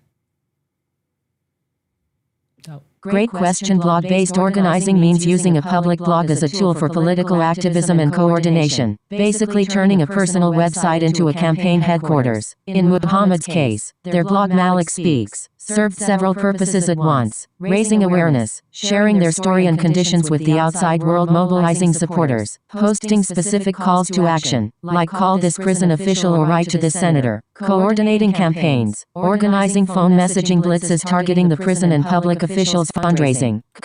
Back to the briefing. What? You heard that though? Hey, I'm finna get off the phone. I gotta bust some. All right, I did. bye. Not really. I wasn't paying attention. I All gotta right, bust some bye. moves real quick. Y'all heard that shit? Wait, hold on. I clicked the wrong shit off. Huh. They said. Huh. What the fuck do that mean? So, basically, nigga, you doing too much blogging while you in jail. Get your motherfucking ass down. Let's see what this is. An incarcerated writer, artist, musician, anarchist, father, and friend. Through their art and writing, Malik exposes the cruel conditions of prisoners in America and speaks to the inevitability of liberation through love and relationships. Their art and voice not only transcend the prison walls, but the barriers between us, cutting directly down to what it means to be human and what we owe each other. So he has a blog where he basically gets his messages out, and because the blog was doing too much, they transfer him to a different prison. Let's see. This is kind of interesting. He said, can she be attuned to your voice like 11 Labs, that robotic vocal fry? Yeah, the niggas cannot stand the robot lady talking. So I got to get rid of her. But see, this is the thing. I'm going to go back to this thing in a second. This is the thing. It's like Siri. I don't mind Siri. I like to remember that the things are robots. So I think that's why I don't mind. Making the voices too real, I think is a little, not dangerous. Like, I'm a little bit over exaggerating. It's not necessarily dangerous, but I like remembering that I'm talking to a computer that needs to be double checked, even though humans need to be double checked anyway. So I don't even know what point I'm trying to make. I was about to say, instead of like a human as if they know what they're talking about, I don't think humans know what the fuck they talk about. But anyway, so I'm trying to change the voice, but the voice that I'm using is not only free, but it's automatic because I'm using inside of all of the Mac computers, inside of probably all computers, they have these accessibility options. I guess I could say features. I would say features is a better word. They have these accessibility features where it's like some people can't see that well. So you can have the computer read itself. You can have the computer read what's on the screen. So basically, the same thing that auto starts to read what's on the screen in the Mac is what's reading the news. But those are the voices that it has. I think it has some other premium options for voices, but they're not much better. But the thing about that is it can read it automatically because it's built into the computer. So whatever's on the screen is already prepared to read automatically. It can just keep going. It can read it quick, no lag. I switched it to the Gemini voice from Google's AI Studio. Google has this thing called AI Studio where you can make voices, pictures, projects, websites, apps, all sorts of shit. It's called Google AI Studio. You can just go in there and start typing to it. And I found out about it at a hackathon. It was funny because I didn't even want to go to the hackathon, but the hackathon actually taught me a lot of shit, but whatever. So of course it's Google's AI Studio, so their shit is much better than the standard things that are just installed into the computer, especially for something like just accessibility, because that's really just for you to be able to know what's on a page, not for the joy of your ears. So I added the Gemini voice, but the problem is the Gemini voice lags. It lags because it's taking all of the data. It's taking all of the words, transferring and then processing it into one audio file and then sending it back. So before, when I can just click through and she would just read it like, this is what's happening, this is what's happening, this is what's happening, this is what's happening. Now it hesitates so we can get that good voice.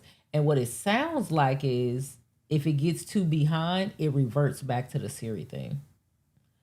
So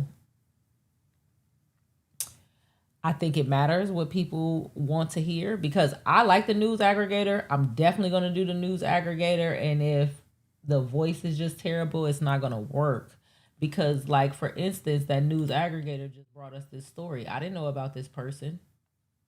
I did not know about this person. So from that news aggregator, it was able to fish up this story where it's like, did y'all forget about the Black Lives Matter dude who got the most time? Let's see. 26 years old, black Palestinian, pansexual, Muslim. Yes, hella confusing. That is hella confusing. I'm an anarchist, anti-fascist, anti-racist, abolitionist. Yes, both cops and prisons. For my love of freedom, my first protest was in high school. A walkout stage for Trayvon Martin's murder. From there, I never really got active again until Bernie or Bust, and then of course the George Floyd uprising. I traveled the country and organized and fought and was ultimately kidnapped, ransomed, and now held prisoner here at OSP. I have a beautiful son and a loving family back home in the Midwest. I'm also a veteran. I was a tanker in the Army, and no, I'm not proud that I was part of the murder machine, so don't thank me for my service. I love music more than anything, almost. Am a guitarist and aspiring pianist. Not much else to say, except for I'm a lover of freedom, like those who may regret a thing they did to get convicted, or those who tempered their actions for fear of consequences. I regret nothing, if only not doing more before I was caught. I will live for the people and I'll die for the people because I love the people. We who want freedom cannot rest until it comes. What he did?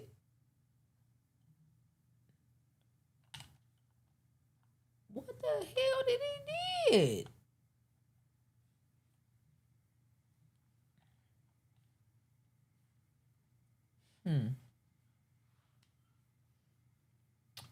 I don't think that you should be transferred because of your blog. Well, let's see. What the fuck was he saying in this blog? Signed version of the essay formatted in Black Artist. Let's see. How long is this? This is too long for us to read right now. But I mean, what was he saying besides all you niggas is crooks? I mean, damn. They're gonna be crooks at the next prison too. So, oh, was it the Quilt fundraiser? Okay, calling for blocks for a prison solidarity quilt. Quilt squares can be in any medium just as long as they are abolition themed. Once we collect 25 squares, they will be piece quilted and raffled off. All money collected will go to Triangle ABC's local war chest to be distributed between incarcerated comrades Michael Kimball, Malik Muhammad, and Mansar Owolabi.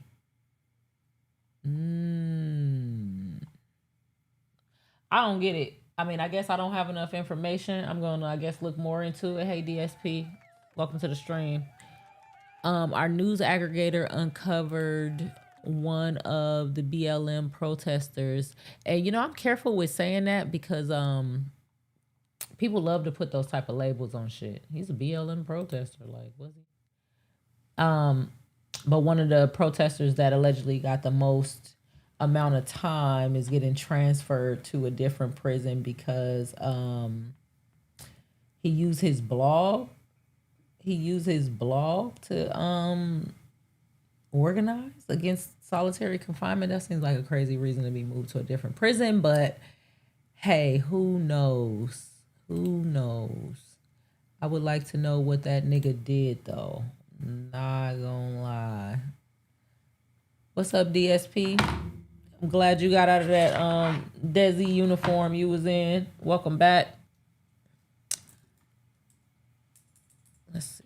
Tell me about Malik, the BLM protester that got the most years. Just on a side note, let's see what the fuck they got going on. But yeah, I think you're talking about the protester named Malik who received an unusually long sentence tied to a 2020 Black Lives Matter protest. You like my scroll diamond dozen? Thank you. This one is sponsored by Big Printing. They make streetwear and other merch and custom embellished merch. You can learn more about them on their Instagram, but you can also go to elementsalign.com, and through your account, you can add a picture.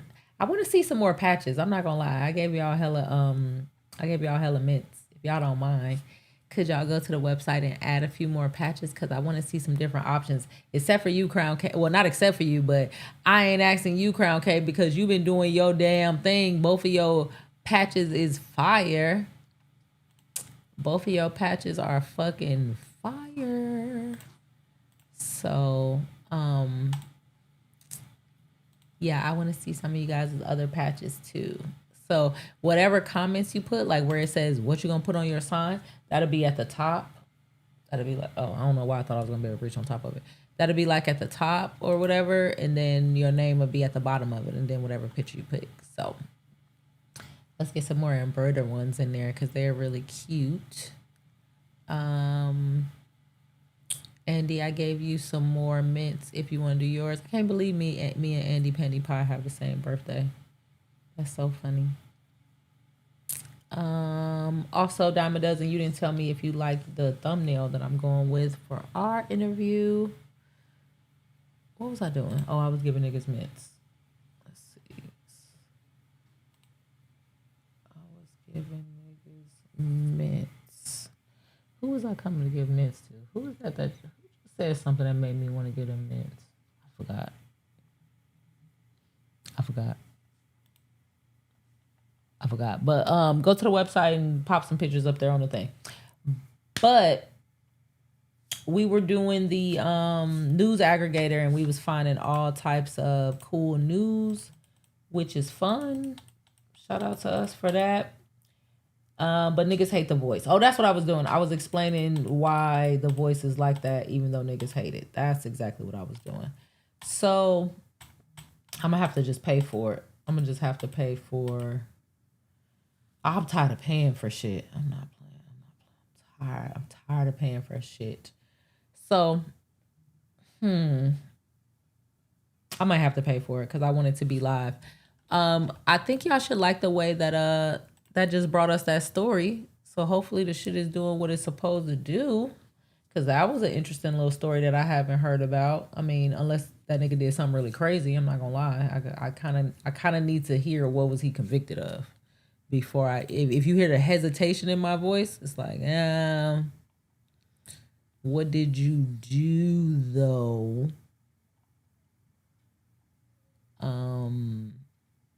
Because you got the longest federal sentence because of what though? What did you do? So yeah. So that's the case. So we got Dime a Dozen. I will be uploading our interview with Dime a Dozen tomorrow. I mean, not tomorrow, today, as soon as we get off of here. I will be making some more clips, some important, any cool, interesting parts from our previous streams. My goal is to clip them up, but then I keep getting distracted by other shit that I have to do for work and school. I'm gonna start putting more clips on there. I think I might make it where the lives themselves are members only, but I don't know. Do niggas want to go back through the whole lives? I don't know. I might make it where the lives are like subscriber only or some shit like that, and then niggas could get the clips because we be catting off sometimes, and I don't know. Like I don't know if I'm like little, like certain parts, like I share my screen and some might pop up. Like, I don't know if I want that to be always publicly available. I kind of like the idea of doing the clips. So I will be doing that soon. Let's see, what else? Hi, Jupiter Jones. Welcome to the stream. Thank you for stepping on in. Jupiter Jones. Make sure you've gone over to elementsalign.com and gotten your account so that you can participate in our interactive games.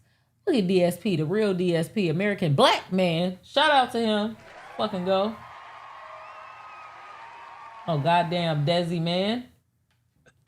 Got him. We fucking got him. Anyway. And hello, Jupiter Jones. How are you? Let's see what else the fuck is going on. What else is going on? So we talked about that. We talked about Killer Mike. We talked about my friend. We got a call in from Dawood. We got a call in from Brightside Boulevard, who told us about his DJ project, which was a really cool thing. We gotta come up with a name for that nigga. We talked about Dr. Ball, we talked about Culture United. Nigga tried to slick some he tried to slide some academic shit in there. Y'all saw how well I handled that, right? Everybody saw me, right? Like, nigga, I know you didn't bring that nigga name up on my motherfucking stream. But yeah, I handled it well. You seen that, Andy? You seen how I could have went? You seen how I could have went bad?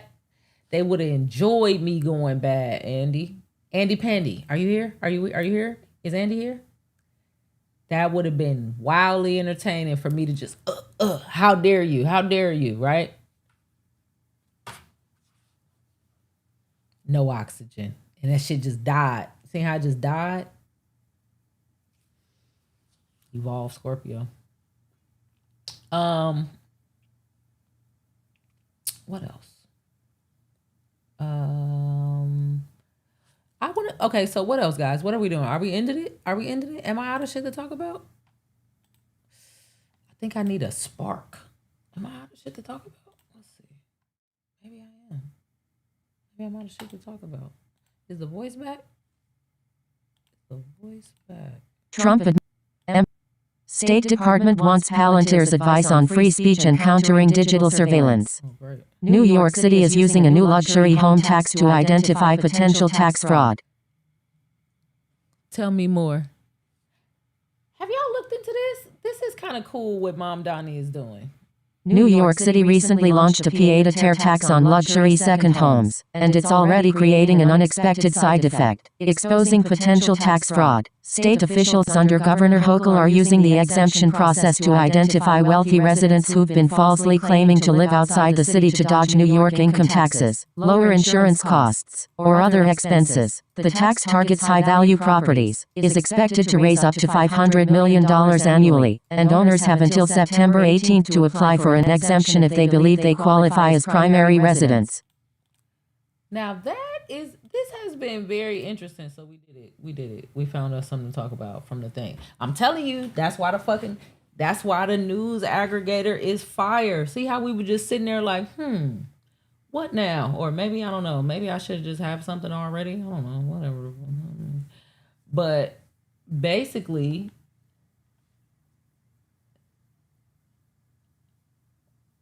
it's okay, Kay, because I'm just going to give you more mints. Let's be honest. This whole first month of mints, like this is our second week, but this whole beginning thing of mints, I'm going to be honest, I'm just giving niggas mints.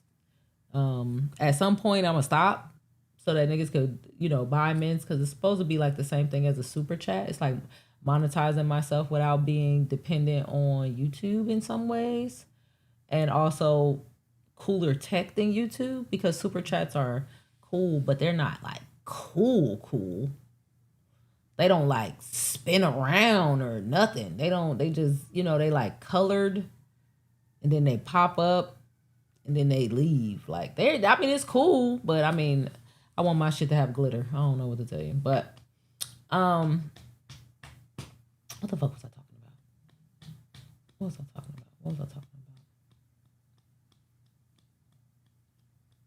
Yeah, super chats are restricted. Like, they limit how many words you can say and all that shit. It's like, they cool. I don't hate super chats, but it's like, what if we did something more fun than a super chat? Like, we added our own. Like, it's cool, YouTube. I don't need you to do the tech for me. Just make the video pop up on the thing, and like, I'll make my own words pop up by myself, because they'll, it's like Justin says, I'm a design snob, I guess. We were talking about Mom Donnie. So if I understand correctly, he's basically taxing people in a way that will highlight if you own property in New York and don't pay New York taxes. Something like that. Like, I know some people were complaining and saying, well, I am a New Yorker. Like they're taxing you differently if you're not a New Yorker. Like, if you don't live in New York, you have to pay a different type of tax, right? And it's like, the people are saying, well, I am a New Yorker. I live right here on fucking Madison Avenue. And it's like, well, you don't pay taxes like a New Yorker. You actually are registered as a resident of Florida, so that you can pay less taxes. So you pay Florida taxes, but you actually live in New York. So if that's the case, then you can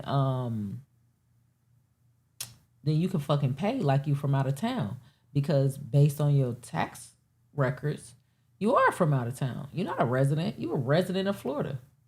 So he fucking him up. He fucking him up. That's what I'm talking about making stories and the power of what we talking about. So now we talking about whether or not that's tax fraud, which is a crime. You see how that goes back to what I was saying before? That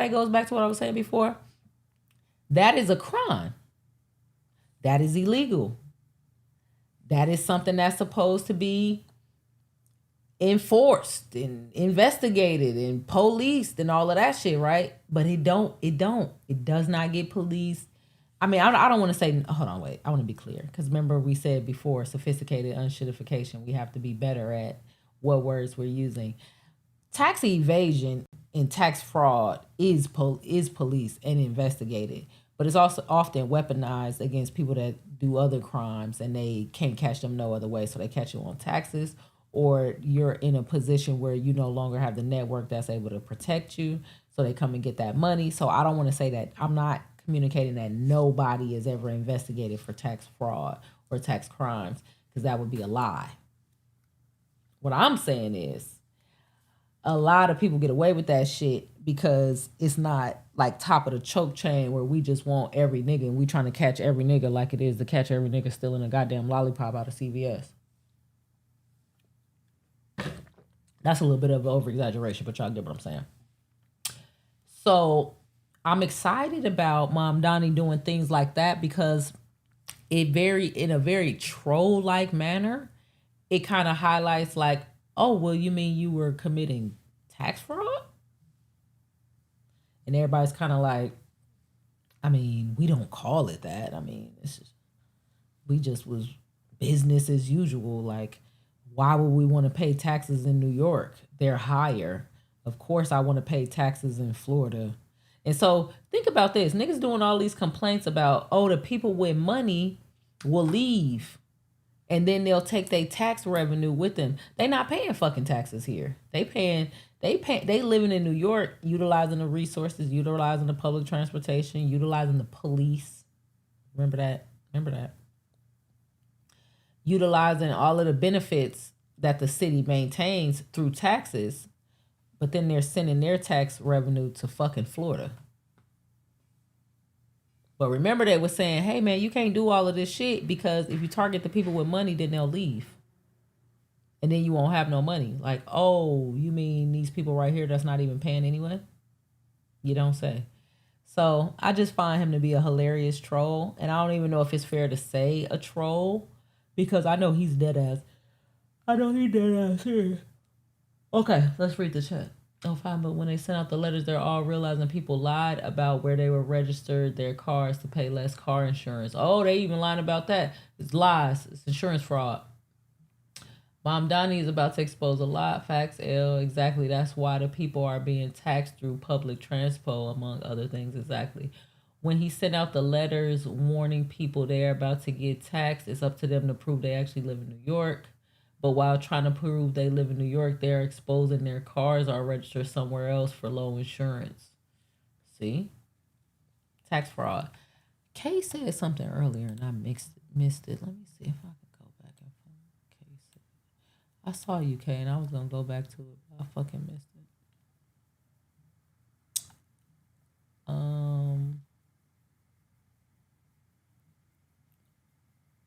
Also, 48% is a shitty split. Who getting 48% of the creator split, Kay, if you still here? Kay, call me. What you mean you get half my ad revenue from the upload? YouTube gets half? YouTube gets half? Wait, did y'all say YouTube gets half?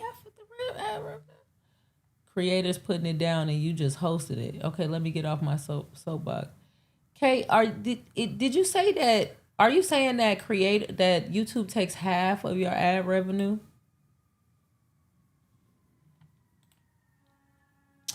I don't know. I have to think about my opinion on this for a second though, because I mean, they are the ones who set up the system for you to be able to get the ads. It's not like fucking Popeyes is gonna come to you and be like, "Hey man, I want to put this shit on there." I don't know how I feel about that. I gotta think about that for a second.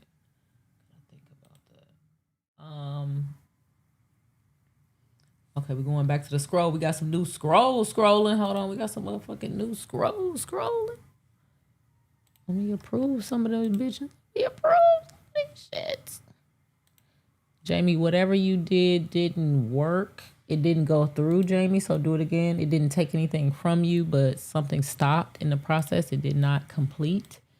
So, Jamie, if you could do that one more time for me. Oh, we got a new one. Shout out. Oh, shit. Another one. Oh, shit. Wrong button, but I mean, it worked, but all right.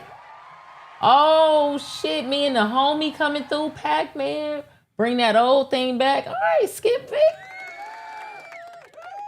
I don't know if we know Skip Vic. Let's hold on. Do we know Skip Vic? Has he talked to us before? Does Wayne Brady have to spotlight a nigga? Hello, Skip Vic.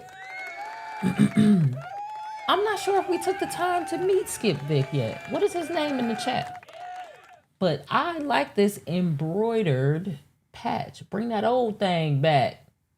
The embroidered look is fire. This is a good sponsor scroll. Big printing. Good job. Now look at this big old player coming through. Where is it at? Is it gonna switch? Me and the homie. See, this y'all first time seeing that I got the spotlight. Y'all didn't know I had the little spotlight shit where I can put one nigga up there like that.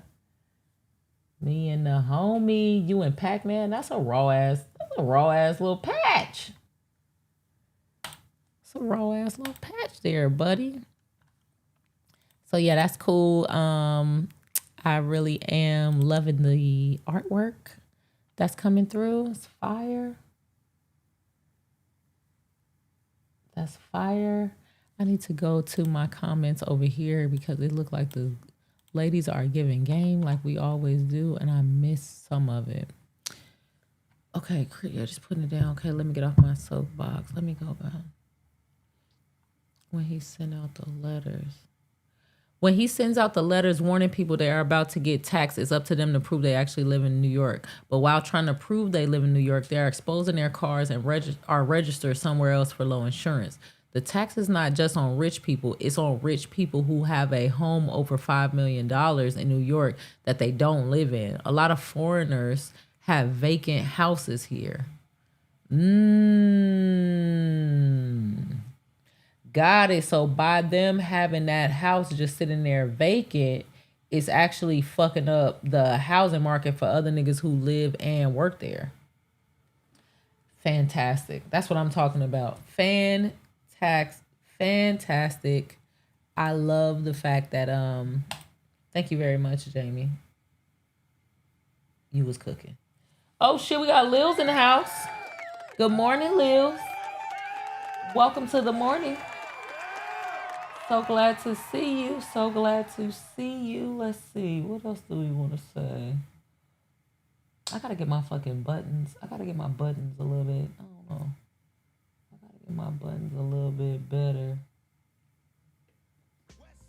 Fuck it. Let's just throw some pocket in. Anyway.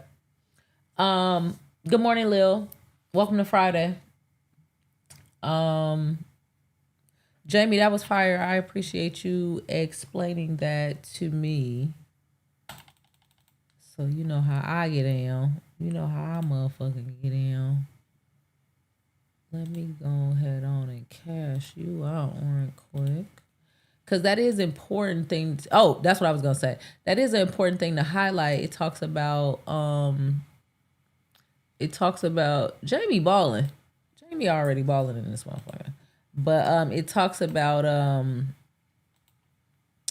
speculation. Why the fuck I couldn't get that damn... I could not get that out of my mind.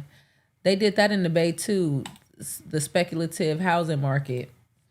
What they basically did was, let's say we got 10 houses on this block. So I could charge around $500. I can charge around $500 a month for the houses on this block because if I charge too much more than that, then somebody else will just go next door and pay $500 there. So that competition starts to bring down costs or whatever.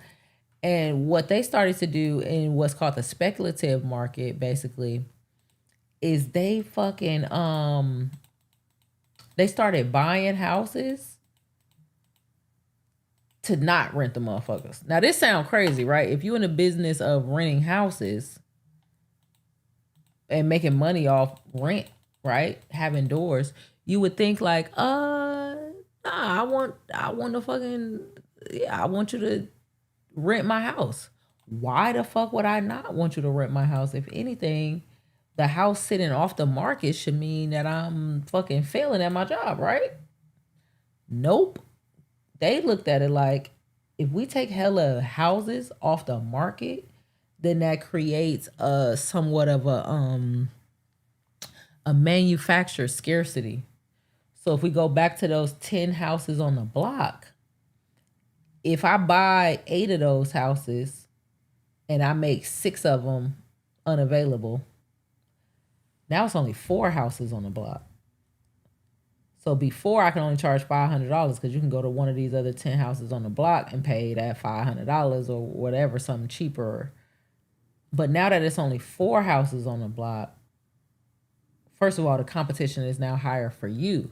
Because if it's 10 families that want to live on this block, it's not like before where it's like, okay, we're all 10 of us get a fucking house. I mean, you go there, you go there, you go there. That's not there anymore. Now it becomes, well, which 4 out of this family is good enough to live on this block? And then so remember, when they were in competition for your business, that made the prices go down. Then when it switches over to you're in competition for their service for that house, that makes the prices go up. So what they did is they used manufacturer scarcity to make housing costs go up. Because now you'll pay more to be one of the 4 families that get into those 4 houses, and I control half of them. So not only did I put the other ones out of the game, I control half of the ones that's available. So actually I want to charge $3,000 a month. And it's like, wait a minute, we were just paying $500 a month. Well, time has motherfucking changed. So if you want one of my 2 houses, it's $3,000 a month or whatever these other niggas want to charge. And them other niggas go, well, shit, mine gotta be at least 2. If this shit is 3. And no more $500 rent. Basically. Very much layman's way to explain that, but that's what it is. No problem. I just didn't want people thinking he's taxing the rich. He essentially taxing rich people who don't live in New York. And guess what? Trump will be taxed too. No, that was a good explanation. I appreciate that, Jamie. That's why I made it rain. I appreciate that. That's important. But like I said, I didn't look it up yet. Just my general understanding of what it is. When I look it up, I'm going to come back with more flim flam.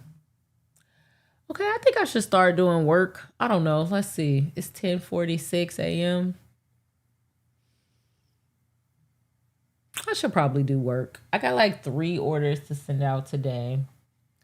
I've been spending a lot of time on my content. I really need to work on some of my clients' content. What else do I need to do? I need to call my mommy for her birthday. I need to set up a payment plan with my college. What else the fuck do I need to do today? I guess I need to do work. I need to figure out why my news aggregator is still talking in that voice. I really wanted it to have the better voice. I need to build a ticker. I need to edit some clips from the previous lives. What else the fuck do I need to do? I think that's it. I need to go to the gym. I didn't go this morning at all. I need to eat. I think that's it. I think I just use y'all as my list. I'm going to come back to this thing and rewind to this part. Like, what else the fuck I need to do today? I know it's something else. I need to do one more thing, but I don't know what it is right now off the top of my head. But yeah, maybe this is a good time to sign off. Do you guys have things that you want to say? Oh, another thing that I need to, am I going to do this weekend? Yes. Starting this weekend, we're going to do every day. We're going to do every day at 6 o'clock. I don't know how long, but the goal is every day to wake up at 6 o'clock, come down here and talk for a bit, whether it's an hour or 6 hours. We just got to get our reps up. We got to keep talking. We got to keep practicing, playing with the tech, making the tech better and all of that. So I think I should do every day. I took last weekend off just to kind of see, like, does it make sense to go every day? But this weekend we're going to do it and see if it makes sense. What else? I am still looking for ways to go back overseas. If you guys have, that's what I asked for before. They say it's all type of like fellowships and different things that people have. So there's that. Oh, and I still have my Cash App. So if anybody's like, oh, good show today, if you want, I'll buy you a cup of coffee. That was outstanding. You can definitely still do that. I appreciate it very much in advance. Definitely go to the website and sign up, because I am also tracking who signs up in what order, and there will come a time where that seniority will matter. So you want to make sure you have your account at least, so that you can at least be stamped, get your seniority in there. You never know when it's going to be like, all right, well, I'm doing this event with 10 people. Your seniority got to be over this number, and we're going to go hang out in this place or whatever, or some shit like that. So you want to get your seniority numbers up from the jump. I feel like I'm forgetting something. That's why I'm doing this slow ass goodbye. What am I forgetting? I don't know what it is. But I think this is a good, I can't lie. In my mind, your mom's name is BK because BK's mom name is L. Happy birthday. My mom was born in Brooklyn. So in some ways, hi 504 Scooby, what the hell? How long have you been here? Hello, Scooby. Welcome to the live. Let me show you a little love right quick.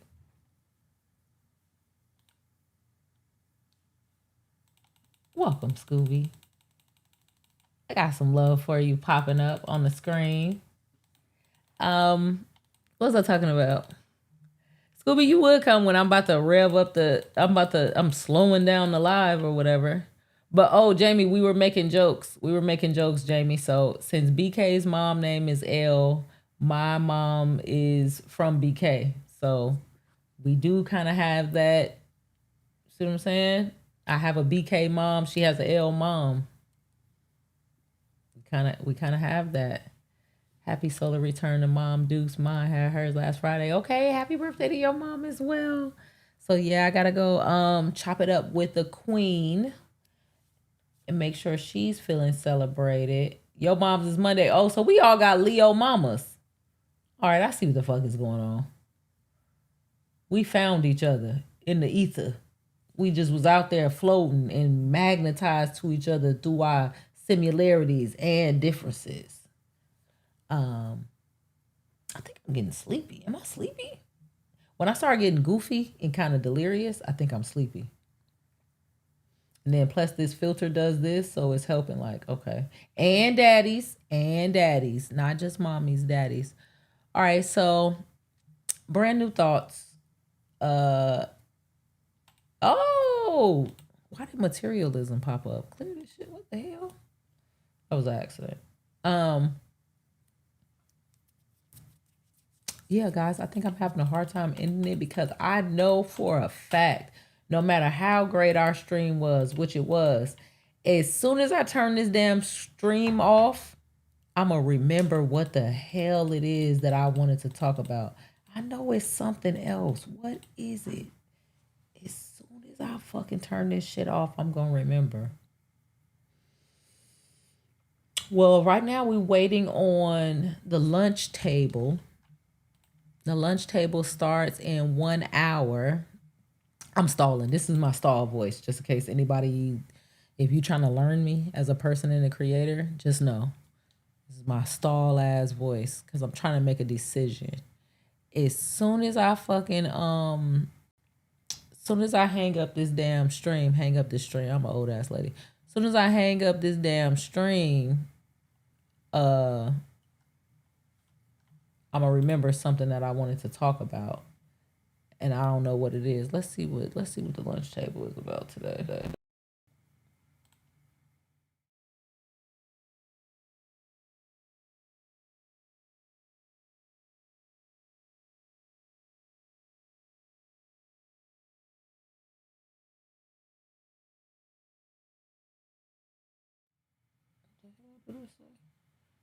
How did Future get a? Why is it like that? How did Future get away with? What the fuck? Hold on, y'all. Hold on. I'm being slow or something. How did Future get away with it? Was Diddy's defense worth $8 million? What did Future get away with? I don't know what the hell. Okay. I don't know what the hell we doing over there, but what did Future get away with? I should call Glasses ass, step on his own content. Like, what the hell did Future get away with? Y'all want to call Glasses? Did Future get away with it? Was Diddy's defense worth $8 million? Well, oh, did Future get away with working with Dot and Drake? Oh, yeah, he did. Yeah, he fucking did. I don't know how people ain't more mad at Future than everybody else. Yes, he did. Congratulations, Future. You fucking got away with it. You did that shit. Like, that nigga was like, what? I don't know what you're talking about.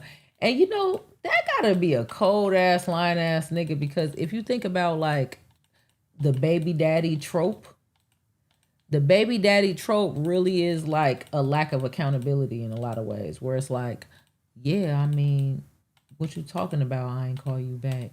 You know, I was working and you need some money for the kids. Don't trip. He go 50 and be like, nigga, you only gave me 50. Like, come on, man. Stop with all that shit.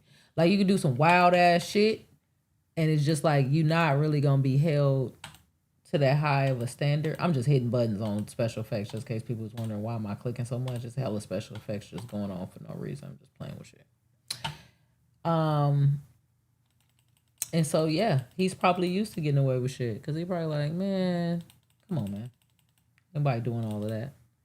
All that trying to hold me accountable and shit. No. I'm unholdable. All right, I guess I'll stop clicking shit. Okay, so that starts at 12. So maybe it's a good time to take like a little hour break and we can get like a little lunch and maybe I'll pop over there and see what's going on because I'm trying to think what else will we go through. I do want to do another stream. I think I'll do it tomorrow's stream. I wanted to do a little more research before I did it.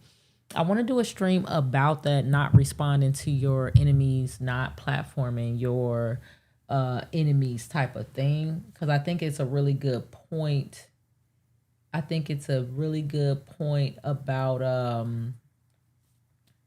FD Signifier actually was making a point about you think you dunking on these conservative niggas, but really you're platforming them for more people to begin to like them in a way. You're giving them a commercial. I thought that was a really interesting theory because sometimes people don't be wanting to ignore their enemies. They be wanting to smash on them. And by smashing on them, you're not really smashing on them. You sitting on YouTube and you giving a rant.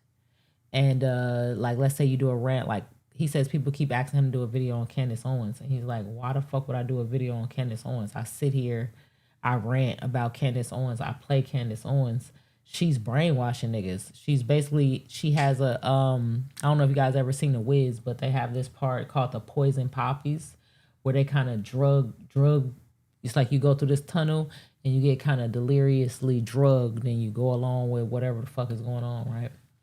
And so it's like, well, if we know that her content is a type of drugging for a certain type of person who doesn't have the capacity to tell bullshit from real shit, why would we play it?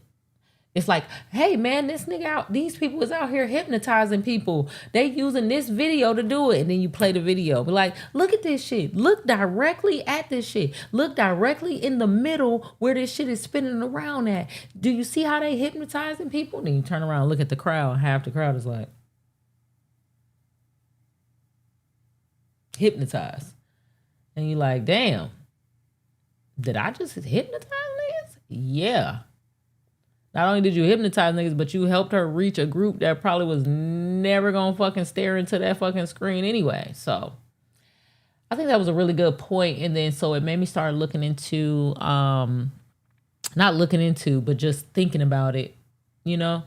It made me start thinking about Jubilee, whether or not Jubilee is helpful or not helpful.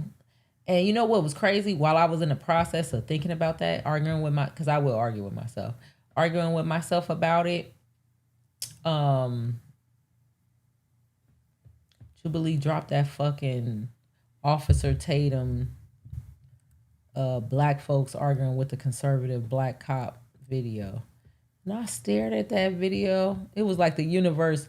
It's like the universe wanted me to. It was so crazy. I do that all the time. That's why I'm telling you, Brand New Thoughts is gonna be such a good show when I really get it structured for real. Cause I do that all the time where I have like the convo of the week, and all of my friends or whoever is on my panel of sorts, just my regular life panel of sorts, we'll talk about that same fucking we'll talk about that same conversation, boom, boom, boom, boom, boom.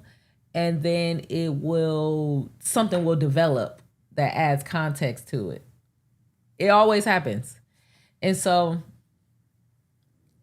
when that Jubilee dropped, while I was in the middle of kind of trying to synthesize that information from different places to decide if I agree or disagree, I was like, oh yeah, this is exactly the fuck it. Because I'm supposed to see that, be annoyed by that, because I think in the process of that, he actually denied the existence of systemic racism ever in America.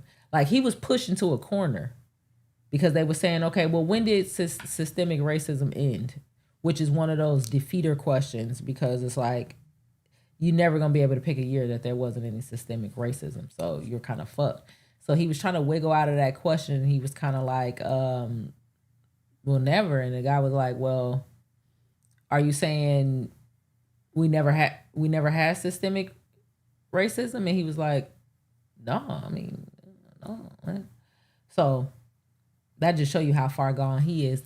And so it's like, so I'm supposed to be offended by you getting on Jubilee saying there's never been systemic racism. And then I'm supposed to clip up Jubilee, play it, and argue back and forth with your replay and highlight, explain it, do all of this shit. And then I leave that video feeling fulfilled, like I just did some movement work. And you didn't. In some ways, you informed the public, but really what you did was you did a commercial for that nigga. You spent your money, your time, your energy, and you did a commercial for that nigga. And that's a new way to look at it. I didn't really look at it like that. So I've been wrapping my mind around that, as well as then I saw Nick Fuentes and Hunter Biden do a sit down talk. And everybody's all praising Hunter Biden, like, man, good job, Hunter Biden. You really did you did a good thing sitting down talking to Nick Fuentes. And I was just like, I think this is what they talk about when they say the white liberal can't be trusted. And this is not really what I was thinking about when I hear that. But Hunter Biden has been kind of smoking shit on Twitter, right? Smoking shit. Like, we all know he used to smoke crack or whatever the fuck he used to smoke, whatever, because he gets real particular. Like, don't say I was smoking meth. I was smoking crack.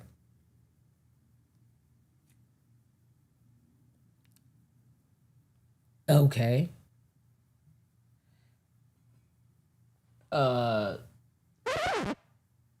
Anyway, so the nigga has been kind of smoking the Democrats, like at least for the past like 2, 3, maybe even longer months. Now that the crack is starting, I guess, maneuver more out of his system, he's starting to be much more coherent. Or maybe now that his dad's been out of office for so long, he's starting to feel more comfortable. Or I don't know, maybe somebody's paying him to talk more. I don't fucking know. But he's starting to talk more, and he's kind of explaining like, well, this is what happened with my dad when I was there, and look at what these motherfuckers doing there. They're being very corrupt. And it seems a little more validated because like, well, Hunter Biden would know. Like if he's talking about Trump kids, like this is corrupt. Like, well, Hunter Biden would know that he wasn't supposed to do this because he also has been a kid of a president or the child of a president. Not even child, the descendant of a president. I don't know. I'm trying to think of the adult way to say that's your daddy. Anyway, then this motherfucker go and do a sit down with Nick Fuentes. And it's like, I could see how in your mind you felt like, in your mind, you feel like you're far left, or at least the centrists and moderates think you're on a radical level. Now, mind you, imagine how us radicals look at motherfucking Hunter Biden. Like, oh, you're the radical?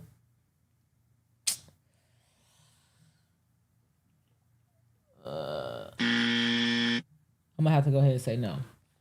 So then you position yourself as if it's two sides of the argument, because now you're going to go against a super far right radical, which also begs the question, do the far right radicals think that Nick Fuentes is a radical?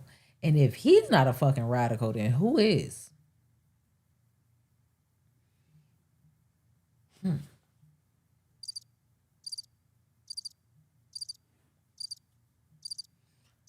So for him to take his punk ass on there and highlight Nick Fuentes with all of the disgusting, terrible, just no reason to say it. And he's on there laughing. It's like an edgelord. You say it because who are you to tell me I can't say it? That's why I say it. Yeah, I know it's histories of systemic oppression of people, and then that shit is some of the words that niggas heard right before they died, and they continue to, be kind of systemically oppressed for hella years for the shit. But I just think it's funny because who are you to tell me that I can't fucking say it? And you really kind of fucked my life off because I was really, separated from society because niggas didn't really fuck with me that much because I'm kind of like a weird kind of trolly type of guy. And I just should be able to troll in peace. But when I started trolling, then motherfuckers decided that I wasn't cool. And then I felt very much like separated from everybody. I started trolling online, and then they put me off of social media. And a kid from my time, you need social media. That's how you really socialize. So when you put me off of social media, you really put me out of society, which is the reason why I'm kind of lonely, even though I really didn't give a fuck about society, because when you tried to say society includes considering others, I felt like that was kind of limiting me. So I wanted to injure others. And then when I injured others in society, they put me out of society. And now, fuck niggas, is his reasoning. Right? And Hunter Biden felt like, well, I'm going to go explain to you that black people are humans and Jewish people should not be grouped in with Zionism. Why the fuck is you going to explain this to him? He fucking know that. This idea that, oh, these niggas don't know it and he just need to... Stat tried this shit the other day. Like, maybe they need to have a conversation so that he can get some understanding. These niggas understand this shit. They don't give a fuck. They don't give a fuck. They made their choice. They said, you niggas don't look like y'all got no power over there. Y'all may sound good. You may sound intellectual, all of that shit. But it sound like going over there with y'all is the losing side. And these niggas seem like they winning. Look what they got over here. They got money over here. They got attention over here. They got validation over here. I want to go on their side. Like, hey, they got that money from standing on niggas' necks. And they have the attention because it's boosted, because niggas who benefit financially from standing on niggas' necks want you to get your message out so that the wage slaves that they also stand on their shoulders. They're not standing on their neck, but they're standing on their fucking shoulders to get their money. They need them to be able to point the finger at these other niggas. So let me highlight you, platform you. Also, hate and negativity is a hell of a marketing tool because people feel good pointing to something that they're not, that they hate, instead of internally focusing on how they ain't shit. So you want to sit down with him and explain to him that black people's humans? Man, get the fuck out of here, Hunter Biden. So I kind of want to talk about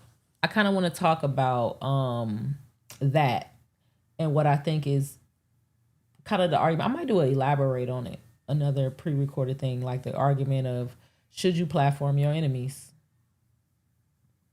Let's see. We're all adults. They know exactly what they're doing. Facts. You know what? Shout out homeboy Examine It. He's out celebrating his wife's birthday today. Oh,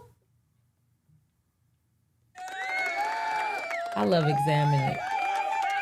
Oh, there goes his patch. While we talking, yeah. Happy birthday to your wife, Examine It. If you're watching this on a replay, and Miss Examine It.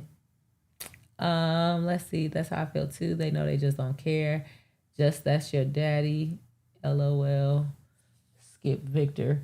Oh, Skip Victor, we saw your patch. It was really nice. I don't know if you was in here when we was highlighting it. Jamie James, trust me, I wasn't looking for it, but I'm glad I saw it. I didn't know Jonathan Majors and Megan Good by extension are right-wing fools. Are they? Jonathan Majors and Megan Good by extension are right-wing fools? I didn't know that. I seen them in the nail shop one day. They was very cool, and Megan Good is very beautiful in person. Some of those people you see, they look good on camera under certain lights and all of that shit, but when you see them in person, they like, hello. But Megan Good is beautiful in real life. Let's see. What up, though, fam? I'm gonna look that up, though. I haven't heard anything about Jonathan Majors or Megan Good being right-wing fools, but I sure the fuck ain't denying it for them. I don't know. Majors just did. Sorry. Jonathan Majors just did a movie with Ben Shapiro as a producer. What? Why the fuck would you do that, Jonathan Majors?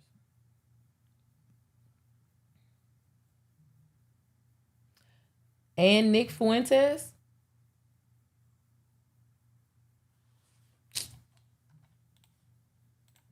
The way I unfold my arms like I'm about to save the world from my computer be kind of funny. I'll be sitting here talking, right? And then I'll be like, God damn it, it's time to fucking work. Let's see this shit. Let's see this dumbass shit that's about to make me mad. Hold on.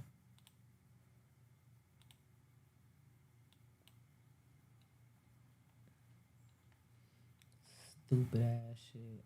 I already know. Why the fuck would you be doing a damn... Why the fuck would you be doing a damn...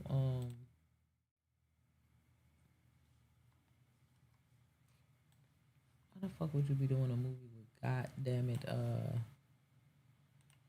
keep trying to think of this nigga name that y'all just said. My fucking specs is off. I had this shit down packed where it was all the perfect size for this, but whatever. Okay,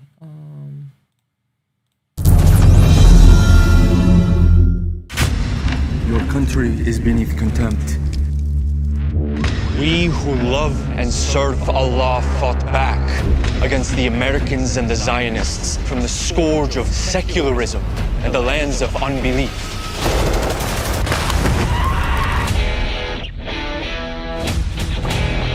Anyone gonna listen to Captain Saunders tomorrow? The retired Delta Force soldier with a new book out. He's the polar opposite of those brain-dead protesters. Given the current climate, should Clay Saunders even be allowed on campus? Mr. Saunders is a close personal friend of Chancellor Friedman. This is a decision I cannot fight. There are three ways Islam will conquer the West. Through immigration, through the wombs of our women, and by using our nation's freedoms against us. Are you paying attention?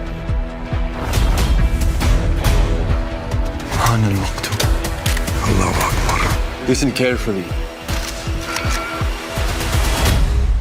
The great Satan, America, will fall.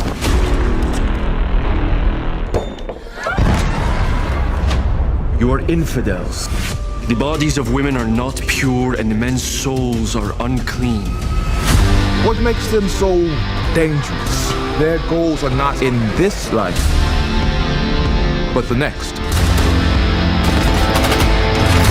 Anyone? I got friends here. I can't just leave. Listen to me! In the law. We cannot run or hide from what is coming.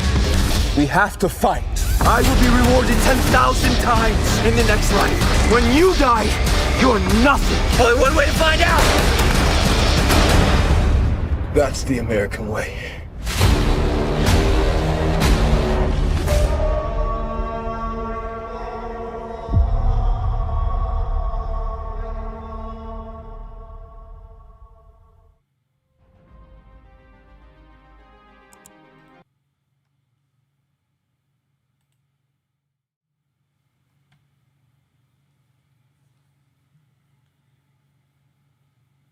That's the most disgusting shit I've seen in a long ass time.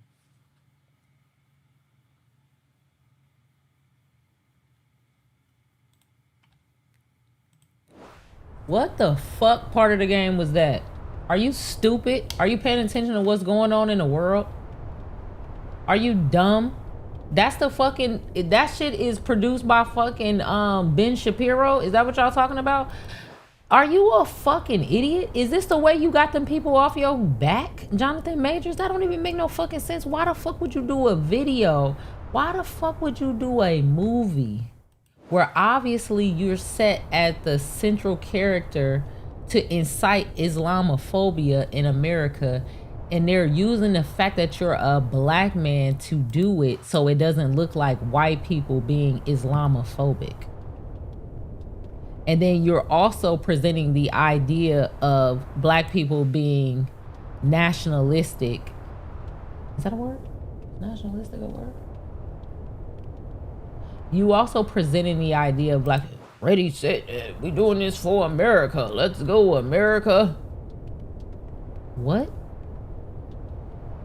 What? So what are you, retired military professor that goes to a college campus to teach about how Islamists ain't shit and they really want to conquer America, and they just happen to pick your campus to do it there, and then you have to come together with all of the diverse population of people of America to fight against those damn Islam terrorists?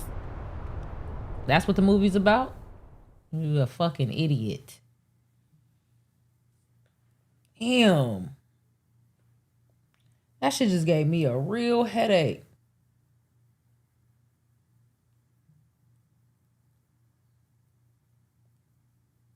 What the hell, Jonathan Majors? They was gonna steal that nigga career though. They had him chasing that white woman, and they was like, nigga. They did his ass like that fucking drug addict. Remember I was telling you the story about my friend, and I said they got that drug addict nigga to testify against him on. For all we know, they probably told that drug nigga, somebody going to jail. Either it's you or it's this nigga. You take your monkey ass up there and say you saw him commit this murder. And maybe they did the same thing to Jonathan Majors. You get what I'm saying? They probably did the same thing to Jonathan Majors, but I don't know. I feel guilty of the thing I just said because I just platformed it because somebody's gonna want to go watch this shit. And how the fuck did Ben Shapiro get money? Why does he have money? God damn, Jonathan Majors. And you know what? You're right. This person, the same DSP, talking about the same man that started Lovecraft Country. Lovecraft Country was such a good ass TV show. That one season really smoked shit as far as just black sci-fi and history and all of that shit. And next thing you know, they was like, look at this big nigga y'all imagined was a hero chasing this white woman or being chased by this white woman. And now American veteran fighting for the purity of America from these dirty Muslims that think we're infidels. That's where they took that image. This is another thing I like about FD. He talks about media literacy. I think I want to add some of that into my study, but I don't know if I can because I think it's already tailored in a certain place. But there's a lot of meat to media literacy. They put the meat in media. I don't know. I'm getting sleepy, I think. I think I need to take a nap because it ain't even no meat in media. They put the meat. Anyway, the media literacy of, and you know what? This also goes back to, this is what people think I'm doing with Jay-Z, but I'm too aware of the way celebrities, characters, ideas, people, all of this produced content creates this false image of what is real and what's not real in your mind, and then you operate based off of that instead of operating off of reality. I'm already too fucking hip to that to fall for that. Like, I would never, although I may find Jay-Z interesting, although I may like his music and all of that nigga's not no fucking leader. He'll never be. And it's very easy to say. But a lot of people don't know that. So that's why when talking about media literacy is very fascinating, because there is something to be said about seeing Jonathan Majors in that role for Lovecraft Country, right? And what ideas that sparks and inspires in your mind, and how you look at certain people that look like him and connect it to that and have a different attitude. Even women sometimes thinking about the way love operated in that show, whether or not it's favorable or not, it becomes almost like you become a, not necessarily a token, but you become, maybe I'll say a trinket. Maybe not a token, but you're a trinket of an idea. And then you can take that motherfucking trinket and smash that shit and melt it down like Drake tried to do for real chains, and make it something else. And so now that same trinket from Lovecraft Country, that people, oh, you cared about this trinket, it was a great trinket, or it inspired you, it made you feel good. Now that motherfuckers is Islamophobia. Congratulations. So that was very disappointing. That was very odd. That was an odd ass movie. It was stupid too. And you know what else is interesting? There are so many waves of like movies doing that. Like, you know who got that bad? What's his name? The nigga that was talking to the chair. What's the dude name who was talking to the chair?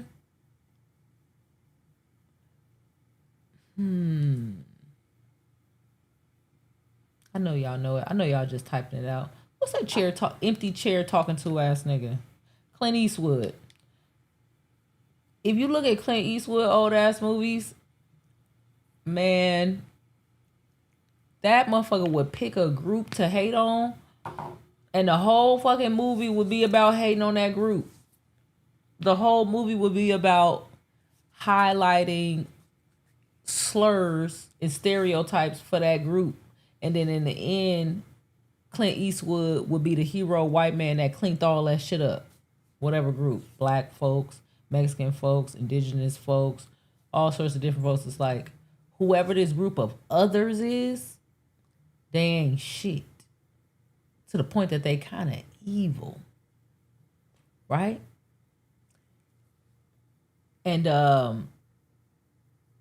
that sets up an idea in your mind that people, you know, project on the other people and all that type of shit. And people know that. So to use Jonathan Majors in that place, it does something. You know, I don't want to say it don't do it for me because I'm still human, but I'm very aware of it, so I fight against it. But it does something, shifting that image. Oh, you thought this image was this? Actually, it's this. It changes it in your mind. It changes it in your mind in some ways. So I want to say poor Jonathan Majors, but I know that's not the right. I know that's not the right way to. I know that's not the right way to do it. Y'all seen that white lady who was on crashed out immediately. I was exhausted. Lils, I like this. What you said. You said, I don't criticize black folks because I focus on criticizing Mexicans as I am Mexican. Sorry, I had to read something, but I will say that rhetoric is definitely dangerous. Definitely. Shout out to you. You feel me? Y'all ain't heard that one yet, have you? Y'all ain't heard that one yet. One more time. Anyway. What was we talking about? Oh, so I was basically trying to, I was basically playing with the idea of, yeah, DSP, you see me? So I was definitely playing with the idea of how to really break that down. Like, how can we really investigate whether or not it's a good idea or a bad idea to platform your rivals, like we just did playing that damn trailer. Platform your rivals or platform your enemies or share your audience with those who wish to turn your audience into soldiers for their fight. Hold on, wait. I want you guys to see this because this is just funny for no reason.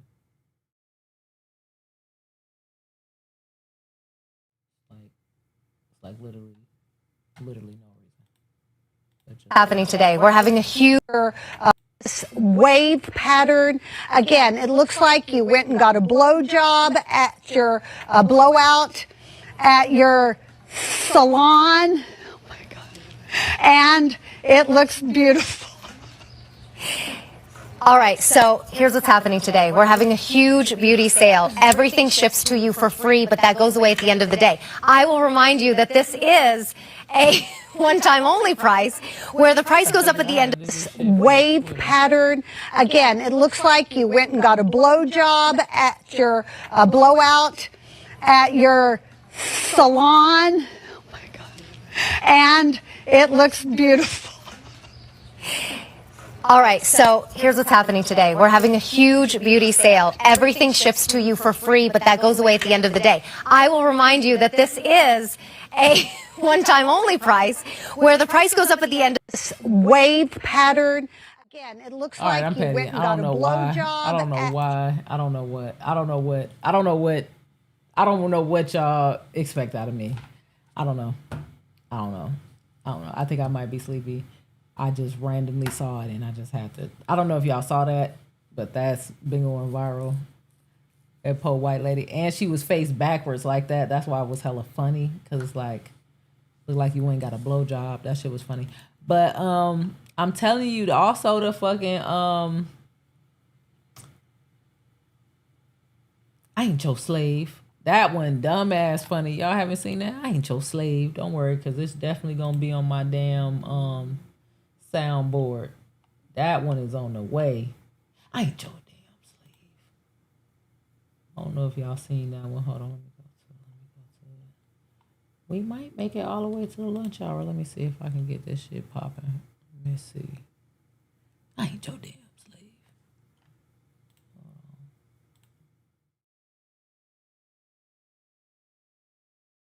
What's the right one to pick?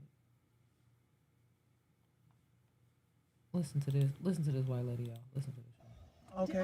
The question is not for me. No, the question is why. No, the question is why you at my door asking me that I put this trash on the ground. I'm just wondering. Are you gonna pick it up? I didn't dump it there. Okay, so why you worried about it? I ain't your slave.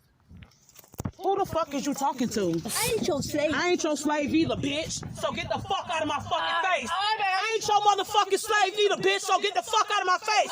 Get off my car. Get off my shit. I don't give a fuck what the fuck you was asking. So who the fuck you talking to? Like you? Who the fuck are you talking to? I'm asking if who you about to listen. Like you about to get the police? Cause I bitch, who was you talking to? Talking about you ain't my slave. Who the fuck are you talking to? Just because you're who the fuck are you talking to? I don't give a fuck. You don't. I don't give a fuck. Who is you talking to? Who is you talking to? Get the fuck away from my car. I ain't your slave. You about to get the fuck away from me. I need a police. You about this? Yeah, call the police, bitch. Cause you gonna need them. Talk to me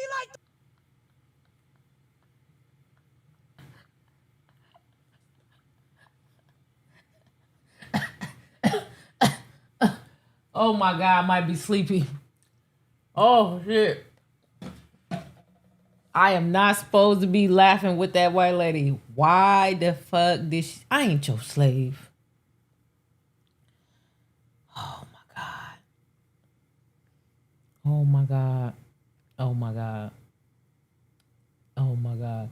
Did she switch to a black scent? That's my question. Like, I ain't George Slave. That shit was funny. So whatever the word is for those little viral videos or whatever, that shit is funny. Yeah, she did. Didn't she, Diamond Dozen? She did. She said, I ain't George Slave. Why the fuck? Both times. I know y'all was like, why is you still playing it? Because the second time is lightweight funnier than the first time, bro. The second time is fucking funny. So yeah, I'm delirious just playing random videos. But those are some of the sounds that I'm gonna add. I'm definitely gonna add the one earlier, one more time and you're through. Real nigga, boy, street nigga. Definitely adding that to the touchpad. That's dumbass funny. And then I heard somebody whisper, "My God, yes, I did." I'm definitely adding. I ain't your slave. I ain't your fucking slave. I ain't your slave. Like, where did she get that? I almost felt like that lady was losing her mind in a way. Like she heard that somewhere else. I ain't your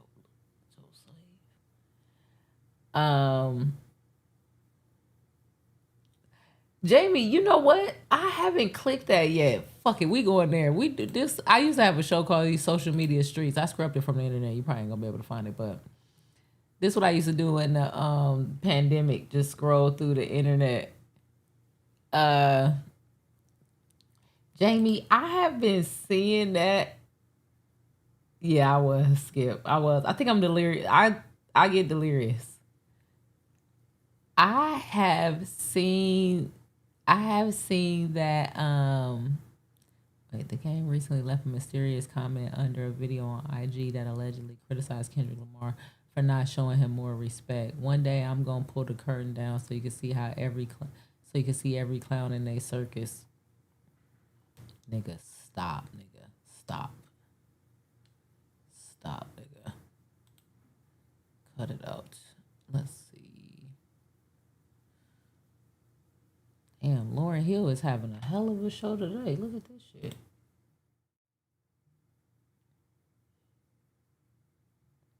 I had a different setup that showed more of my screen. Look at this. Lauryn Hill and Wyclef Jean. Wow. Celebrating the 30-year anniversary of The Score. Erykah Badu, Giggs, Fireboy DML, YG Marley, Zion Marley, Rhapsody. I always say her name wrong. Jaja Sound, hosted by Dave Chappelle. They popping. Where's the Milton Keynes Bowl at? Where is that at? That looks like it's out of the country somewhere.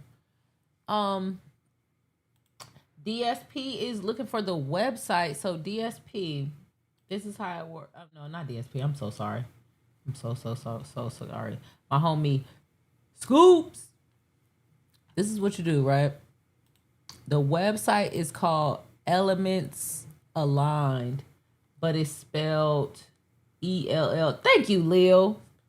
What the fuck I'm talking about, Lil? Another one. Never cease to amaze me. Never cease to fucking amaze me, man. Oh, shit. Here we go again. I don't know if that actually matched, but fuck it. I just like hitting the buttons. But, you go to this link. You get an account. The most important thing to do is to get an account because you set your seniority for future shit. So start with an account. It's a free account. Have an account. You can also do the pictures without it, but I think you should make an account. But whatever. Boom. You make the... Okay, I'm sorry. I was distracted because I was reading something else. You go to Elements Align. You get you an account. There's a thing called a community scroll. I'm going to do this badge picture thing with all kinds of Lupe merch. LOL. Bucktooth, I have to approve the pictures. I mean, you can put them up there. You can approve them yourself. But if you go up there playing with my favorite rapper and best client, I will hate. proudly, clearly, just openly hate. I don't give a fuck. What was I finna say?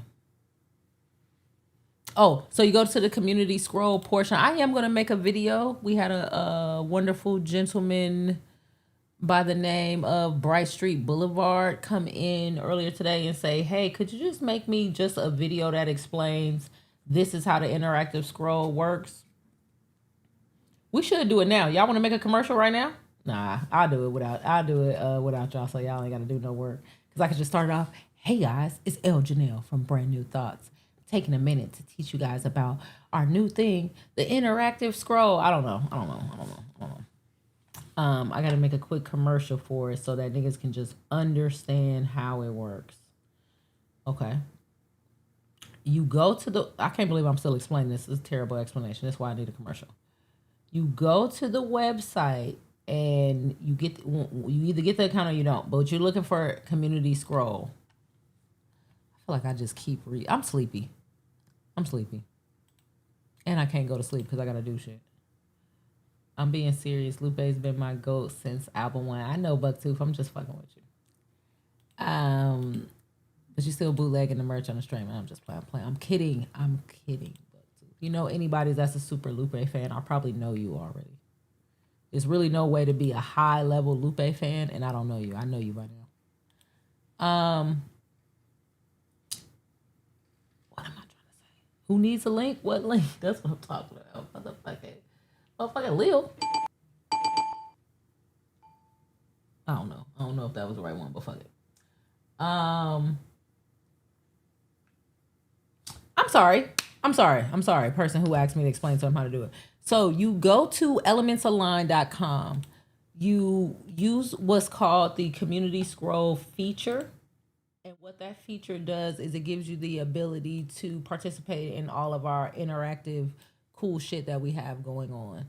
So in this product section, we have a thing called the scroll. It's the community scroll. Bam, you click that, you upload your photo. On the next page, you're able to add words if you want. And from there, it will produce a image for whatever theme we have going on. This week, we have a sponsored scroll from the lovely people at Big Printing T-Shirt Company, the largest Black-owned screen printing and embroidery company. And so this week's photos have been turning into a embroidered patch. So whatever photo you do will be reconfigured into an embroidery style patch, and it will auto-populate on this fantastic branded. If you don't mind, check out what I posted to my favorite Lupe music memory thing in the FNF Discord sometimes. I don't mind. I'll check it out as soon as I leave. Favorite Lupe. You know, I feel like I set up this favorite Lupe music memory thing, but I don't know what it is right now. Did I forget some shit I set up? Favorite Lupe music memory. I'm gonna start bringing more people into the Discord. I just gotta make sure it's the right people. Hate to say that. That's so sad. But the FNF Discord, we're gonna do ciphers in there and give away money and shit, but don't tell nobody. So like I said, you go to Ellements. I will, Bucktooth. I'm sorry, just to make sure that I actually responded to what you said. I will go and look at it. But so you go to elementsalign.com, you go to community scroll, and that is where you will have the ability to participate in the fun that is the community scroll. Also, moderator of the year, Lils, just shared Dime a Dozen's link to his new project. We talked about it in detail the other day, and he was kind of just telling us about his story and all the things he's been through and how he has synthesized that into this amazing project. It is very nostalgic of like the old days of Black sitcoms that were very popular on TV. And this volume 1 was focused on like the WB. So he took a bunch of show titles from the WB times and turned them into amazing songs. We talked about it for over an hour a couple days ago on the stream on Wednesday. Then he also came to Culture United, which we had a fucking classic Culture United with Dime there as well. And he previewed some amazing music. We got 2 songs. One with Nick Grant and Kai Cash. Shout out Generation Now. That song was fire. I actually texted Nick and told him like, nigga, you went fucking crazy. He's trying to motivate me to put my project out. I send him my songs sometimes just on some nigga, I know you can rap and I can rap, so let's just listen to our shit. And he like, nigga, what's up? Like, what's up with your shit? I'm like, nigga, shout out to your good song. So I did that. And so it's out now. So WD Volume 1 is out now. Outstanding project. We got to hear that song, which I think was News at 10. Might have been News at 11, but I think it was News at 10. And then I also think, and then Sister Sister. You said Nick hit you about Sister Sister? Exactly. Then Sister Sister came out. I mean, well, we previewed Sister Sister off of BK just picking a random name. That's what was so crazy about it. And we got to hear some of the Jid disses and the Joey Badass disses. And so now I even seen like an AI thing with Sister Sister at the top and it's Jid and Joey Badass next to each other. So that shit is starting to really make its rounds in the social media streets. I would say News at 10. Okay, so I had it the right way the first time. So I will say that at least Jid is on the clock. Maybe Joey Badass ain't. Joey Badass is kind of on the clock too, to be honest. They on the clock. Fuck that. So that's interesting. A lot of people, one of my partners was in the chat during Culture United and he was like, oh, my man's no Jid. So I feel like Jid definitely heard that shit. That shit definitely got around to him. Especially fucking around with Culture United because, we, connected all over the world or whatnot. And, yeah, that was just fire. And so I hope no, Joey, get behind me. Jamie said, not Joey Badass. Jamie, you gonna protect him? So he didn't even do nothing to nobody. It's okay, Jamie. Protect him, Jamie. He didn't even do nothing to nobody. Play a snippet of y'all interview back. Let's see. Am I smooth enough? Am I smooth enough to pull off such a feat where I could actually make it to my channel? Click what I call the best stream yet. Share the screen. Share the screen, correct.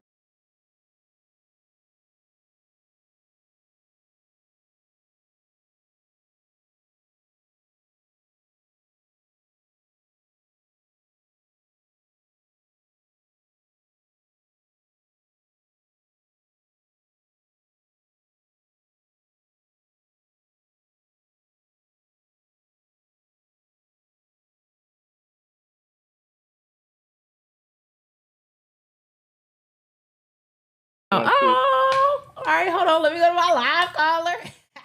Let me go to my motherfucking. You on the line with ElleJanelle? Hey.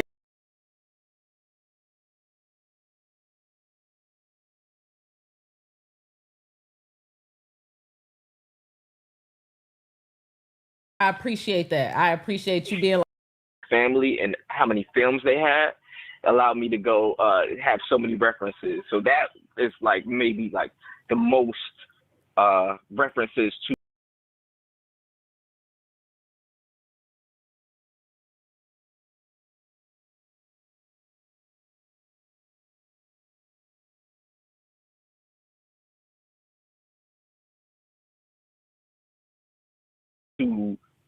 different shows that because the album is not so tight knit on. Like, I'm not really trying to, like I said, I ain't trying to be too cheesy with like make a song called Parenthood and me rapping like I'm Robert Townsend. What could be which cool. could be, I was just about to say that, which is not a terrible idea, but it's almost like I was saying this about the cipher, and I don't want you to go into ridiculing the rappers for the cipher because it's not good for your image at a time like this, but I can.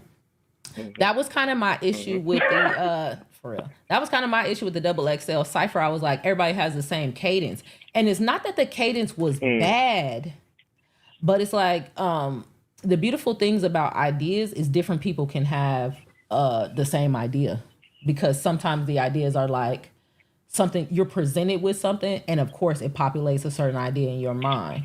And you just being like, hey, that's this the perfect made me way to put think, it. yeah, this made me think about that. Like, that's not really as unique.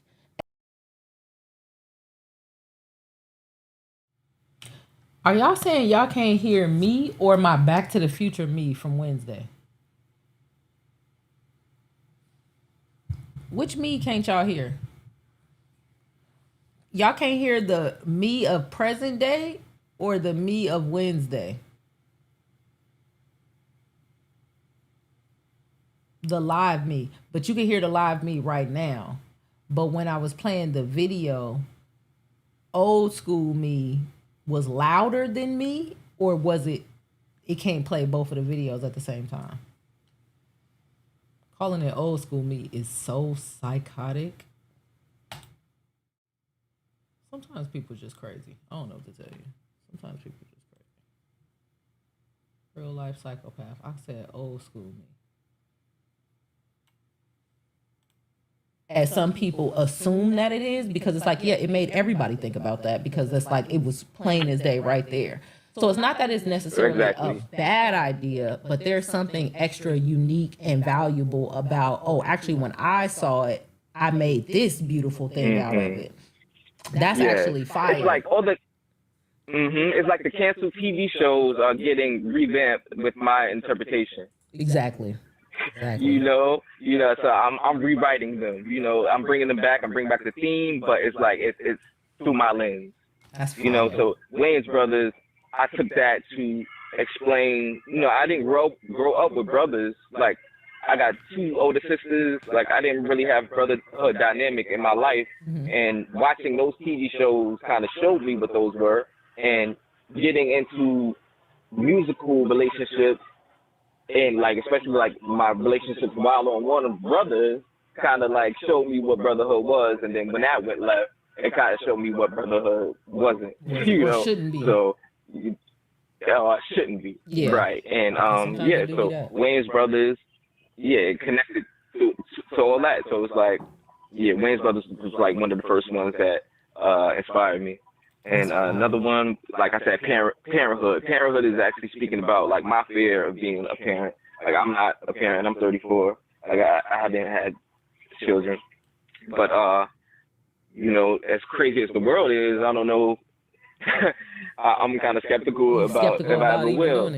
You know, that's been like a common thing. Like, a lot of people are saying people are just antisocial. And that's why that's why they're not having kids. And, you know, some economists are like, no, it's not that. It's the fact that everything is hella expensive. The world is, I don't want to say more dangerous or getting more dangerous, but we're more aware of the dangers in the world than we ever been. And so a lot of times people are starting to feel like, is it selfish of me to attempt to bring another person to experience this level of despair, this level of scarcity, this level of risk? And can I handle it emotionally to have, because like I have a son. I did it one time. I guess I was trying to be like God. I give y'all one son. That's all I got for y'all. I can't do it again because it was too much. But like, your child walking around in the world is like your heart. It's like your heart is really just walking around doing shit. It's like, damn, like imagine your heart jumping out of your chest and that motherfucker just walk around like, I'm finna go get some Chipotle. Like, oh shit, I hope Chipotle is safe. You know? It's a very scary, it's like a scary thing. So I definitely feel where you coming from with that, because it is scary. So you especially in this ever-changing world. Absolutely. You know, so like parenthood, like that's where that kind of, goes. Like, I think that concept and like that show was like a whole. Wait, did y'all say it was echoing? Wait, did y'all say it was echoing? I'm in here. I just got in from a pedicure. I know that's right. It's album release day. Did y'all say I'm echoing? Because I tried to take myself out so I wouldn't have that problem. So we started to experience a reverb, huh? All right, let's see. Because we got to be able to fix this. So we started to experience somewhat of a reverb. Didn't hear an echo, but you're more quiet. Well, I took myself off, so I wasn't, I took my audio off. It was, yes, I know that's right. Wait. Okay, so I'm confused, y'all. Skip said you back to echoing. Skip, what echo did you hear? Did you hear the echo when I was off of the screen?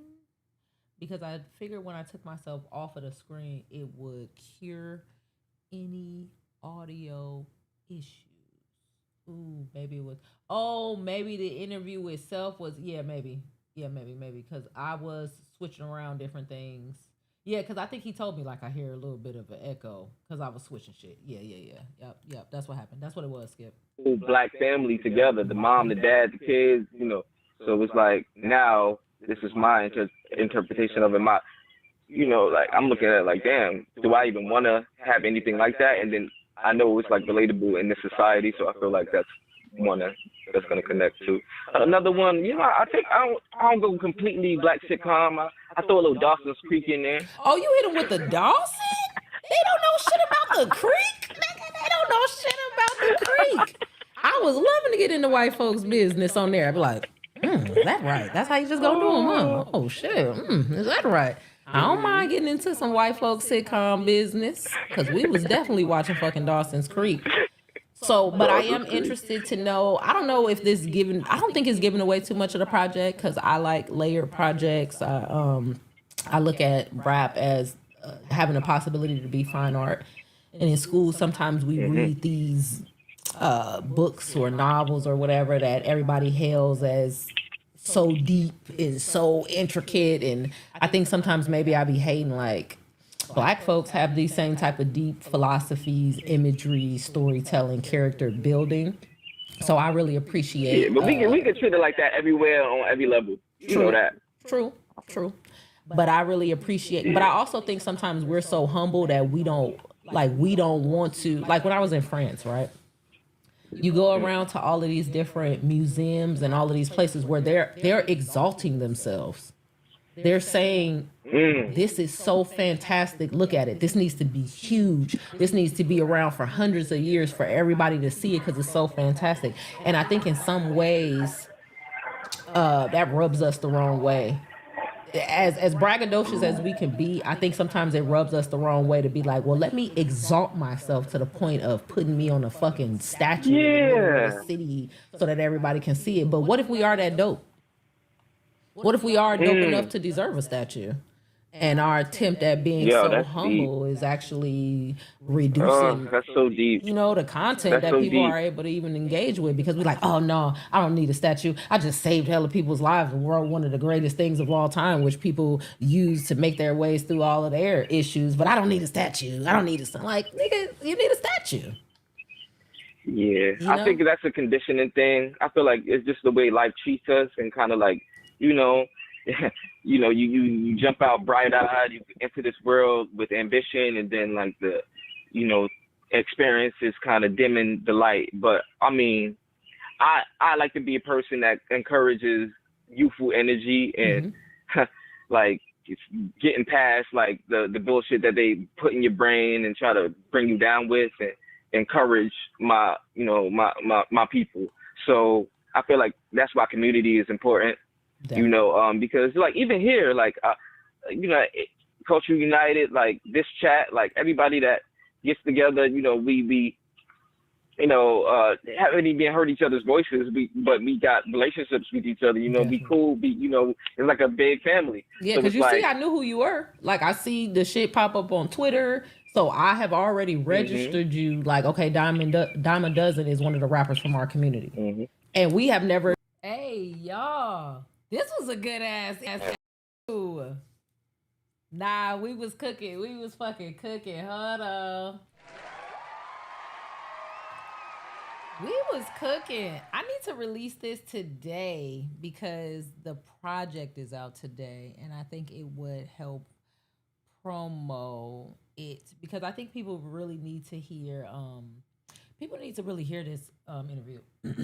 I'm not gonna say I forgot because I did walk away like, oh shit, that was tight. But now that I'm re-listening to it like this, like, wait a minute, this is a good ass interview. Yeah. So I am going to, I got one more request. You know what, y'all? We actually made it to the lunch table. This is fucking crazy. I got one more request to show, opposed to him being my partner, the post. now he my artist. Damn, it's so hard to mute the shit fast as hell. I got one more request to show the post sister thing. But yeah, I'm gonna clip that up because you know what, Dime? I think it was a great interview for you as well. Because we talked about so many different things and you really got it's wild that you were so tired an hour ago and now you got the energy. I know, right? I was starting to fade. And now I guess I'm on a reset. And I think it's because I started thinking about all the shit I have to do too. I really cannot take a nap though. I cannot take a nap. Like, let's be honest. Like, even when I get off of here, I can't take no fucking nap. That shit sounded good. Like, who the fuck I thought I was? A nap. That's hella funny. All right.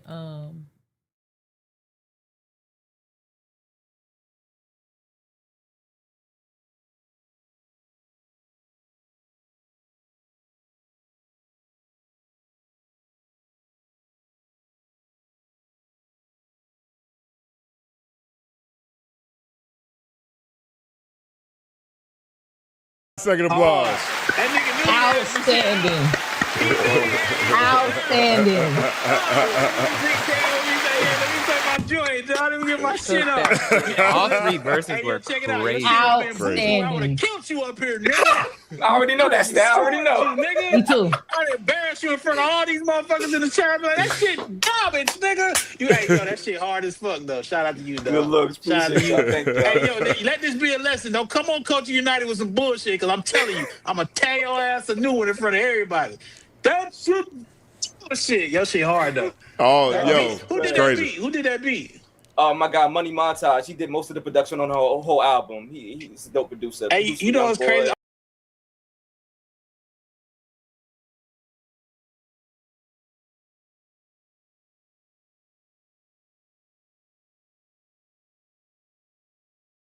He's spectacular. Yeah, but and just so you know too, there's a lot of people. There's definitely a lot of people who are watching right now who I don't send you.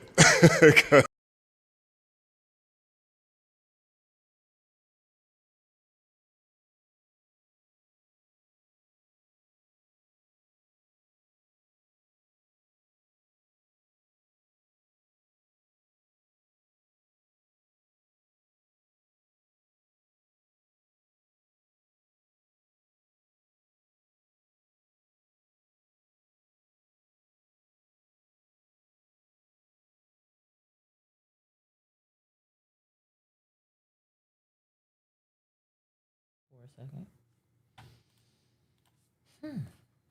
So supposedly we have a timestamp link. Is that different? Is that different from the link I already had? If I copy this, excuse me. What if I copy? Oh damn! Messages coming in, dumb late. Are they y'all typing them in way before they popping up on the thing? Let's see. All right, let's see. Maybe if they trying to get me to get off of here before we make it to 12 o'clock, but we done made it now, baby. Now, why the fuck is that an Instagram link? Copy. Paste. Why would that be an Instagram link? YouTube. Okay, bam. Open browser. Hold on 1 second, y'all. Yeah, about a minute. A minute? So you said the timestamp link. So this timestamp is at 2:32:46. This is at 2:32.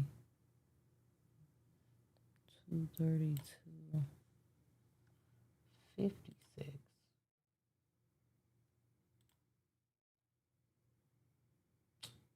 motherfucker keep trying to show everything.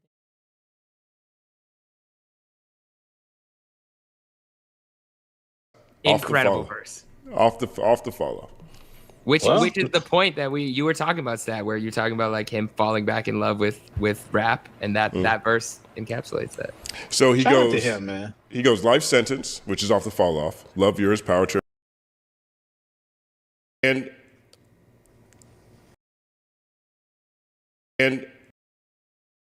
if it is, it's a very short reach. So I like it could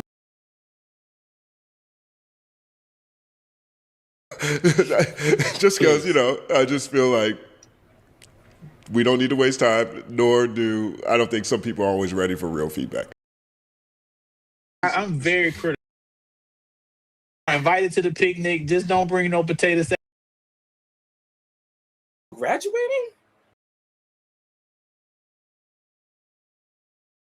About how all that ended.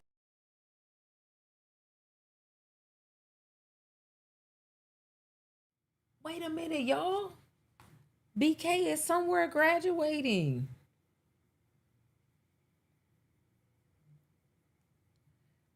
Damn, hold on, y'all. We knew something the hell was going on today.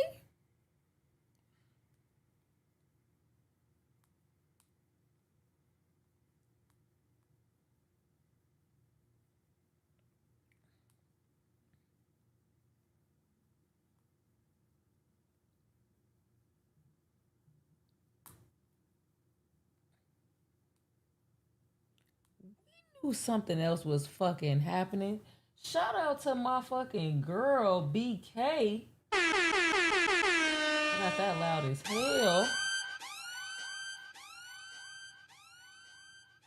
She's not the fastest texter backer, so I don't think we're going to catch her, but damn, shout out to BK. Today she will be walking the stage.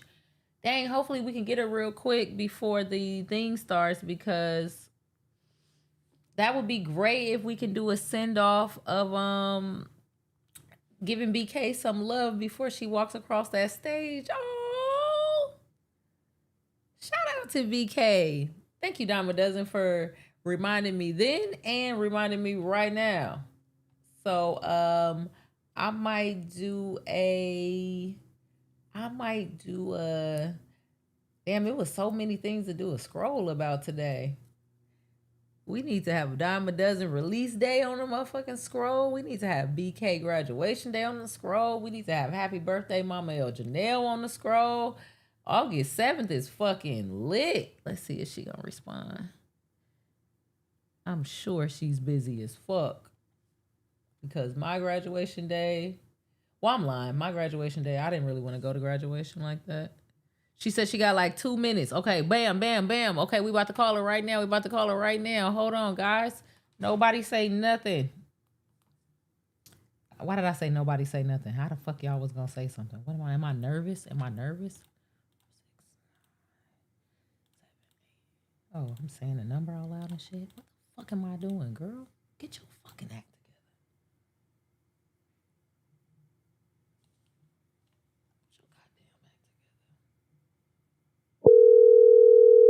All right, we calling her, y'all. Hello? This is ElleJanelle from Brand New Thoughts, and we just wanted to call you with the community and say, let's fucking go! Congratulations on your Brand New Thoughts community, ElleJanelle. Let's go. Let's fucking go. We just wanted to say we love you and we appreciate you. You is fine. You is smart. You is important. You gonna walk that motherfucking stage, and you deserve this, and you work for it, and we can't wait to cheer for you, and we will be right here waiting as soon as you fucking get back so we can pop bottles. Start with straight shots and then pop bottles. My bad. Flirt with with the hood rat outmodels. So sorry. Hell yeah. We just want to say Everybody we love pop a bottle for me. Take a shot for me. Get on your head for me. I mastered it. Yay. You mastered it. So I know you don't have that long. So we just wanted to say we love you. Congratulations. Happy graduation day. And we getting fucked up. It's going down. Hell yeah. We're getting fucked tonight. That's the wrong song. But congratulations. Thank y'all. Thank y'all. We'll see y'all Wednesday. See y'all Wednesday. Okay, love you much. Have a good one. All right, love you too. Bye. Shout out to motherfucking BK in the building.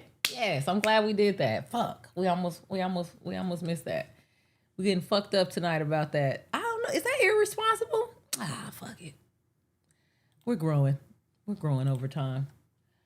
I don't drink, but I'll throw it in a circle for you. We'll take it. We'll motherfucking take it. Hello? Hold on. What do we got for that? What do we got for that? What do we got for that? No, that ain't it. Let's see. What do we got for... Don't tell me we ain't got nothing for throwing it in the... All right, y'all. We have a serious deficit going on. We ain't got nothing for throwing it in the circle. Is this throwing it in the circle? True. No, not really. Damn, what do we need for throwing it in the circle? What do I need to do? What is the right? Got to be something with a... Sorry if that hurt y'all ears. So I got to work on a couple sound effects. We need... I ain't your slave. We need fucking... Real nigga, boy. Straight nigga. One more... And he really need two, because he also need one more time and you're through. We need both of those. We need fucking... We need something for throwing it in the circle. What the hell? We don't even got no shit to throw in the circle. What? Slipping. And I thought I said another one earlier. I'm getting to the point where I tell myself stuff on these streams because it's almost like I'm fucking giving myself notes. Bye BookTube. We about to leave anyway. We about to make our way over to We about to make our way over to the lunch table. So I have appreciated all of you guys on my stream today. We have had a fucking ball.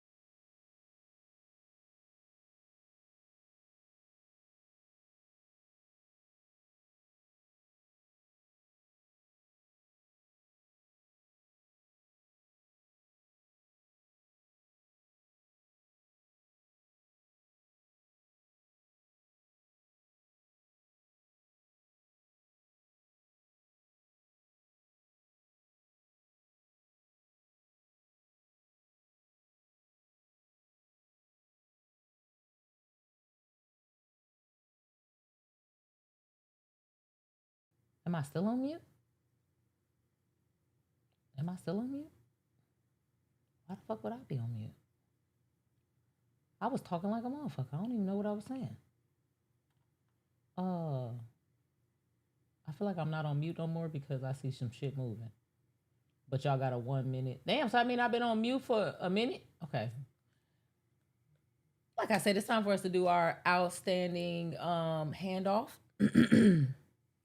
Handoff sound crazy. But anyway, That's what Trump be doing when he do his anyway.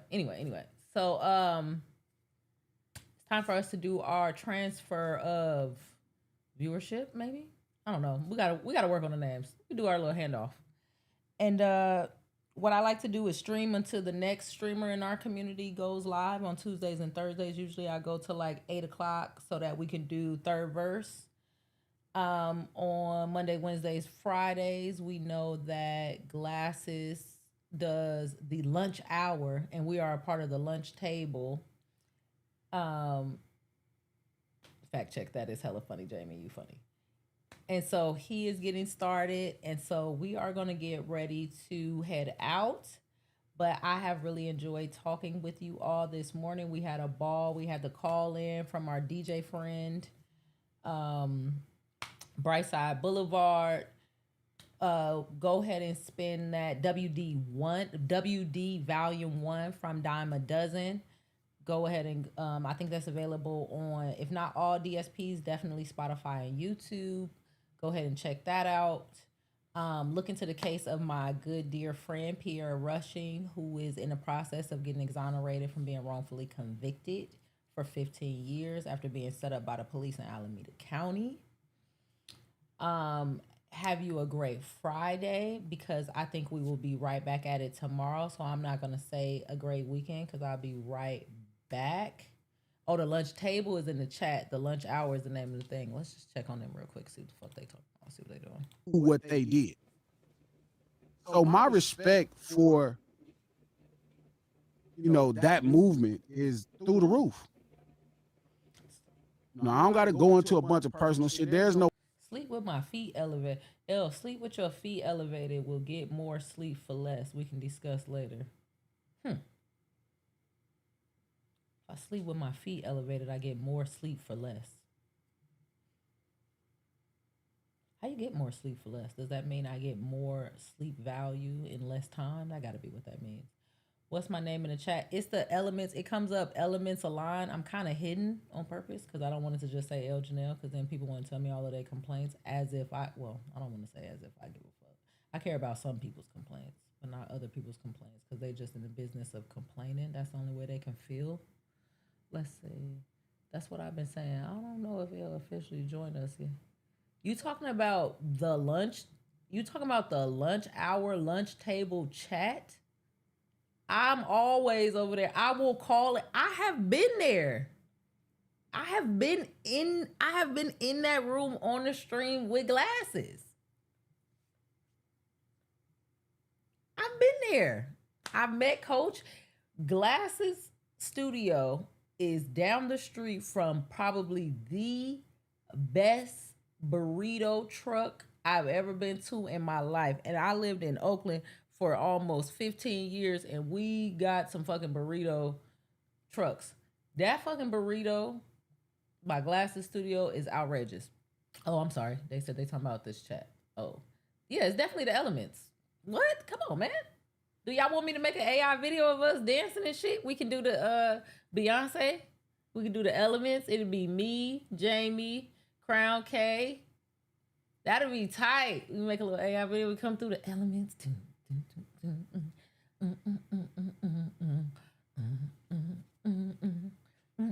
We need a theme song.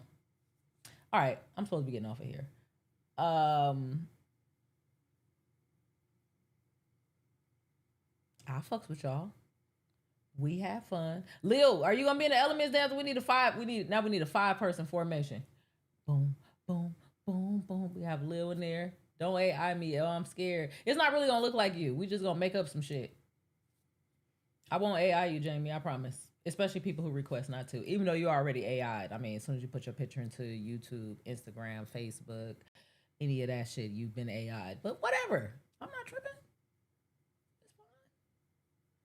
It's fine. You be there in spirit. We could just gonna call her Jamie, but it ain't gonna look like you at all. It just be a completely different person. You just gonna know. She gonna say, but I could be convinced. Yes, the Elements. I have a hard time. Can't capture all this body. I know that's the fuck right, Kay. Give me a small waist if it ain't really me. Child. no matter how much working out I do, that motherfucking waist is like it's like the one rebellious bad kid. As soon as you get it to looking good and shit, get a little lazy, that motherfucker come back like, oh, you thought you would get a little lazy? And you was gonna look right in this dress? But anyway, that's besides the point. Great stream, ladies. We are going to work on the costumes for our first Elements performance that we will be doing. That'd be tight if we could just do like halftime and we come through like the Elements. Be the halftime show of the stream. That's a good idea. A halftime show on the stream is a great idea. And yeah, and I will work on a news aggregator so that the voice is acceptable, because as you see, popping through that news aggregator is a fucking good idea, because who the fuck is this? It's a fucking good idea because we uncovered that Black Lives Matter dude story, even though we got to look it up some more, but it's a good idea, I'm trying to tell you. Shout out to Crown K for consistently uploading these fire ass community scroll pics, especially in the embroidery. You smoked all the embroidery once, I'm not gonna lie. You really smoked all of them, but you smoked the embroidery patch. Gonna hold you. Switched up the hairstyle color and everything. But yeah, so let's make our transition so we can see what the hell is going on over here, because they look like they over there about to give some game or at least share some interesting shit. I will see you guys on the next one. Let's see if I can hit some special effects for a nigga before we get out of here. I will see you guys on the next one. In the meantime, go get you some mints. And remember, no matter where you are, there's a lesson there.